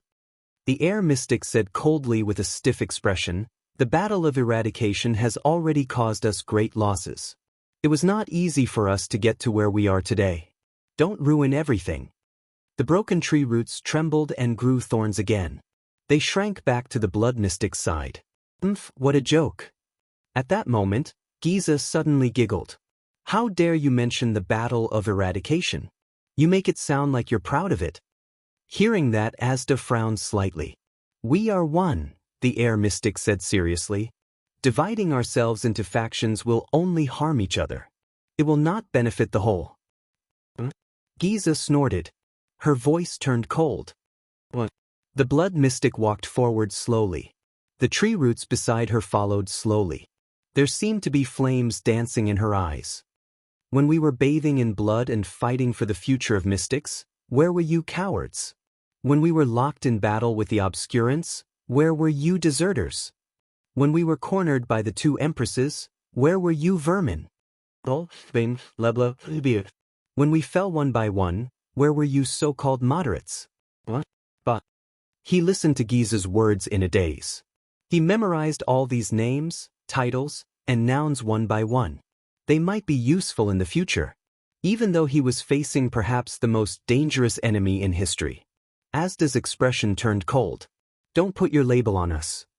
The air mystic's tone was cold. We are not moderates. Of course, this is the name Lebla gave to your faction. Giza's smile grew brighter. Before this, B called you Taurus's lapdog. Asda's expression became increasingly unpleasant. Does this mean that there is no room for negotiation? Asda took a deep breath. We are collaborators, after all. Yes. Giza nodded and smiled sweetly. You will cooperate with me, won't you? Asda sighed and closed his eyes. When he opened them again, they were filled with coldness. I have had enough of you people. B. The air mystic snorted coldly. It's that fellow, that lunatic, who led all of you into unreasonable, irrational, and wild dogs who only know how to bark. There was a moment of silence between the two. But Thales felt that it was more like the calm before the storm. He taught us to accept ourselves and get rid of our shackles. As expected, a moment later, Giza's eyes shone with a terrifying blood-red light. And you, a domestic dog from the Magic Tower and Taurus's follower, feel uncomfortable without a collar, don't you? I knew it. Asda did not show any weakness. The witches of the 3rd ring can't teach any good students. He snorted coldly. You're a bastard. Giza did not speak. The lovely young girl was silent for 3 seconds. But 3 seconds later, the words she spat out caused Asda's expression to change drastically. "What exactly is qi?" the blood mystic said slowly. "Something that flows, fills, and exists everywhere. Or is it something that sustains, maintains, and is as light as nothing? What does the existence of qi represent? What will the disappearance of qi bring?" Giza said nonchalantly. "Is qi pure, or is it a mixture of all things? Is qi permanent, or is it ever-changing? Are you qi? Or is qi a part of you?" For the first time in his life, Thales watched in horror as Asda Sakurn's face began to contort. "What is qi?" Thales' heart skipped a beat. Then he remembered what Asda said to him in shock. The first pact of mystic energy. Do not investigate each other. He stared at Giza in disbelief. "No way?" The blue light in the air mystic's eyes grew brighter. "But shouldn't you be more familiar with the 3 great covenants that Taurus bestowed upon you than with your own name?" The blood mystic's words made Thales' skin crawl. "Little puppy Asda?" In the next moment, without waiting for Asda to react, Giza opened her mouth like a beast and slowly raised her head. At that moment, Thales felt something gush out of her body. In his field of vision, Giza's red light grew brighter. A bright, blood-red line appeared on Giza's neck and gradually spread to her face. The blood-red line immediately split into several branches and slowly became thicker, like blood vessels, until it covered Giza's face. The blood-red lines seemed to have a life of their own. They slowly changed, moved, and trembled on Giza's face. It was as if they were breathing. Asda's expression changed. He walked to Thales' side and glanced at the Prince of Constellation with a frown. "What?" Thales opened his mouth awkwardly, but the moment he spoke, he was interrupted. "Don't say anything," Asda said coldly. "When I tell you to run later, run. Don't look back, don't stop." Thales stared at Asda in surprise. He could only nod helplessly. Judging from his tone, even Asda doesn't have the confidence to protect me? Little rascal curled up in Thales' arms and trembled. Giza, whose face was covered in blood-red lines, took a deep breath, as if she had just woken up from the most beautiful dream. She grinned, and there was madness in her eyes. Her originally gentle and pleasant smile turned into the most beautiful, terrifying, and enraged laugh. "Ah!" The blood mystic seemed to have opened the valve that controlled her emotions. She tilted her head and laughed without any scruples. "It feels so good after so long." Asda stared at her solemnly. "You're taking a risk by evolving at this time and in this place. But you don't dare to evolve?" The blood mystic smiled beautifully. "That's true. After all, you're a coward. Little puppy Asda, let's play a game, shall we?" Asda's eyebrows sank. The blood mystic pointed at Thales, then raised her arms and shouted while laughing maniacally, "If I can't kill him every minute, then I'll continue evolving. There's no limit."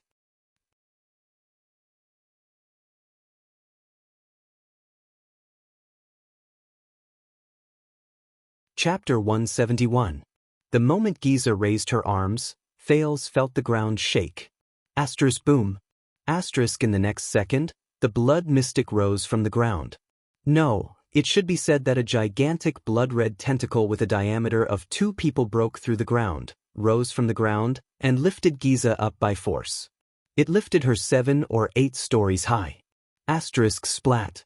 Asterisk then, with the sound of flesh bursting, the gigantic tentacle exploded into countless smaller tentacles. They extended a terrifying surface area and stretched in all directions. Each tentacle seemed to have a life of its own as it slithered forward.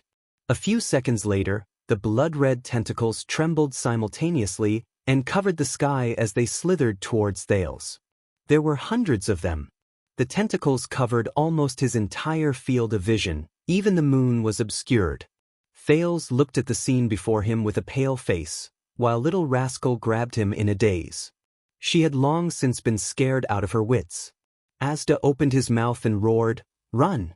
But Thales shuddered, grabbed little rascal and turned to run. He gritted his teeth. Just like Asda said, he did not care, did not turn his head, and just ran forward. Giza's maniacal and delighted laughter came from behind him. Thales had just taken 2 steps when he heard a loud bang behind him. A gust of air rushed towards him uncontrollably. Then there was another loud bang. Asterisk bang. Asterisk in another direction, the air swirled up countless rocks and snow, sweeping them away. Thales' heart skipped a beat. Asterisk T. This is the situation when the air wall is forcefully broken. Bang! Bang! Bang! The loud bangs came one after another. The air flow became more turbulent and chaotic. Obviously, Asda's air wall was being broken again and again. At that moment, Thales felt a weight on his hand. Little rascal fell to the ground. Thales felt a chill in his heart. Before he could react, the 2 of them, who were a beat slower, felt a wave of darkness attack them. Countless tentacles attacked from the sky behind them, covering their heads like a huge bowl. Then they blocked their way forward. In the darkness, Thales gasped. He had just pulled Little Rascal up when he heard the sound of flesh scraping against each other from all directions. In his field of vision, the tentacles glowing with red light attacked him from all angles. Little Rascal hugged him tightly and cried out in surprise. Was there no more chance? In despair, Thales touched his waist and felt for JC's dagger. At that moment, the tentacles around Thales trembled at the same time. His field of vision was filled with red light. Suddenly, spots of blue light diffused from the red light. The tentacles stopped in their tracks. Bang! Bang! Put! Strange explosions rang out one after another. In the next second, a ray of moonlight appeared in the darkness. It grew bigger and brighter until it dispersed the tentacles' concealment. Bang! Pa! Bang! Bang! Pa! Thales watched in shock as the hundreds of blood-red tentacles around him exploded from the inside one after another. Countless blood mists and fragments burst out. In the blink of an eye, over 100 tiny tentacles exploded from their roots. The gigantic tentacle that was connected to the blood mystic's body was also undulating internally. A large hole appeared on the surface of the tentacle, and countless drops of blood spilled out. Giza laughed heartily and gently stroked the tentacle beneath her. Immediately, the tentacles and limbs that were scattered due to the explosions struggled violently and began to change shape. Some of the larger limbs grew into countless appendages and legs, like spiders or scorpions. The smaller limbs extended their length and resembled tadpoles or snakes. Some of the limbs even shrank into a round ball and began to roll like the tires of his previous life. What they had in common was that the moment they changed shape, they ran, crawled, or rolled towards Thales and Little Rascal in various ways. Thales felt his skin crawl as he watched the hundreds of strange-looking little animals chase after him with twisted bodies. He turned his head and ran for his life while tears streamed down his face. I really have trypophobia. Little Rascal seemed to understand the severity of the situation. She gritted her teeth and followed Thales' pace. However, they could not outrun the little animals. Soon, a monster with 6 legs, 1 eye, and 2 claws leaped to their side. Thales immediately had goosebumps all over his body when he saw it from the corner of his eye. However, in the next second, the monster suddenly shuddered and exploded like the tentacles before it. It was not the only one. Countless of its kind behind it exploded at the same time, spraying blood all over the place. Blood drenched Thales and Little Rascal's faces. However, before Thales could rejoice, he suddenly felt the blood on his head and face begin to move as if it had a life of its own. Like countless tadpoles, they became active and trembled on the surface of his skin. F***ck. Disgust and fear flashed through Thales' heart at the same time. Fortunately, in the next moment, an unprecedented gust of wind assaulted them and lifted them into the air. Whoosh. The wind seemed to have a mind of its own. It went everywhere and forcefully scraped off the blood that belonged to Giza from the surface of their bodies. Thales and Little Rascal fell to the ground again, battered and exhausted. The gust of wind grew stronger and stronger. With a rumble, It blew away countless houses and swept towards Giza, breaking her newly grown tentacles, scattering them, and exploding them from the inside out in the air. Thales did not stop. He immediately pulled Little Rascal up, and with the help of the wind, he ran forward with all his might. Run! He panted heavily. The fluctuation in his body had been activated for a long time. Because of this, Thales held Little Rascal's hand and ran for a while from time to time, in case she ran out of stamina. Run! He gritted his teeth. He knew that everything related to blood and living things behind him could become a weapon to kill him. He could only run. This was a desperate run for survival. Finally, Thales and Little Rascal ran out of the street and saw living people again. The Northlanders on the other street seemed to have heard the loud tremors and noises. Many of them ran out to see what was going on. Some of them saw Thales running wildly and discussed among themselves. Thales wanted to yell and ask them to run. However, he was already panting from running with Little Rascal. He no longer had the strength to speak. He could only subconsciously continue running. They returned to the street Thales had just escaped from. After the gust of wind subsided, a figure hovered in the air. The air mystic appeared expressionlessly in the air. His eyes shone with blue light and his face flowed with blue light, as if his face was cracked. He silently confronted the blood mystic on the tentacles. However, the intensity, brightness, and frequency of the blue light flowing on his face were even greater than when he faced Black Sword. Haha! The blood mystic seemed to be very happy. She laughed and said to Asda, "Look, evolution isn't that difficult, is it? You're right. Evolution has improved the finesse of my control." The air mystic's words were emotionless. His tone was flat, but he had no intention of replying to Giza. And air is indeed everywhere. For example, the insides of all living things? As soon as he finished speaking, the giant tentacle beneath Giza burst open with countless small holes from the inside out. It shriveled up. "You don't have any more blood to use," the air mystic said coldly. "Give up. How about it?" The blood mystic laughed and landed on the ground. "No blood." Giza's words became more casual, and the tone of her laughter became stranger. "No blood." Once she finished speaking, her eyes brightened. The bloodlines on her face became more prominent than before. They began to tremble more frequently and extended into countless smaller branches. "Continue evolving." The blue light in Asda's eyes shone brighter, but his tone was surprisingly calm. "You're really crazy." In the next moment, Giza laughed wantonly. The ground beneath her feet suddenly cracked, and endless tremors spread. Asterisk rumble. Asterisk the crack extended for nearly 100 meters, and the ground slowly bulged. Asterisk crash. Asterisk with Giza as the center, a giant monster that was dozens of meters tall burst out of the ground with a loud bang. Dirt, stones, and snow rolled off its body. The giant monster completely covered a circumference of 100 meters. As Giza laughed softly, the monster split into dozens of limbs that were comparable to the tentacle just now and plunged them into the ground.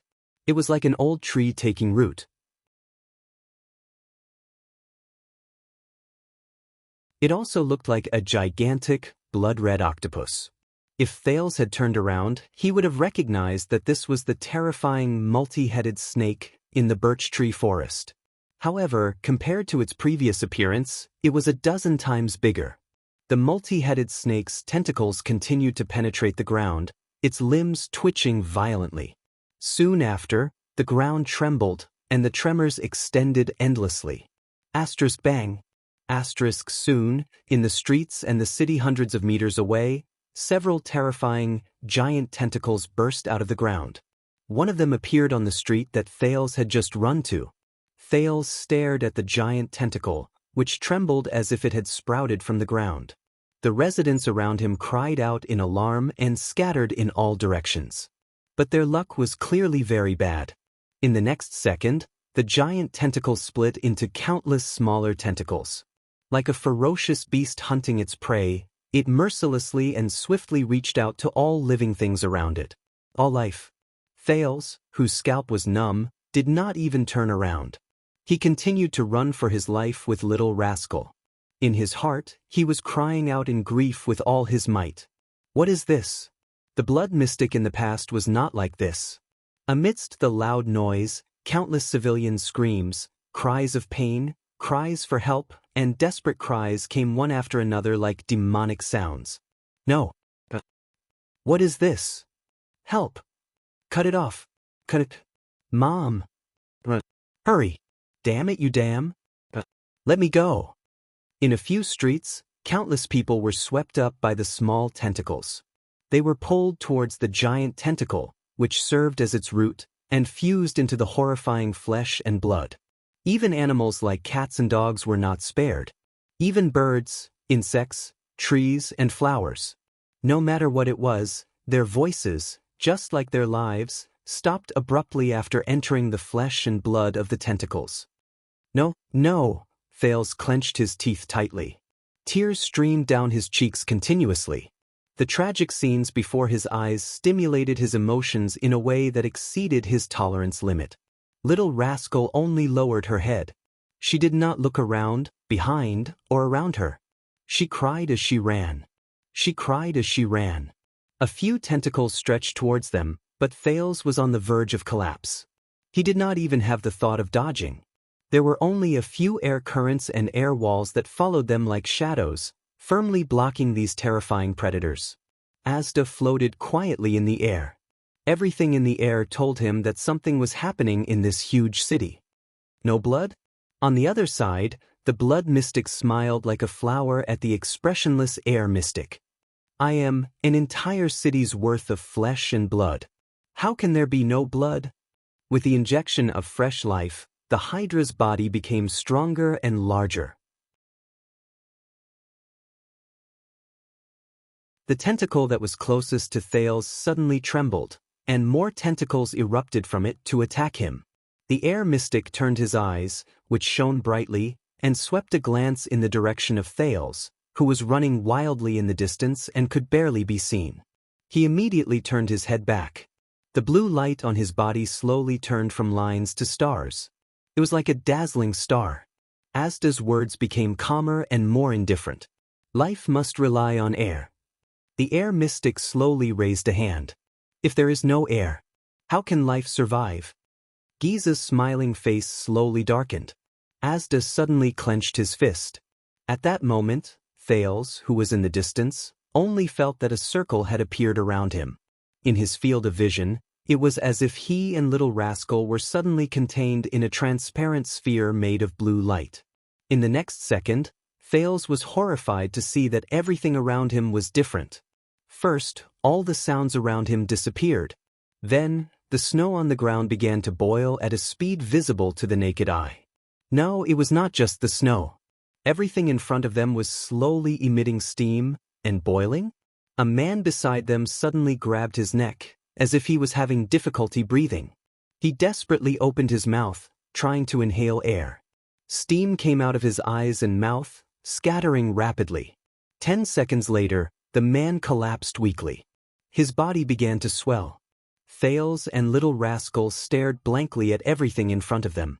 They realized that the snow and items around them were still normal. What's going on? Little rascal asked fearfully. Thales shook his head, dumbfounded. With his knowledge, he could not understand such a situation at all. He raised his head and saw that countless residents around him had all fallen to the ground at the same time. Red steam came out of their bodies, and their bodies began to swell. Even those terrifying tentacles were emitting steam as they struggled, and soon fell to the ground. Thales felt chills run down his spine. He subconsciously grabbed little rascal and continued to run forward. In his eyes, the blue sphere around them was like a layer of protective membrane, protecting him and little rascal from being harmed by the unknown, terrifying situation in the outside world. In the silent, treacherous world, Thales ran past countless people who had fallen to the ground. Some of their bodies were as swollen as the man just now, but most of them were obviously dead. When they died, their bodies returned to normal size, but their skin was tightly attached to their bones. They looked like dried corpses that had been dead for a long time. At that moment, Thales felt an extreme chill in his heart. His instincts told him that there was no longer anyone alive in this district. With his trembling hand, he squeezed Little Rascal's hand tightly. The latter was also in a daze, and subconsciously followed Thales. They ran past countless corpses of different shapes and postures, but all of them had died in agony. Thales gritted his teeth and wiped away the tear stains on his face, holding back the second wave of tears in his eyes. Thales knew that these people, these men and women's deaths, were all because of him. He was the one who brought death and disaster. Thales shook his head abruptly, trying to push everything out of his heart, trying to think of nothing. Out of his wits, terrified, and filled with fear, he only had one goal left in his mind. Run! Run! The further, the better. In the silent world, the air mystic floated quietly in the air. He watched coldly as the blood mystic and her pet fell to the ground, trembling and boiling. The blood in Giza's body was continuously evaporating. But the blood mystic still forced herself to smile at him. In the next second, the blood veins on Giza's body grew vigorously again. It was as if her entire body was enveloped in blood. The gigantic tentacle beneath her suddenly moved. Countless pieces of flesh retracted. The gigantic hydra, which was hundreds of meters long, rapidly shrank into a tiny, strange, dark creature. It extended smaller but extremely sturdy tentacles, which now looked more like black bone spurs. The air mystic was still expressionless, but his eyebrows twitched slightly. He still clenched his right hand tightly, and the blue light on his face flickered more and more rapidly. Suddenly, the creature shot out 3 fine bone spurs, which pierced through Asda's figure.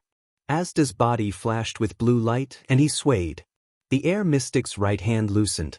At that moment, as if an infinite force had suddenly descended, the entire shield district exploded with a loud bang. Asterisk boom. Asterisk all the houses, the ground, and everything around Thales exploded, as if they were suddenly slapped by a palm. Dirt and rocks flew everywhere, and debris flew everywhere. Many of them tried to attack Thales and Little Rascal, but they were blocked by the blue sphere. At that moment, Thales felt as if the entire Dragon Cloud City had been shaken by a giant and then exploded. He and Little Rascal both fell to the ground. But then, Thales realized that everything before his eyes had returned to normal. First, at the moment of the explosion, the sounds seemed to have returned. The snow no longer evaporated, and the shriveled corpses began to return to normal. Thales gasped for air, still in a state of shock. He turned his head and looked in the direction where Asda and Giza were. But he could not see anything. Little Rascal trembled and tugged at his sleeve. Thales turned his head and saw Little Rascal staring blankly in front of them. The street, which was dozens of meters long, was littered with corpses. There were hundreds of them. Thales knew that more corpses might be lying quietly in other streets. He desperately tried to control his trembling chest and forcefully swallowed a mouthful of saliva. Little Rascal sobbed softly. Why? Little Rascal's hair trembled, and she shook her head pitifully. Her tears slowly fell. What are these? Don't look. Thales took a deep breath and clenched his teeth. He resisted the urge to cry, covered Little Rascal's eyes, and continued to walk forward with her in his arms. Don't look. At that moment, a great sorrow rose in Thales' heart. He gritted his teeth and said, "It's okay. It's okay. It will be over. It will be over." In the distance, the air mystic slowly recovered under the healing of the blue light. He looked at Giza, expressionless. Surprised, right? Giza looked at him with a smile. But this is life, isn't it? Do you know, even in a vacuum without air, there are incomparably great lives that can stubbornly survive? Asda looked at her, and his face shone with blue light. That boy is really lucky. Are you ready for the second round? The blood mystic shook her head coquettishly. The blood veins on her face began to turn an even more terrifying dark purple. It's coming. If you evolve again, you'll have to knock on the door. The air mystic was emotionless, as if he was extremely rational. He looked at Giza calmly, as if she was not chasing after the mystic candidate he was supposed to protect. Are you sure? Ah, puppy Asda. The blood mystic licked the corner of her mouth, charming and mischievous. I'm sure. You have to keep a close eye on him. In the distance, on a small roof in Armor District, a young man in white watched the terrifying scene in Shield District with a solemn expression. He stared at the terrifying monster that was dozens of meters tall. He was not the only one who came out to watch the show. On both sides of the streets of the Armor District, residents of all sizes came out of their houses, pointing at the monster in horror. But this young man seemed a little special. He was strangely talking to the air? Yes, the young man in white said worriedly. It has already begun. But there is a very big accident. The young man took a deep breath, raised his right hand, and said to the air, that homicidal maniac seems to be more violent than expected. Does Black Sword really have the ability to force that monster into such a state? The young man paused for a moment, then nodded. Yes, at this rate, I suspect that the entire Dragon Cloud city will be torn down by it. In the distance, the monster abruptly shrank. All right, I'll continue to observe. Oh, it seems that the commotion has quieted down. The young man breathed a sigh of relief and continued, but I suggest that we should be more cautious and consider a few more possibilities. Perhaps there are some unexpected factors tonight. A few minutes later, boom. A violent explosion suddenly came from Shield District. The young man widened his eyes. He stared at Shield District in the distance. It was filled with single-story houses of all sizes, but one layer of Shield District seemed to have been flattened. My God, you won't believe this. The young man said hurriedly, this is too ridiculous. That monster looks like it wants to destroy the world. Something unexpected must have happened. Whether it's Ramon or Black Sword, I don't believe that they can make that monster go this far. Are you sure this is okay? The young man froze for a moment. His expression was unpleasant. Yes. The young man exhaled. Then let's do this. The young man put down his right hand and did not speak anymore. Only his expression was even more solemn than before. Your Majesty, did you see it? Nicholas hurriedly rushed to the high platform and reported to King Nuven. The old king stared at Dragon Cloud City beneath the high platform. He stared at the farthest, lowest, largest, and most populous district. King Nuven gritted his teeth. His eyes were bloodshot. I saw it. Just now, a giant blood-red monster suddenly appeared there. It was followed by countless tremors and screams that could even be heard clearly in Heroic Spirit Palace. Then, the monster fell silent again. However, a few minutes later, another loud bang rang in the air. The entire Shield District shrank by a level that could be seen with the naked eye. This is really unexpected. King Nuven's words were laced with deep hostility. Aside from Raikuru, I am probably the first Northland king who was lucky enough to see it in more than 600 years. King Nuven clenched his fists. Anger and hatred surged in his eyes. The monster that can only be seen in pictures since I was young, the Hydra Kilika. Raikuru's mortal enemy. King Nuven slammed his palm on the platform. The veins on his hand bulged. Nicholas gritted his teeth. He glanced at his blade and slowly tightened his grip on the hilt. What happened to Shield District? King Nuven controlled his tone and tried his best to ask calmly, how many residents were evacuated? What about the patrol team's report? Behind him, the Red Witch, Kalshan, walked forward with a solemn expression. She looked at the smoke-filled district in the distance and sighed slowly. When she raised her head again, the Red Witch's eyes regained their clarity and calmness. Your Majesty, the Red Witch said flatly, forgive me for being blunt. I'm afraid it has. Kalshan bowed slightly respectfully.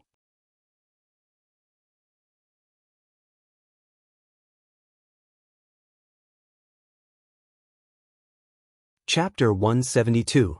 Under the night sky, the blood-red stripes on Giza's face had turned purple. In the center of the ruined city, she stood on the black, slender, multi-headed snake covered in ferocious spikes. From afar, It looked like a giant long-legged spider. She smiled enchantingly. You won't have the chance to endanger our hope anymore. The air mystic still had that calm expression on his face. He stared at Giza as if he did not care. I will get rid of you directly. Ha! The blood mystic chuckled softly. A dimple appeared on her face. Get rid of me? What are you going to do? The air mystic's eyes flashed. The blue light on his face shone brightly. Asterisk whoosh. Asterisk, a powerful gust of air exploded around Giza out of nowhere. Blew the pit beneath her until it lost its footing. The air current continued to grow stronger, attempting to blow the blood mystic upwards. The black monster beneath her was blown off the ground and floated in the air. All that was left was a spike embedded in the ground. Giza's expression changed drastically. The air mystic spoke slowly. Above the sky, there is a layer of unknown land. It is a place where even air cannot reach. It is cold, silent, sometimes bright, sometimes dark. It is almost impossible for life to survive there. Even gravity has lost its meaning. You will not fall, nor will you rise. You will only meaninglessly revolve around the sun, the moon, and the stars. The air mystic's voice was emotionless. Go there and sleep for a few thousand years. When we have completely won this battle for the survival of the mystics, which is measured in millennia, after the mystic evolved, his rational and dull voice trembled a little at this moment. You will be in the new prosperous and magnificent world that we have built. There are no enemies, no fear, no escape, and you will be able to live in it. Awaken. On the deathly silent street, 2 light footsteps could be heard. Thales pulled Little Rascal along and ran through a street at a speed that was close to walking. Both of them were panting from exhaustion. They had to stop and press their knees to rest for a while. Can we escape? Little Rascal's voice trembled. She turned her head away, unwilling to look at the people who had fallen dead on both sides of the road. We will find out. Once you're done resting, continue walking. Don't stop. Thales gritted his teeth and persevered. Little Rascal bit her lower lip and shook her head. Year 346 of the calendar of eradication. During the Third Peninsular War, the Eastern Peninsula Allied Army attacked Dragon Cloud City. From Shield District, Hammer District, Armor District, to Sword District, Bow District, Arrow District, Spear District. Thales lifted his head and glanced at Little Rascal. The little girl shivered and murmured. Apart from Axe District and Heroic Spirit Palace, the entire city had fallen under the Nightwing King's army. That was until Chara raised his black flag in Northland. But even then, there were no casualties in Dragon Cloud City, and now. Little Rascal's eyes were red. She grabbed Thales' arm tightly, not daring to look at the corpses strewn all over the road. Dragon Cloud City? Is Dragon Cloud City going to be destroyed? I don't know. Thales sighed with a heavy heart. But we're still alive. That's enough. Thales straightened his body and dragged Little Rascal along without any explanation. Also, he stared at the ground beneath his feet, carefully avoiding the corpses that appeared every 2 steps. And Dragon Cloud City must have a way to fight against the mystics. Otherwise, Thales lifted his head and looked at the dead silent scene on the road. He gritted his teeth lightly. This is the power of the mystics in there? But Thales lowered his head and looked at a child who was about his age beside his right foot. Before he died, he was still holding onto a wooden stick. He felt a wave of desolation in his heart. Probably no one will survive.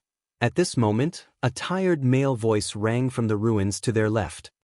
If I were you, boy, Thales shuddered when he heard Little Rascal's scream. Thales subconsciously took a step back and shielded Little Rascal behind him. He touched JC's dagger with his right hand. Then he stared at the source of the voice. How? Thales frowned in disbelief as he watched a corpse to his left begin to move. A moving corpse? Thales, who had a previous record, immediately felt his scalp tingle. Little Rascal closed her eyes in fear. The corpse turned over and revealed a hand? Thales widened his eyes and stared in shock at the hand that stretched out from the ground. He watched as it pulled away a pile of rubble and wood and dug a hole in the snow. A head popped out from inside. Thales felt a chill in his heart. No way. Fortunately, it's not what I imagined. If I were you, I wouldn't go over. Under the moonlight, a man with a dirty face, blood all over his body, and clothes full of holes crawled out of the hole. He panted and lay on his back. Asda's trick wasn't cleaned up very well. There are still things moving in front. With the help of the moonlight, Thales saw the man's face clearly. He could not help but shudder. He then stared at him. My God. He's Black Sword. Thales blurted out in disbelief. You're not dead? Little Rascal opened her eyes and looked curiously at the dying man in the ruins. I played a trick, so I'm not dead yet. Black Sword, who had the face of a passerby, lay on his back on the ground. He flashed a weak and ugly smile and patted his left upper arm. It was wrapped tightly with a thick layer of white cloth, but there was a shocking bloodstain on the surface of the white cloth. My life is very tough. If one were to describe Black Sword's state as pathetic when he was hiding from Asda, then his current state could only be described as miserable. Just the large and small wounds on his body made Thales furrow his eyebrows tightly. Black Sword raised his head with difficulty and looked at the corpses on the street. He fell back on the ground and let out a long sigh. There's a tentacle made of that thing, and it's still alive. Black Sword gritted his teeth. He broke out in cold sweat and trembled nonstop. At that moment, he seemed to be suffering from some kind of pain. Thales even felt that something was happening in the depths of his body. And it's going crazy. You better not go over there. Thales narrowed his eyes and looked at the straight street. As expected, he found a frantically shaking blood-red tentacle in the distance. One of Giza's disgusting little pets. He began to worry. Is there another way? If not, just as he pulled Little Rascal up and was about to see if there was another way, Black Sword's voice rang behind him again. Thales hesitated for a moment. The second prince turned and looked at Black Sword, who was lying on the ground in a miserable state. Black Sword exhaled abruptly, as if he had just been freed from a wave of pain. He twitched the corner of his mouth and his gaze was sharp. For you. Thales looked at him and furrowed his brows. Little Rascal glanced at the prince and bit her lip. That trick of Asda's, the extraction of air, was really terrible. I'm afraid everyone in this street is dead. Black Sword gradually calmed his breathing. Lying on the ground, he fixed his gaze on Thales. I buried myself underground and desperately sucked in a small amount of air between the rocks and the soil. In the end, I survived and survived. You're really lucky. Thales shrugged and turned to leave. I'm used to racing against death. Black Sword's deep voice rang behind him. But you, kid, you shouldn't still be alive. Thales tightened his grip. Asda released a killing move that didn't differentiate between friend and foe, but he didn't forget to protect you, did he? Black Sword exhaled a mouthful of steaming white air. Are you really that important to him? Who are you? Thales was stunned. His heart began to race. Fortunately, Black Sword is heavily injured. I hope he doesn't have any spare energy to deal with me. But, Thales raised his head. Those two fellows should be fighting right now, Thales said coldly. You'd better run away quickly. Otherwise, when they decide the winner, no matter who wins, you won't have a good ending. Black Sword stared at him without saying a word. His eyes shone brightly on his filthy face. That gaze sent a chill down Thales' spine. It was as if Black Sword already knew what Thales was trying to avoid talking about. Little Rascal tugged at him timidly. You'd better be polite, kid. Black Sword's gaze shone with an unsettling glint. He said in a deep voice, because right now, I'm your only hope of survival. Hearing this, Thales was stunned. You should be hoping that I recover as soon as possible, get rid of that tentacle, and escape with all of you before the other things catch up. Thales was stunned. What? Finally, Black Sword's burning gaze became less piercing. If the two of them fight, you hope that the winner will be Asda, right? You think, at least you're still useful to him? You think he won't kill you? Thales raised his eyebrows, turned around, and prepared to leave. It's a pity. Just as Thales took a step forward, Black Sword shifted his position. This movement made him grimace. The winner will only be that disgusting little girl. Thales finally furrowed his brows. He turned to Black Sword again. Why? I've fought with that little girl once. Black Sword sighed and smiled bitterly. I survived. That little girl has a special sense and control over living beings with flesh and blood. Maybe she has a killing move like Asda's just now. Under Thales' confused gaze, Black Sword shook his head and exercised his injured left arm. But that's not the scariest thing about her. She seems crazy, brutal, and unreasonable. Black Sword turned his head, his gaze extremely solemn. Deep down, she's someone who really knows how to fight and how to win. Compared to her, Asda is like a Hercules who has never fought before. All he has is terrifying brute force. In reality, he's weak. Thales and Little Rascal looked at each other. They saw question marks in each other's eyes. How do you know? Thales shook his head. You've never seen them fight. Besides, they can't kill each other. Killing is one thing, and winning is another. Black Sword snorted. Asda and I are old acquaintances. Although I can't kill him, I'm used to escaping from him time and time again. But that little girl, Black Sword's injury seemed to be improving. He began to exercise his right arm. When Ramon was killed and I rushed towards her, I had already made up my mind to escape and find a place to recuperate. Thales sighed. And here I thought you were really going to step forward and protect us. You don't need my protection. Black Sword snorted. Asda will protect you when the time comes. Thales shrugged and averted his gaze. Anyway, I plan to pretend to be injured by her and use a piece of flesh to confuse her. Black Sword took a deep breath. Unfortunately, the first time we exchanged blows, I realized I didn't have to pretend to be injured at all. This is only the second time we fought. Cold sweat broke out on Black Sword's forehead again. At that moment, Thales felt a strange power surging out of his body. She has completely absorbed the experience from our first fight and completely suppressed me. Black Sword clenched his teeth. His eyes were fierce. It's different from facing Asda. The second time I faced her, I didn't stand a chance at all. That kind of battle awareness and experience, it's the seemingly powerful air mystic who is actually safe and harmless. It's impossible to imagine. Thales furrowed his brows again. Safe and harmless? He thought of the people who were squeezed into balls and complained in his heart. You're using domestic quality inspection standards, aren't you? At that moment, boom. Thales turned his head in shock.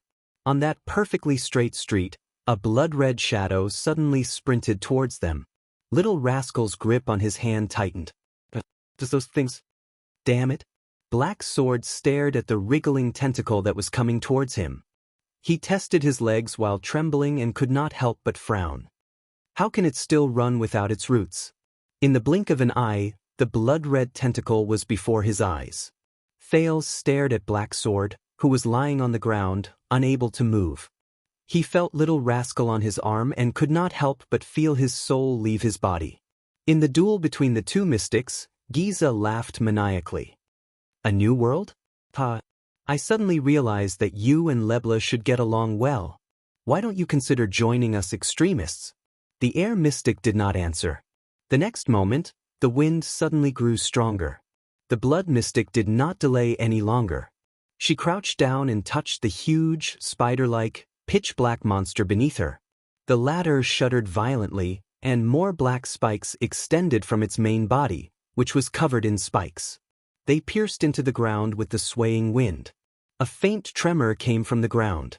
Asda, who was calmly watching his opponent's attack, could not help but have a change in expression. A dazzling blue light flashed across his face again. The blood mystic and her pet swayed continuously in the wind, but the former still smiled and met the air mystic's gaze. A black spike protruded from the ground. Crack. Then, a shrunken version of the pitch-black monster, covered in spikes, broke out of the ground amidst flying soil and stones. Its speed was astonishing. 3 steps behind Asda, he launched a surprise attack at him. Asterisk bang. Asterisk it crashed into a transparent barrier. The air mystic's expression did not change. He deployed the air wall in time and blocked the incoming monster from the back of its master's head. However, more and more rustling sounds and cracking sounds came from the air mystic's body. Asterisk crack, crack, asterisk dozens of spider-like black spiky monsters swiftly and agilely broke out of the ground. They surrounded Asda and attacked him from all angles. The air mystic clenched his fist lightly. Visible water vapor immediately rose from a 10-meter radius around him. The dozens of monsters shuddered at the same time.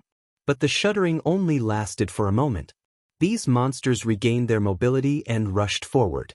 The air mystic raised his eyebrows.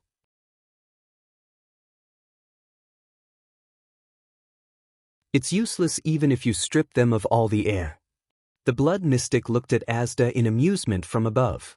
They are little cuties who can survive tenaciously in a vacuum. Finally, the air mystic frowned slightly. But a second later, he let go of his clenched fist. Asterisk bang. Asterisk amidst the shattering sounds of countless house ruins, air pressure surged and pounced on the 10-meter radius of the vacuum, forcefully crushing the dozens of monsters. In the next moment, on the air mystic's face, which seemed extremely calm, layers of ripples surged in the cracked blue light. With Asda as the center, an invisible air current exploded outwards with an astonishing momentum. Snow and dust flew, and soil and stones shot in all directions. A circle formed by dust began to expand from the small center. Asterisk boom. Asterisk the violent air current turned into the most unstoppable whirlwind. It lifted and cleared everything around it. The air mystic observed everything calmly from within the whirlwind. However, before the air mass with astonishing momentum could completely erupt, the air mystic suddenly turned his head and looked in a direction in the dust. Over there, a pitch-black little monster seemed to ignore the tyrannical and enormous air resistance, pouncing towards him without slowing down at all. In Asda's eyes, the only thing he saw was the monster swaying unsteadily in the storm. It forcibly lifted a sharp spike and kept the other spikes behind its back. Like an octopus at the bottom of the sea, it sprinted forward with a strange posture. A hint of solemnity finally appeared on the air mystic's seemingly emotionless face. This posture and movement, it's how Black Sword dealt with it on the cliff just now. More and more pitch-black monsters used strange postures and movements to pass through his terrifying air currents and shot towards the mystic from all directions. At that moment, Asda hooked his left index finger and shot into the air like a bolt of lightning. But it was too late. A monster pounced in the air and shot out an extremely long spike from its abdomen. It pierced through Asda's left shoulder blade. It pulled him downwards. The mystic reacted quickly. With a snap of his fingers, an invisible air mass condensed into a sharp blade under high pressure. It exploded in a flat plane and cut off the spike. However, more and more monsters either shot out spikes or stepped on the bodies of their own kind and used the momentum to pounce on him. A monster pounced on his back. Her other hand wrapped around his ankle. Another released a spike and pierced through his left eye. Another landed on his head. Countless more of their kind charged forward one after another. They had a clear division of labor. At that moment in the air, dozens of black monsters pounced on the air mystic from head to toe, completely covering the blue light on his body. The next moment, their spiked limbs trembled back and forth like a loosened bowstring. Asterisk shing. Asterisk asterisk pft. Asterisk the sound of flesh being scraped could be heard continuously. The next moment, under the countless monsters cutting, pulling, piercing and biting, Asda, who was in the air, turned into countless pieces. Fingers, elbows, arms, chests, heads, thighs, ankles. The mystic's broken body fell from the air and scattered all over the ground. The violent air flow finally stopped. The blood mystic and her black monsters landed on the ground. I've said it before. Life is great. The blood mystic raised her index finger in a seductive manner and wiped a purplish streak that disobeyed and was running around behind her ear. She looked like she was lecturing a naughty kitten. Then, she said with a terrifying smile, "For these little cuties, the mission they were born for is to rely on their slender but dense bodies and their sensitivity to the air. In your unreasonable air pressure and cyclones, to hunt." The blood mystic chuckled. Asda's broken body turned into specks of blue light and slowly gathered to form a glowing humanoid silhouette. "Those movements, those, were all used by Black Sword when he fought against me." A voice came from the glowing blue silhouette. "You saw my battle with him and used the life you created to imitate him." "Oh, that's all." Giza's body slowly descended. "That fellow is very powerful. He actually tricked me with a useless piece of flesh just now. Such a powerful fellow, of course he's my role model. After all, I was once a witch." The blood mystic walked down from the back of the gigantic black monster and covered her mouth as she chuckled. "Learning and research were my past vocations." The young girl with the purplish-red cracks on her face gently bent down and picked up a black spider-like monster that was heavily injured by the cyclones just now. Her gaze was so gentle that it was as if she was stroking a kitten next door. But in the next moment, the blood mystic's gaze sharpened. The little monster in her hand leaped out and pounced on the air mystic's unformed blue light. As if they had received an order, countless black little monsters pounced on the blue light. Some of them exploded into broken limbs and blood, causing the blue light that was taking shape to fluctuate. Mystic energy interference? The glowing silhouette's tone was doubtful. "You know that this won't work. At most, it can only delay my rebirth." But Giza's reply made it silent. "That's enough." Bang. A gigantic blood-red tentacle suddenly burst out of the ground under the blue light. Countless smaller tentacles spread out and bound the other monsters in the blue light tightly. "Giza." The glowing silhouette spoke amidst the fluctuations. It seemed a little surprised. The blood mystic laughed heartily. "Tell me, how much air is there under the ground that is a few hundred feet, a few hundred meters, or even a few thousand meters? How much time do you need to use that pitiful amount of air to return to the surface?"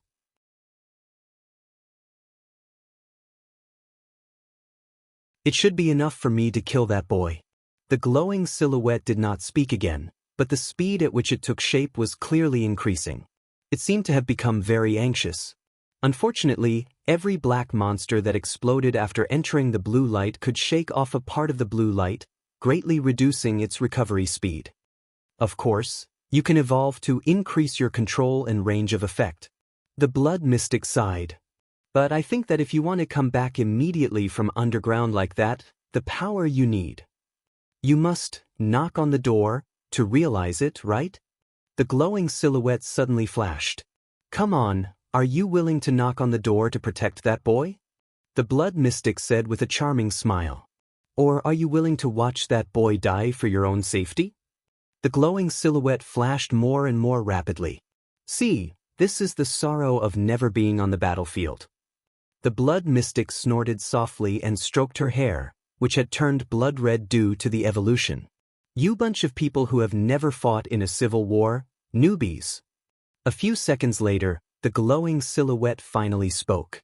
"I don't understand. That's not your style. Your so-called reasons are also not valid. Why would you rather pay such a huge price and risk being sealed by the legendary anti-mystic equipment and being discovered by Helen?" Asda's voice, which had yet to take shape, sounded illusory. "You still want to kill that boy? Just because you don't want him to suffer?" At that moment, the two mystics were silent for a moment. Finally, the blood mystic replied flatly, "You won't understand except for me. None of us will understand." In the next moment, the huge blood-red tentacle dragged the black monster in the blue silhouette along with the blue light, which had yet to take shape, into the bottomless ground. Countless stones and soil tumbled down again, filling up the hole where the tentacle broke out of the ground. The tremors lasted for a long time, until it became smaller and smaller, until it disappeared. Only Giza was left. She silently stared at the ground where Asda disappeared. Her gaze was filled with thought-provoking and complicated emotions. The huge black monster behind her crawled forward. It extended its head or thorny limbs to her hand and intimately nudged the blood mystic. The purplish-red spots on Giza's face gradually faded. Her emotions also returned to normal. She gently stroked the monster beside her and said softly, "At least I still have you."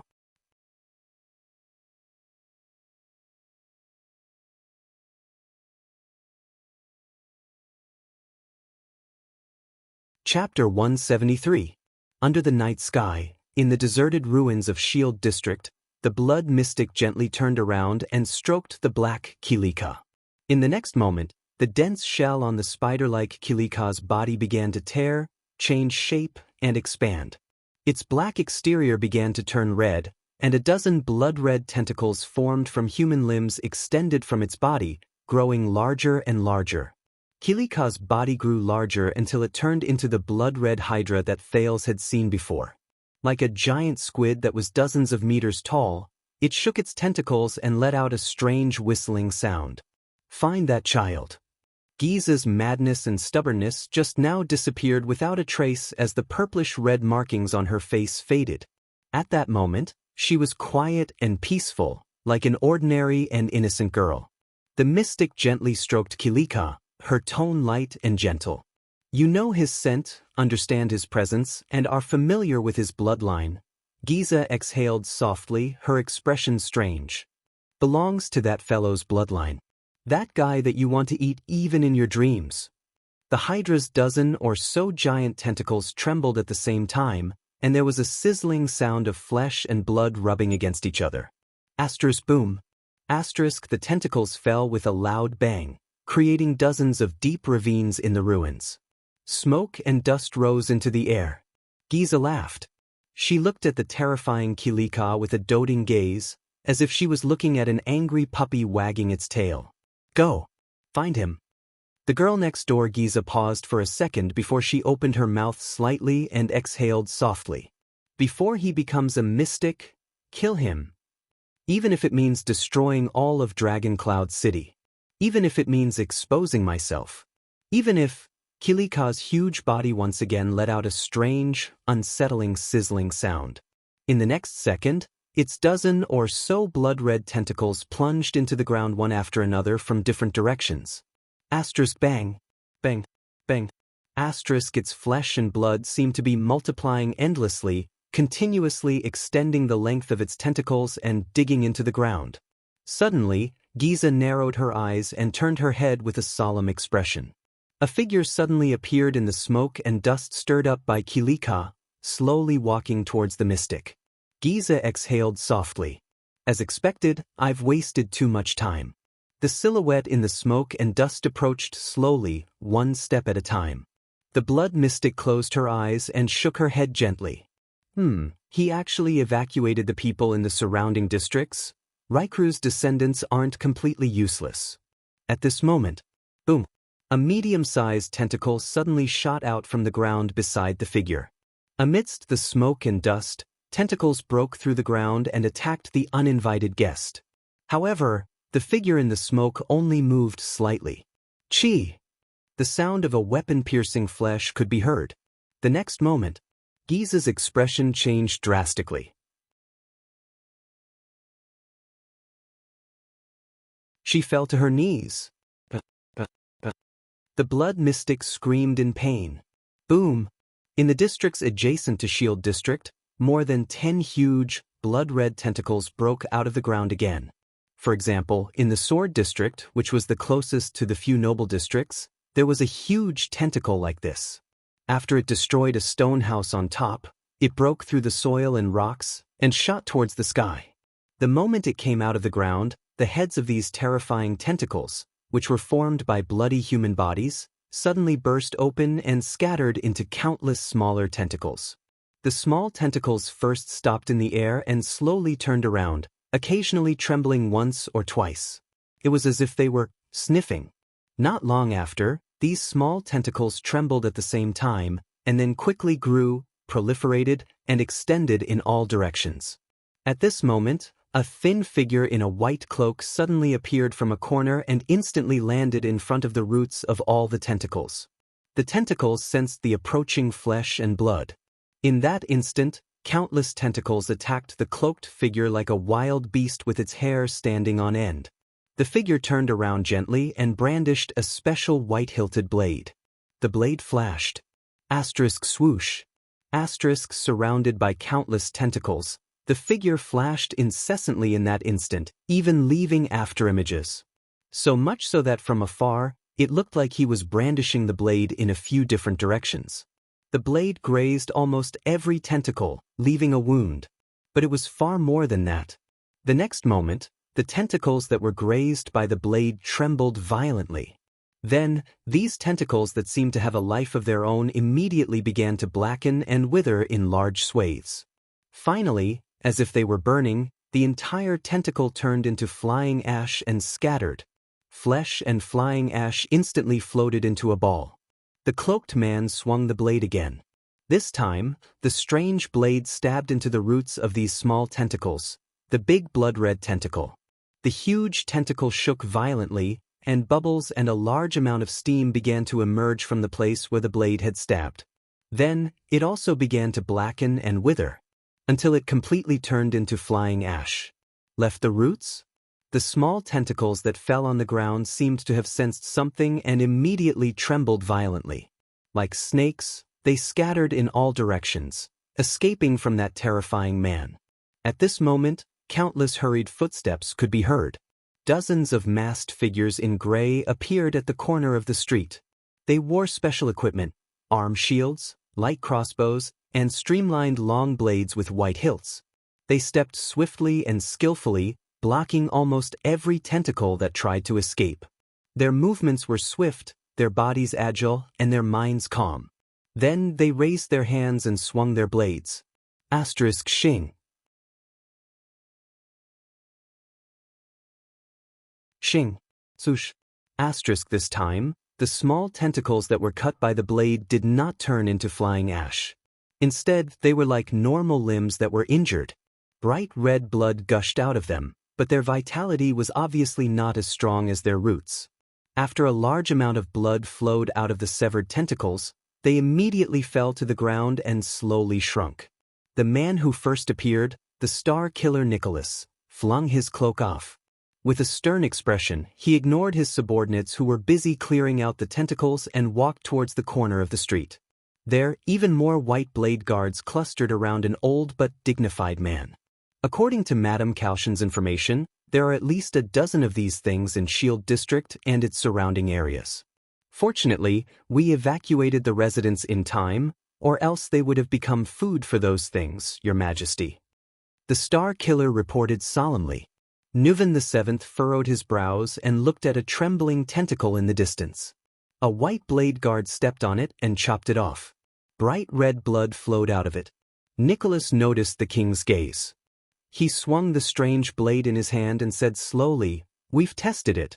Normal anti-mystic equipment can only ensure that they can maintain their basic mobility under the siege of these things.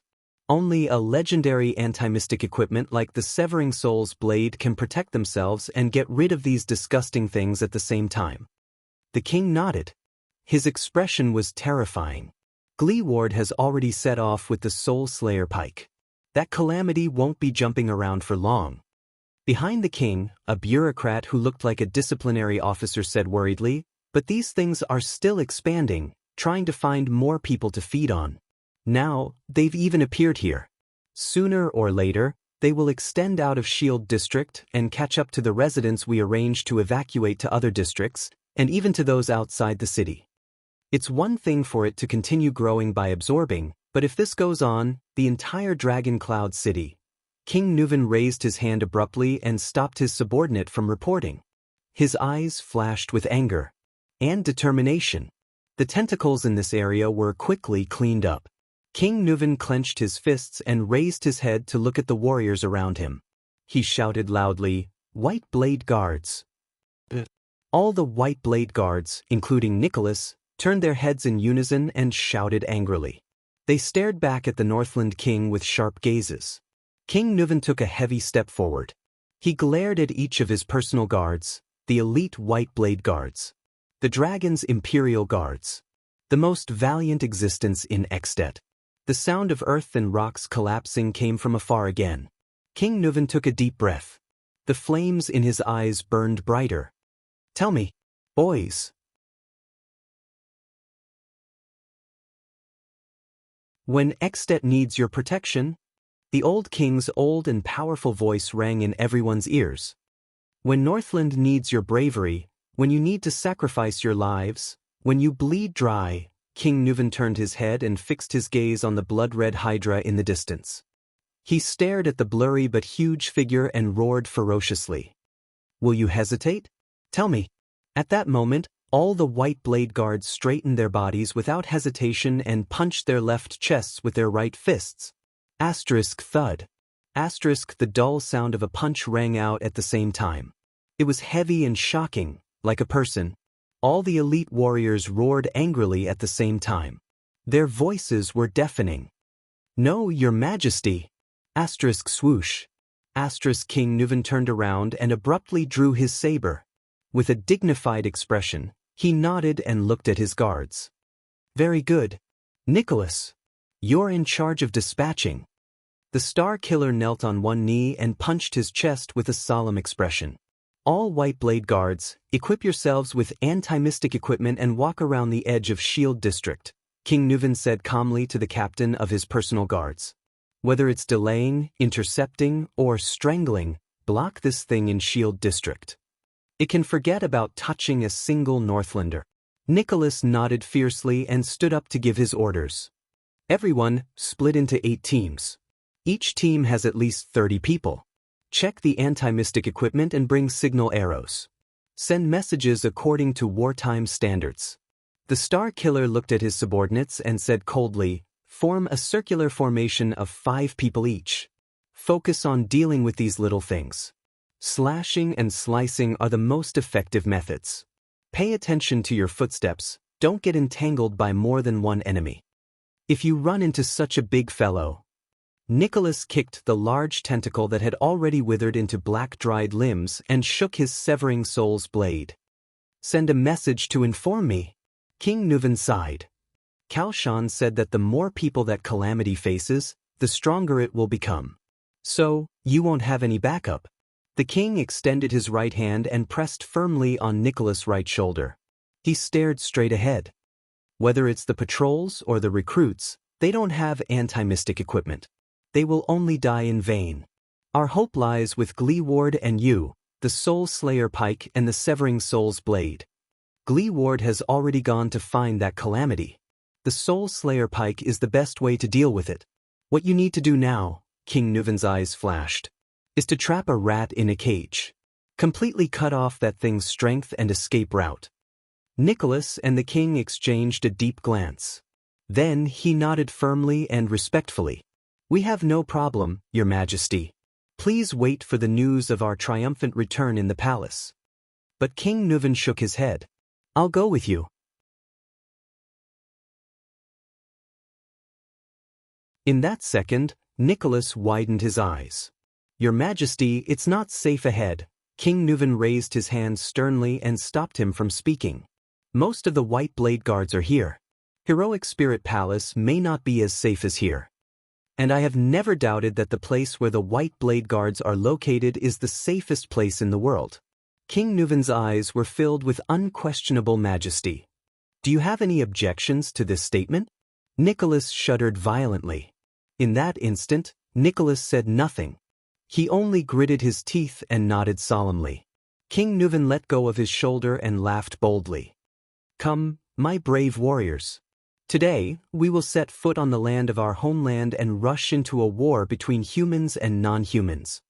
The old king raised his head and looked at the cliff of the sky, at the valiant statue holding a spear. "Today, we will follow in Raiku's footsteps. To hunt the legendary Calamity." The White Blade Guard's expressions became solemn. Nicholas' pupils gradually narrowed. He slowly tightened his grip on the weapon in his hand. Nuven VII turned to the Hydra in the distance. He took a deep breath and slowly exhaled. "Take out those crazy criminals who have committed heinous blood debts in Northland 600 years ago and now. Take out those unreasonable freaks who have caused endless disasters for thousands of years. Take out those evil beings who take pleasure in killing and bloodshed. Take out those scum who see us as ants. King Nuvan clenched his fists. His gaze was fierce. Destroy them all. Giza suddenly collapsed to the ground. Her originally rosy and healthy face suddenly turned gray and shriveled. Moreover, this gloomy color continued to intensify on her face. Behind Giza, the Hydra Kilika sensed its master's condition and trembled madly. Following Kilika's movement, a few tentacles appeared around the figure again and attacked the uninvited guest. Asterisk swoosh. Asterisk asterisk rip. Asterisk two sharp sounds of flesh being pierced came from the smoke. Kilika, that's? Giza screamed in pain. Her entire body trembled and her face became increasingly gray, as if she was enduring torture. Kilika suddenly writhed like a madman. Asterisk crack. Asterisk the ground between the mystic and the figure cracked open. A huge blood-red tentacle extended from Kilika's body, twisting madly as it struggled to break free from the ground. It trembled continuously, as if it was experiencing the most terrifying torture. The bright red tentacle formed by severed limbs started to blacken and wither at an extreme speed, starting from the figure in the smoke. Like a fine cloth dyed with ink, the blackening and withering of the tentacle spread all the way to its roots. It extended to Kilika. And Giza. The blood mystic raised her black and withered face, gritted her teeth, and roared, "Don't even think about it."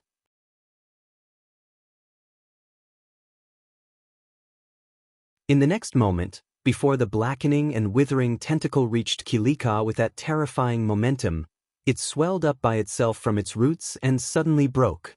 Asterisk bang. Asterisk a large amount of blood burst out. At that moment, Giza Streelman cut a sorry figure and looked nervous. Like a gecko with its tail cut off, struggling to survive. If she was a moment late, she would be doomed eternally. The blackening and withering spread to the point where it broke off. Finally, it could not continue, and the huge tentacle was completely turned into a withered branch. Only Giza's panting could be heard in the air as she lay on the ground. Her face finally began to regain its rosy color. The mystic raised her head, gritted her teeth, and stared straight ahead. She stared at the figure walking towards her from the smoke. The figure in the smoke approached her slowly. What followed was an unpleasant sound of friction. Asterisk crash. Asterisk Giza stood up from the ground and frowned slightly. The figure was tall, but his pace was strange. With every step, his right leg would drag. It was like a cripple. Asterisk crash. Asterisk the unpleasant sound continued. It sounded like exquisite tools rubbing against a rough rock surface. Finally, a rough voice came from the smoke. Shield District is a sad place. The smoke and dust gradually dispersed, revealing a strong and capable man. Under the Northlander's forthrightness, generosity, optimism, and positivity, it hides the darkest and most obscure colors of Dragon Cloud City. Asterisk crash. Asterisk the noise continued. The crippled man was about 30 or 40 years old. The contours of his face were flat, but his nose was high. The stubble on his chin made him look rather boorish. Some people were born in this unfortunate place. Their parents only left them poverty and hardship, and they learned only tenacity and tenacity. The man limped forward, his tone filled with grief. Asterisk crash. Asterisk Giza's frown deepened. She found the source of the noise. The man was dragging a 2-meter-long metal spear behind him. The pitch-black spearhead was dragged on the ground, making an unpleasant sound of friction. The blood mystic's eyes were fixed on the spear. Her eyes were filled with a strange light. Some people came here for the sake of standing out. They used the most precious moment to exchange for the most unpredictable future, to preserve something memorable for themselves, for their families, and for their descendants. The cripple dragged the heavy spear with his right hand. As he turned, the left side of his face was revealed. Giza saw his most obvious feature clearly. The man did not have a left ear. There was only a round hole where his ear should have been. It was as if it had been cut off at the base. But no matter who it was, they were forced to seek shelter in this broken place known as Shield District. It doesn't even have a complete thick wall to shield them from the wind and snow.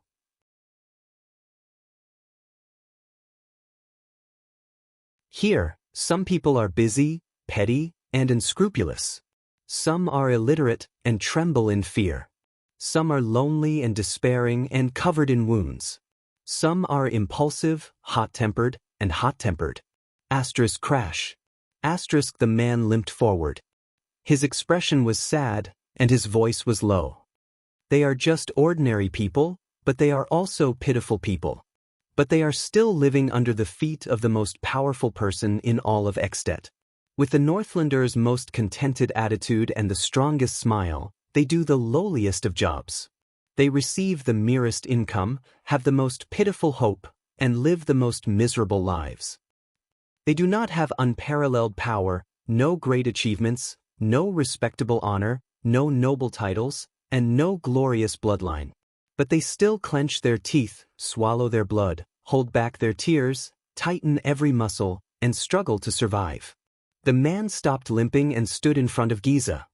He turned his head and glanced at a ruin. There, a child's severed hand lay quietly. The man turned his head abruptly. This time, his eyes stared straight at the mystic without wavering. His eyes were filled with indifference, loneliness, disappointment, pain, hatred, and dead silence. "This is Shield District, a filthy place where even the snow is black," the cripple said flatly. "In the great Extet, in the majestic heroic spirit palace, under the dazzling glory of Northland." The man's gaze swept across the ruins around him, and there was a hint of pain in his eyes. "We struggle bitterly, struggling at death's door. We are more like Northlanders than the strongest Northlander." The crippled man with only one ear had a cold expression. He raised the spear in his hand and looked at Giza. "But you, even this tragic and unfortunate chance, this chance to grit our teeth and fight for hope, had to be taken from our hands, which were empty to begin with. Stripped of everything. We are in your eyes." The man closed his eyes gently. He tightened his grip on the spear in his hand. His words were filled with pain. "Like worms, you can trample and knead us as you please. Is that so? Calamity?" The blood mystic exhaled deeply. Her gaze was extremely solemn. She did not answer the man. It was as if she did not want to waste time. She only fixed her gaze on the spear. A few seconds later, Giza finally spoke slowly. 600 years later, the controller of the Soul Slayer Pike. Giza pacified Kilika behind her while panting. She said flatly, "So it's you, a cripple?" The man snorted. The blood mystic raised her head and looked at the cliff of the sky. She glanced at the heroic statue of the human hero, Rikru Extet, and then looked down at the lame, one-eared man. She frowned. It was as if he was making a comparison. A moment later, Giza heaved a long sigh. "Isn't that too far off?" The man stared at her without saying a word.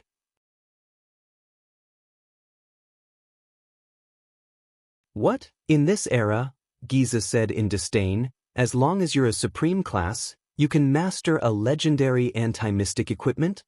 Phew. The one-eared man spun his hands. His spear whistled through the air, and the pitch-black spearhead was pointed straight at Giza. The spearhead vibrated slightly. Buzz. It was as if the spear had a life of its own. Drew Gleeward, an ordinary heavy swordsman in Dragon Cloud City, conscripted, he said in a low voice. "By the way," the lame man named Gleeward said coldly with the Soul Slayer pike in his hand, "the entire Shield District, I'll cover it." Giza's expression turned cold. She gritted her teeth, but she did not show a smile, which was a rare sight. "Then you'll have to thank me." She looked around at the ruins on the streets around them and shook her head. "You're home. It's so clean." Gleeward was not angered by her words. The man only dragged his lame leg and took a light step forward. "I was just greeting you just now. You should also know the origins of this weapon, right?" Gleeward tapped the ferocious-looking spear in his hand and said quietly, "When I received it 10 years ago, Merc almost nagged me until my other ear fell off." The man's gaze became pure. "The Soul Slayer Pike, King Rikru's great weapon. All life in this world, from great dragons to ants, demons to flowers and plants. Once pierced by this pike, Gleeward stared at the tip of the pike, his eyes sparkling. All life in one's body will be drained. At that moment, the one-eared, lame man's aura began to change. It was as if he had arrived at the most horrifying battlefield. All life, every part of your body. Giza did not speak. The touch of death, Gleeward raised his head and emphasized coldly, only requires a light touch. The girl, who had always smiled gently, now stared at the pike without any emotion. Her gaze did not shift for a long time. It was as if she was recalling something. This is the unparalleled ability of the legendary anti-mystic equipment, the Soul Slayer Pike. The heavily injured heavy swordsman said through gritted teeth. Extermination. This is a legendary anti-mystic equipment forged especially for you, a guy who can't be sealed normally. Gleeward exhaled gently at the pike. Blood calamity. Enemy of life. In the next moment, a cold glare shone in Gleeward's eyes. Asterisk boom. Asterisk his uninjured left leg stomped on the ground with a loud bang. His strong but injured body shot up in a shocking manner. He charged towards Giza, who had an unpleasant expression on her face.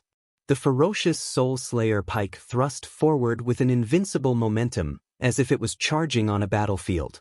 Asterisk buzz. Asterisk in the air, the pitch-black pike released a joyful vibration. It was as if it was longing for something. You're tuning in to the Wang Lin's Journey YouTube channel. Don't forget to subscribe and join us on this journey to catch the most captivating stories.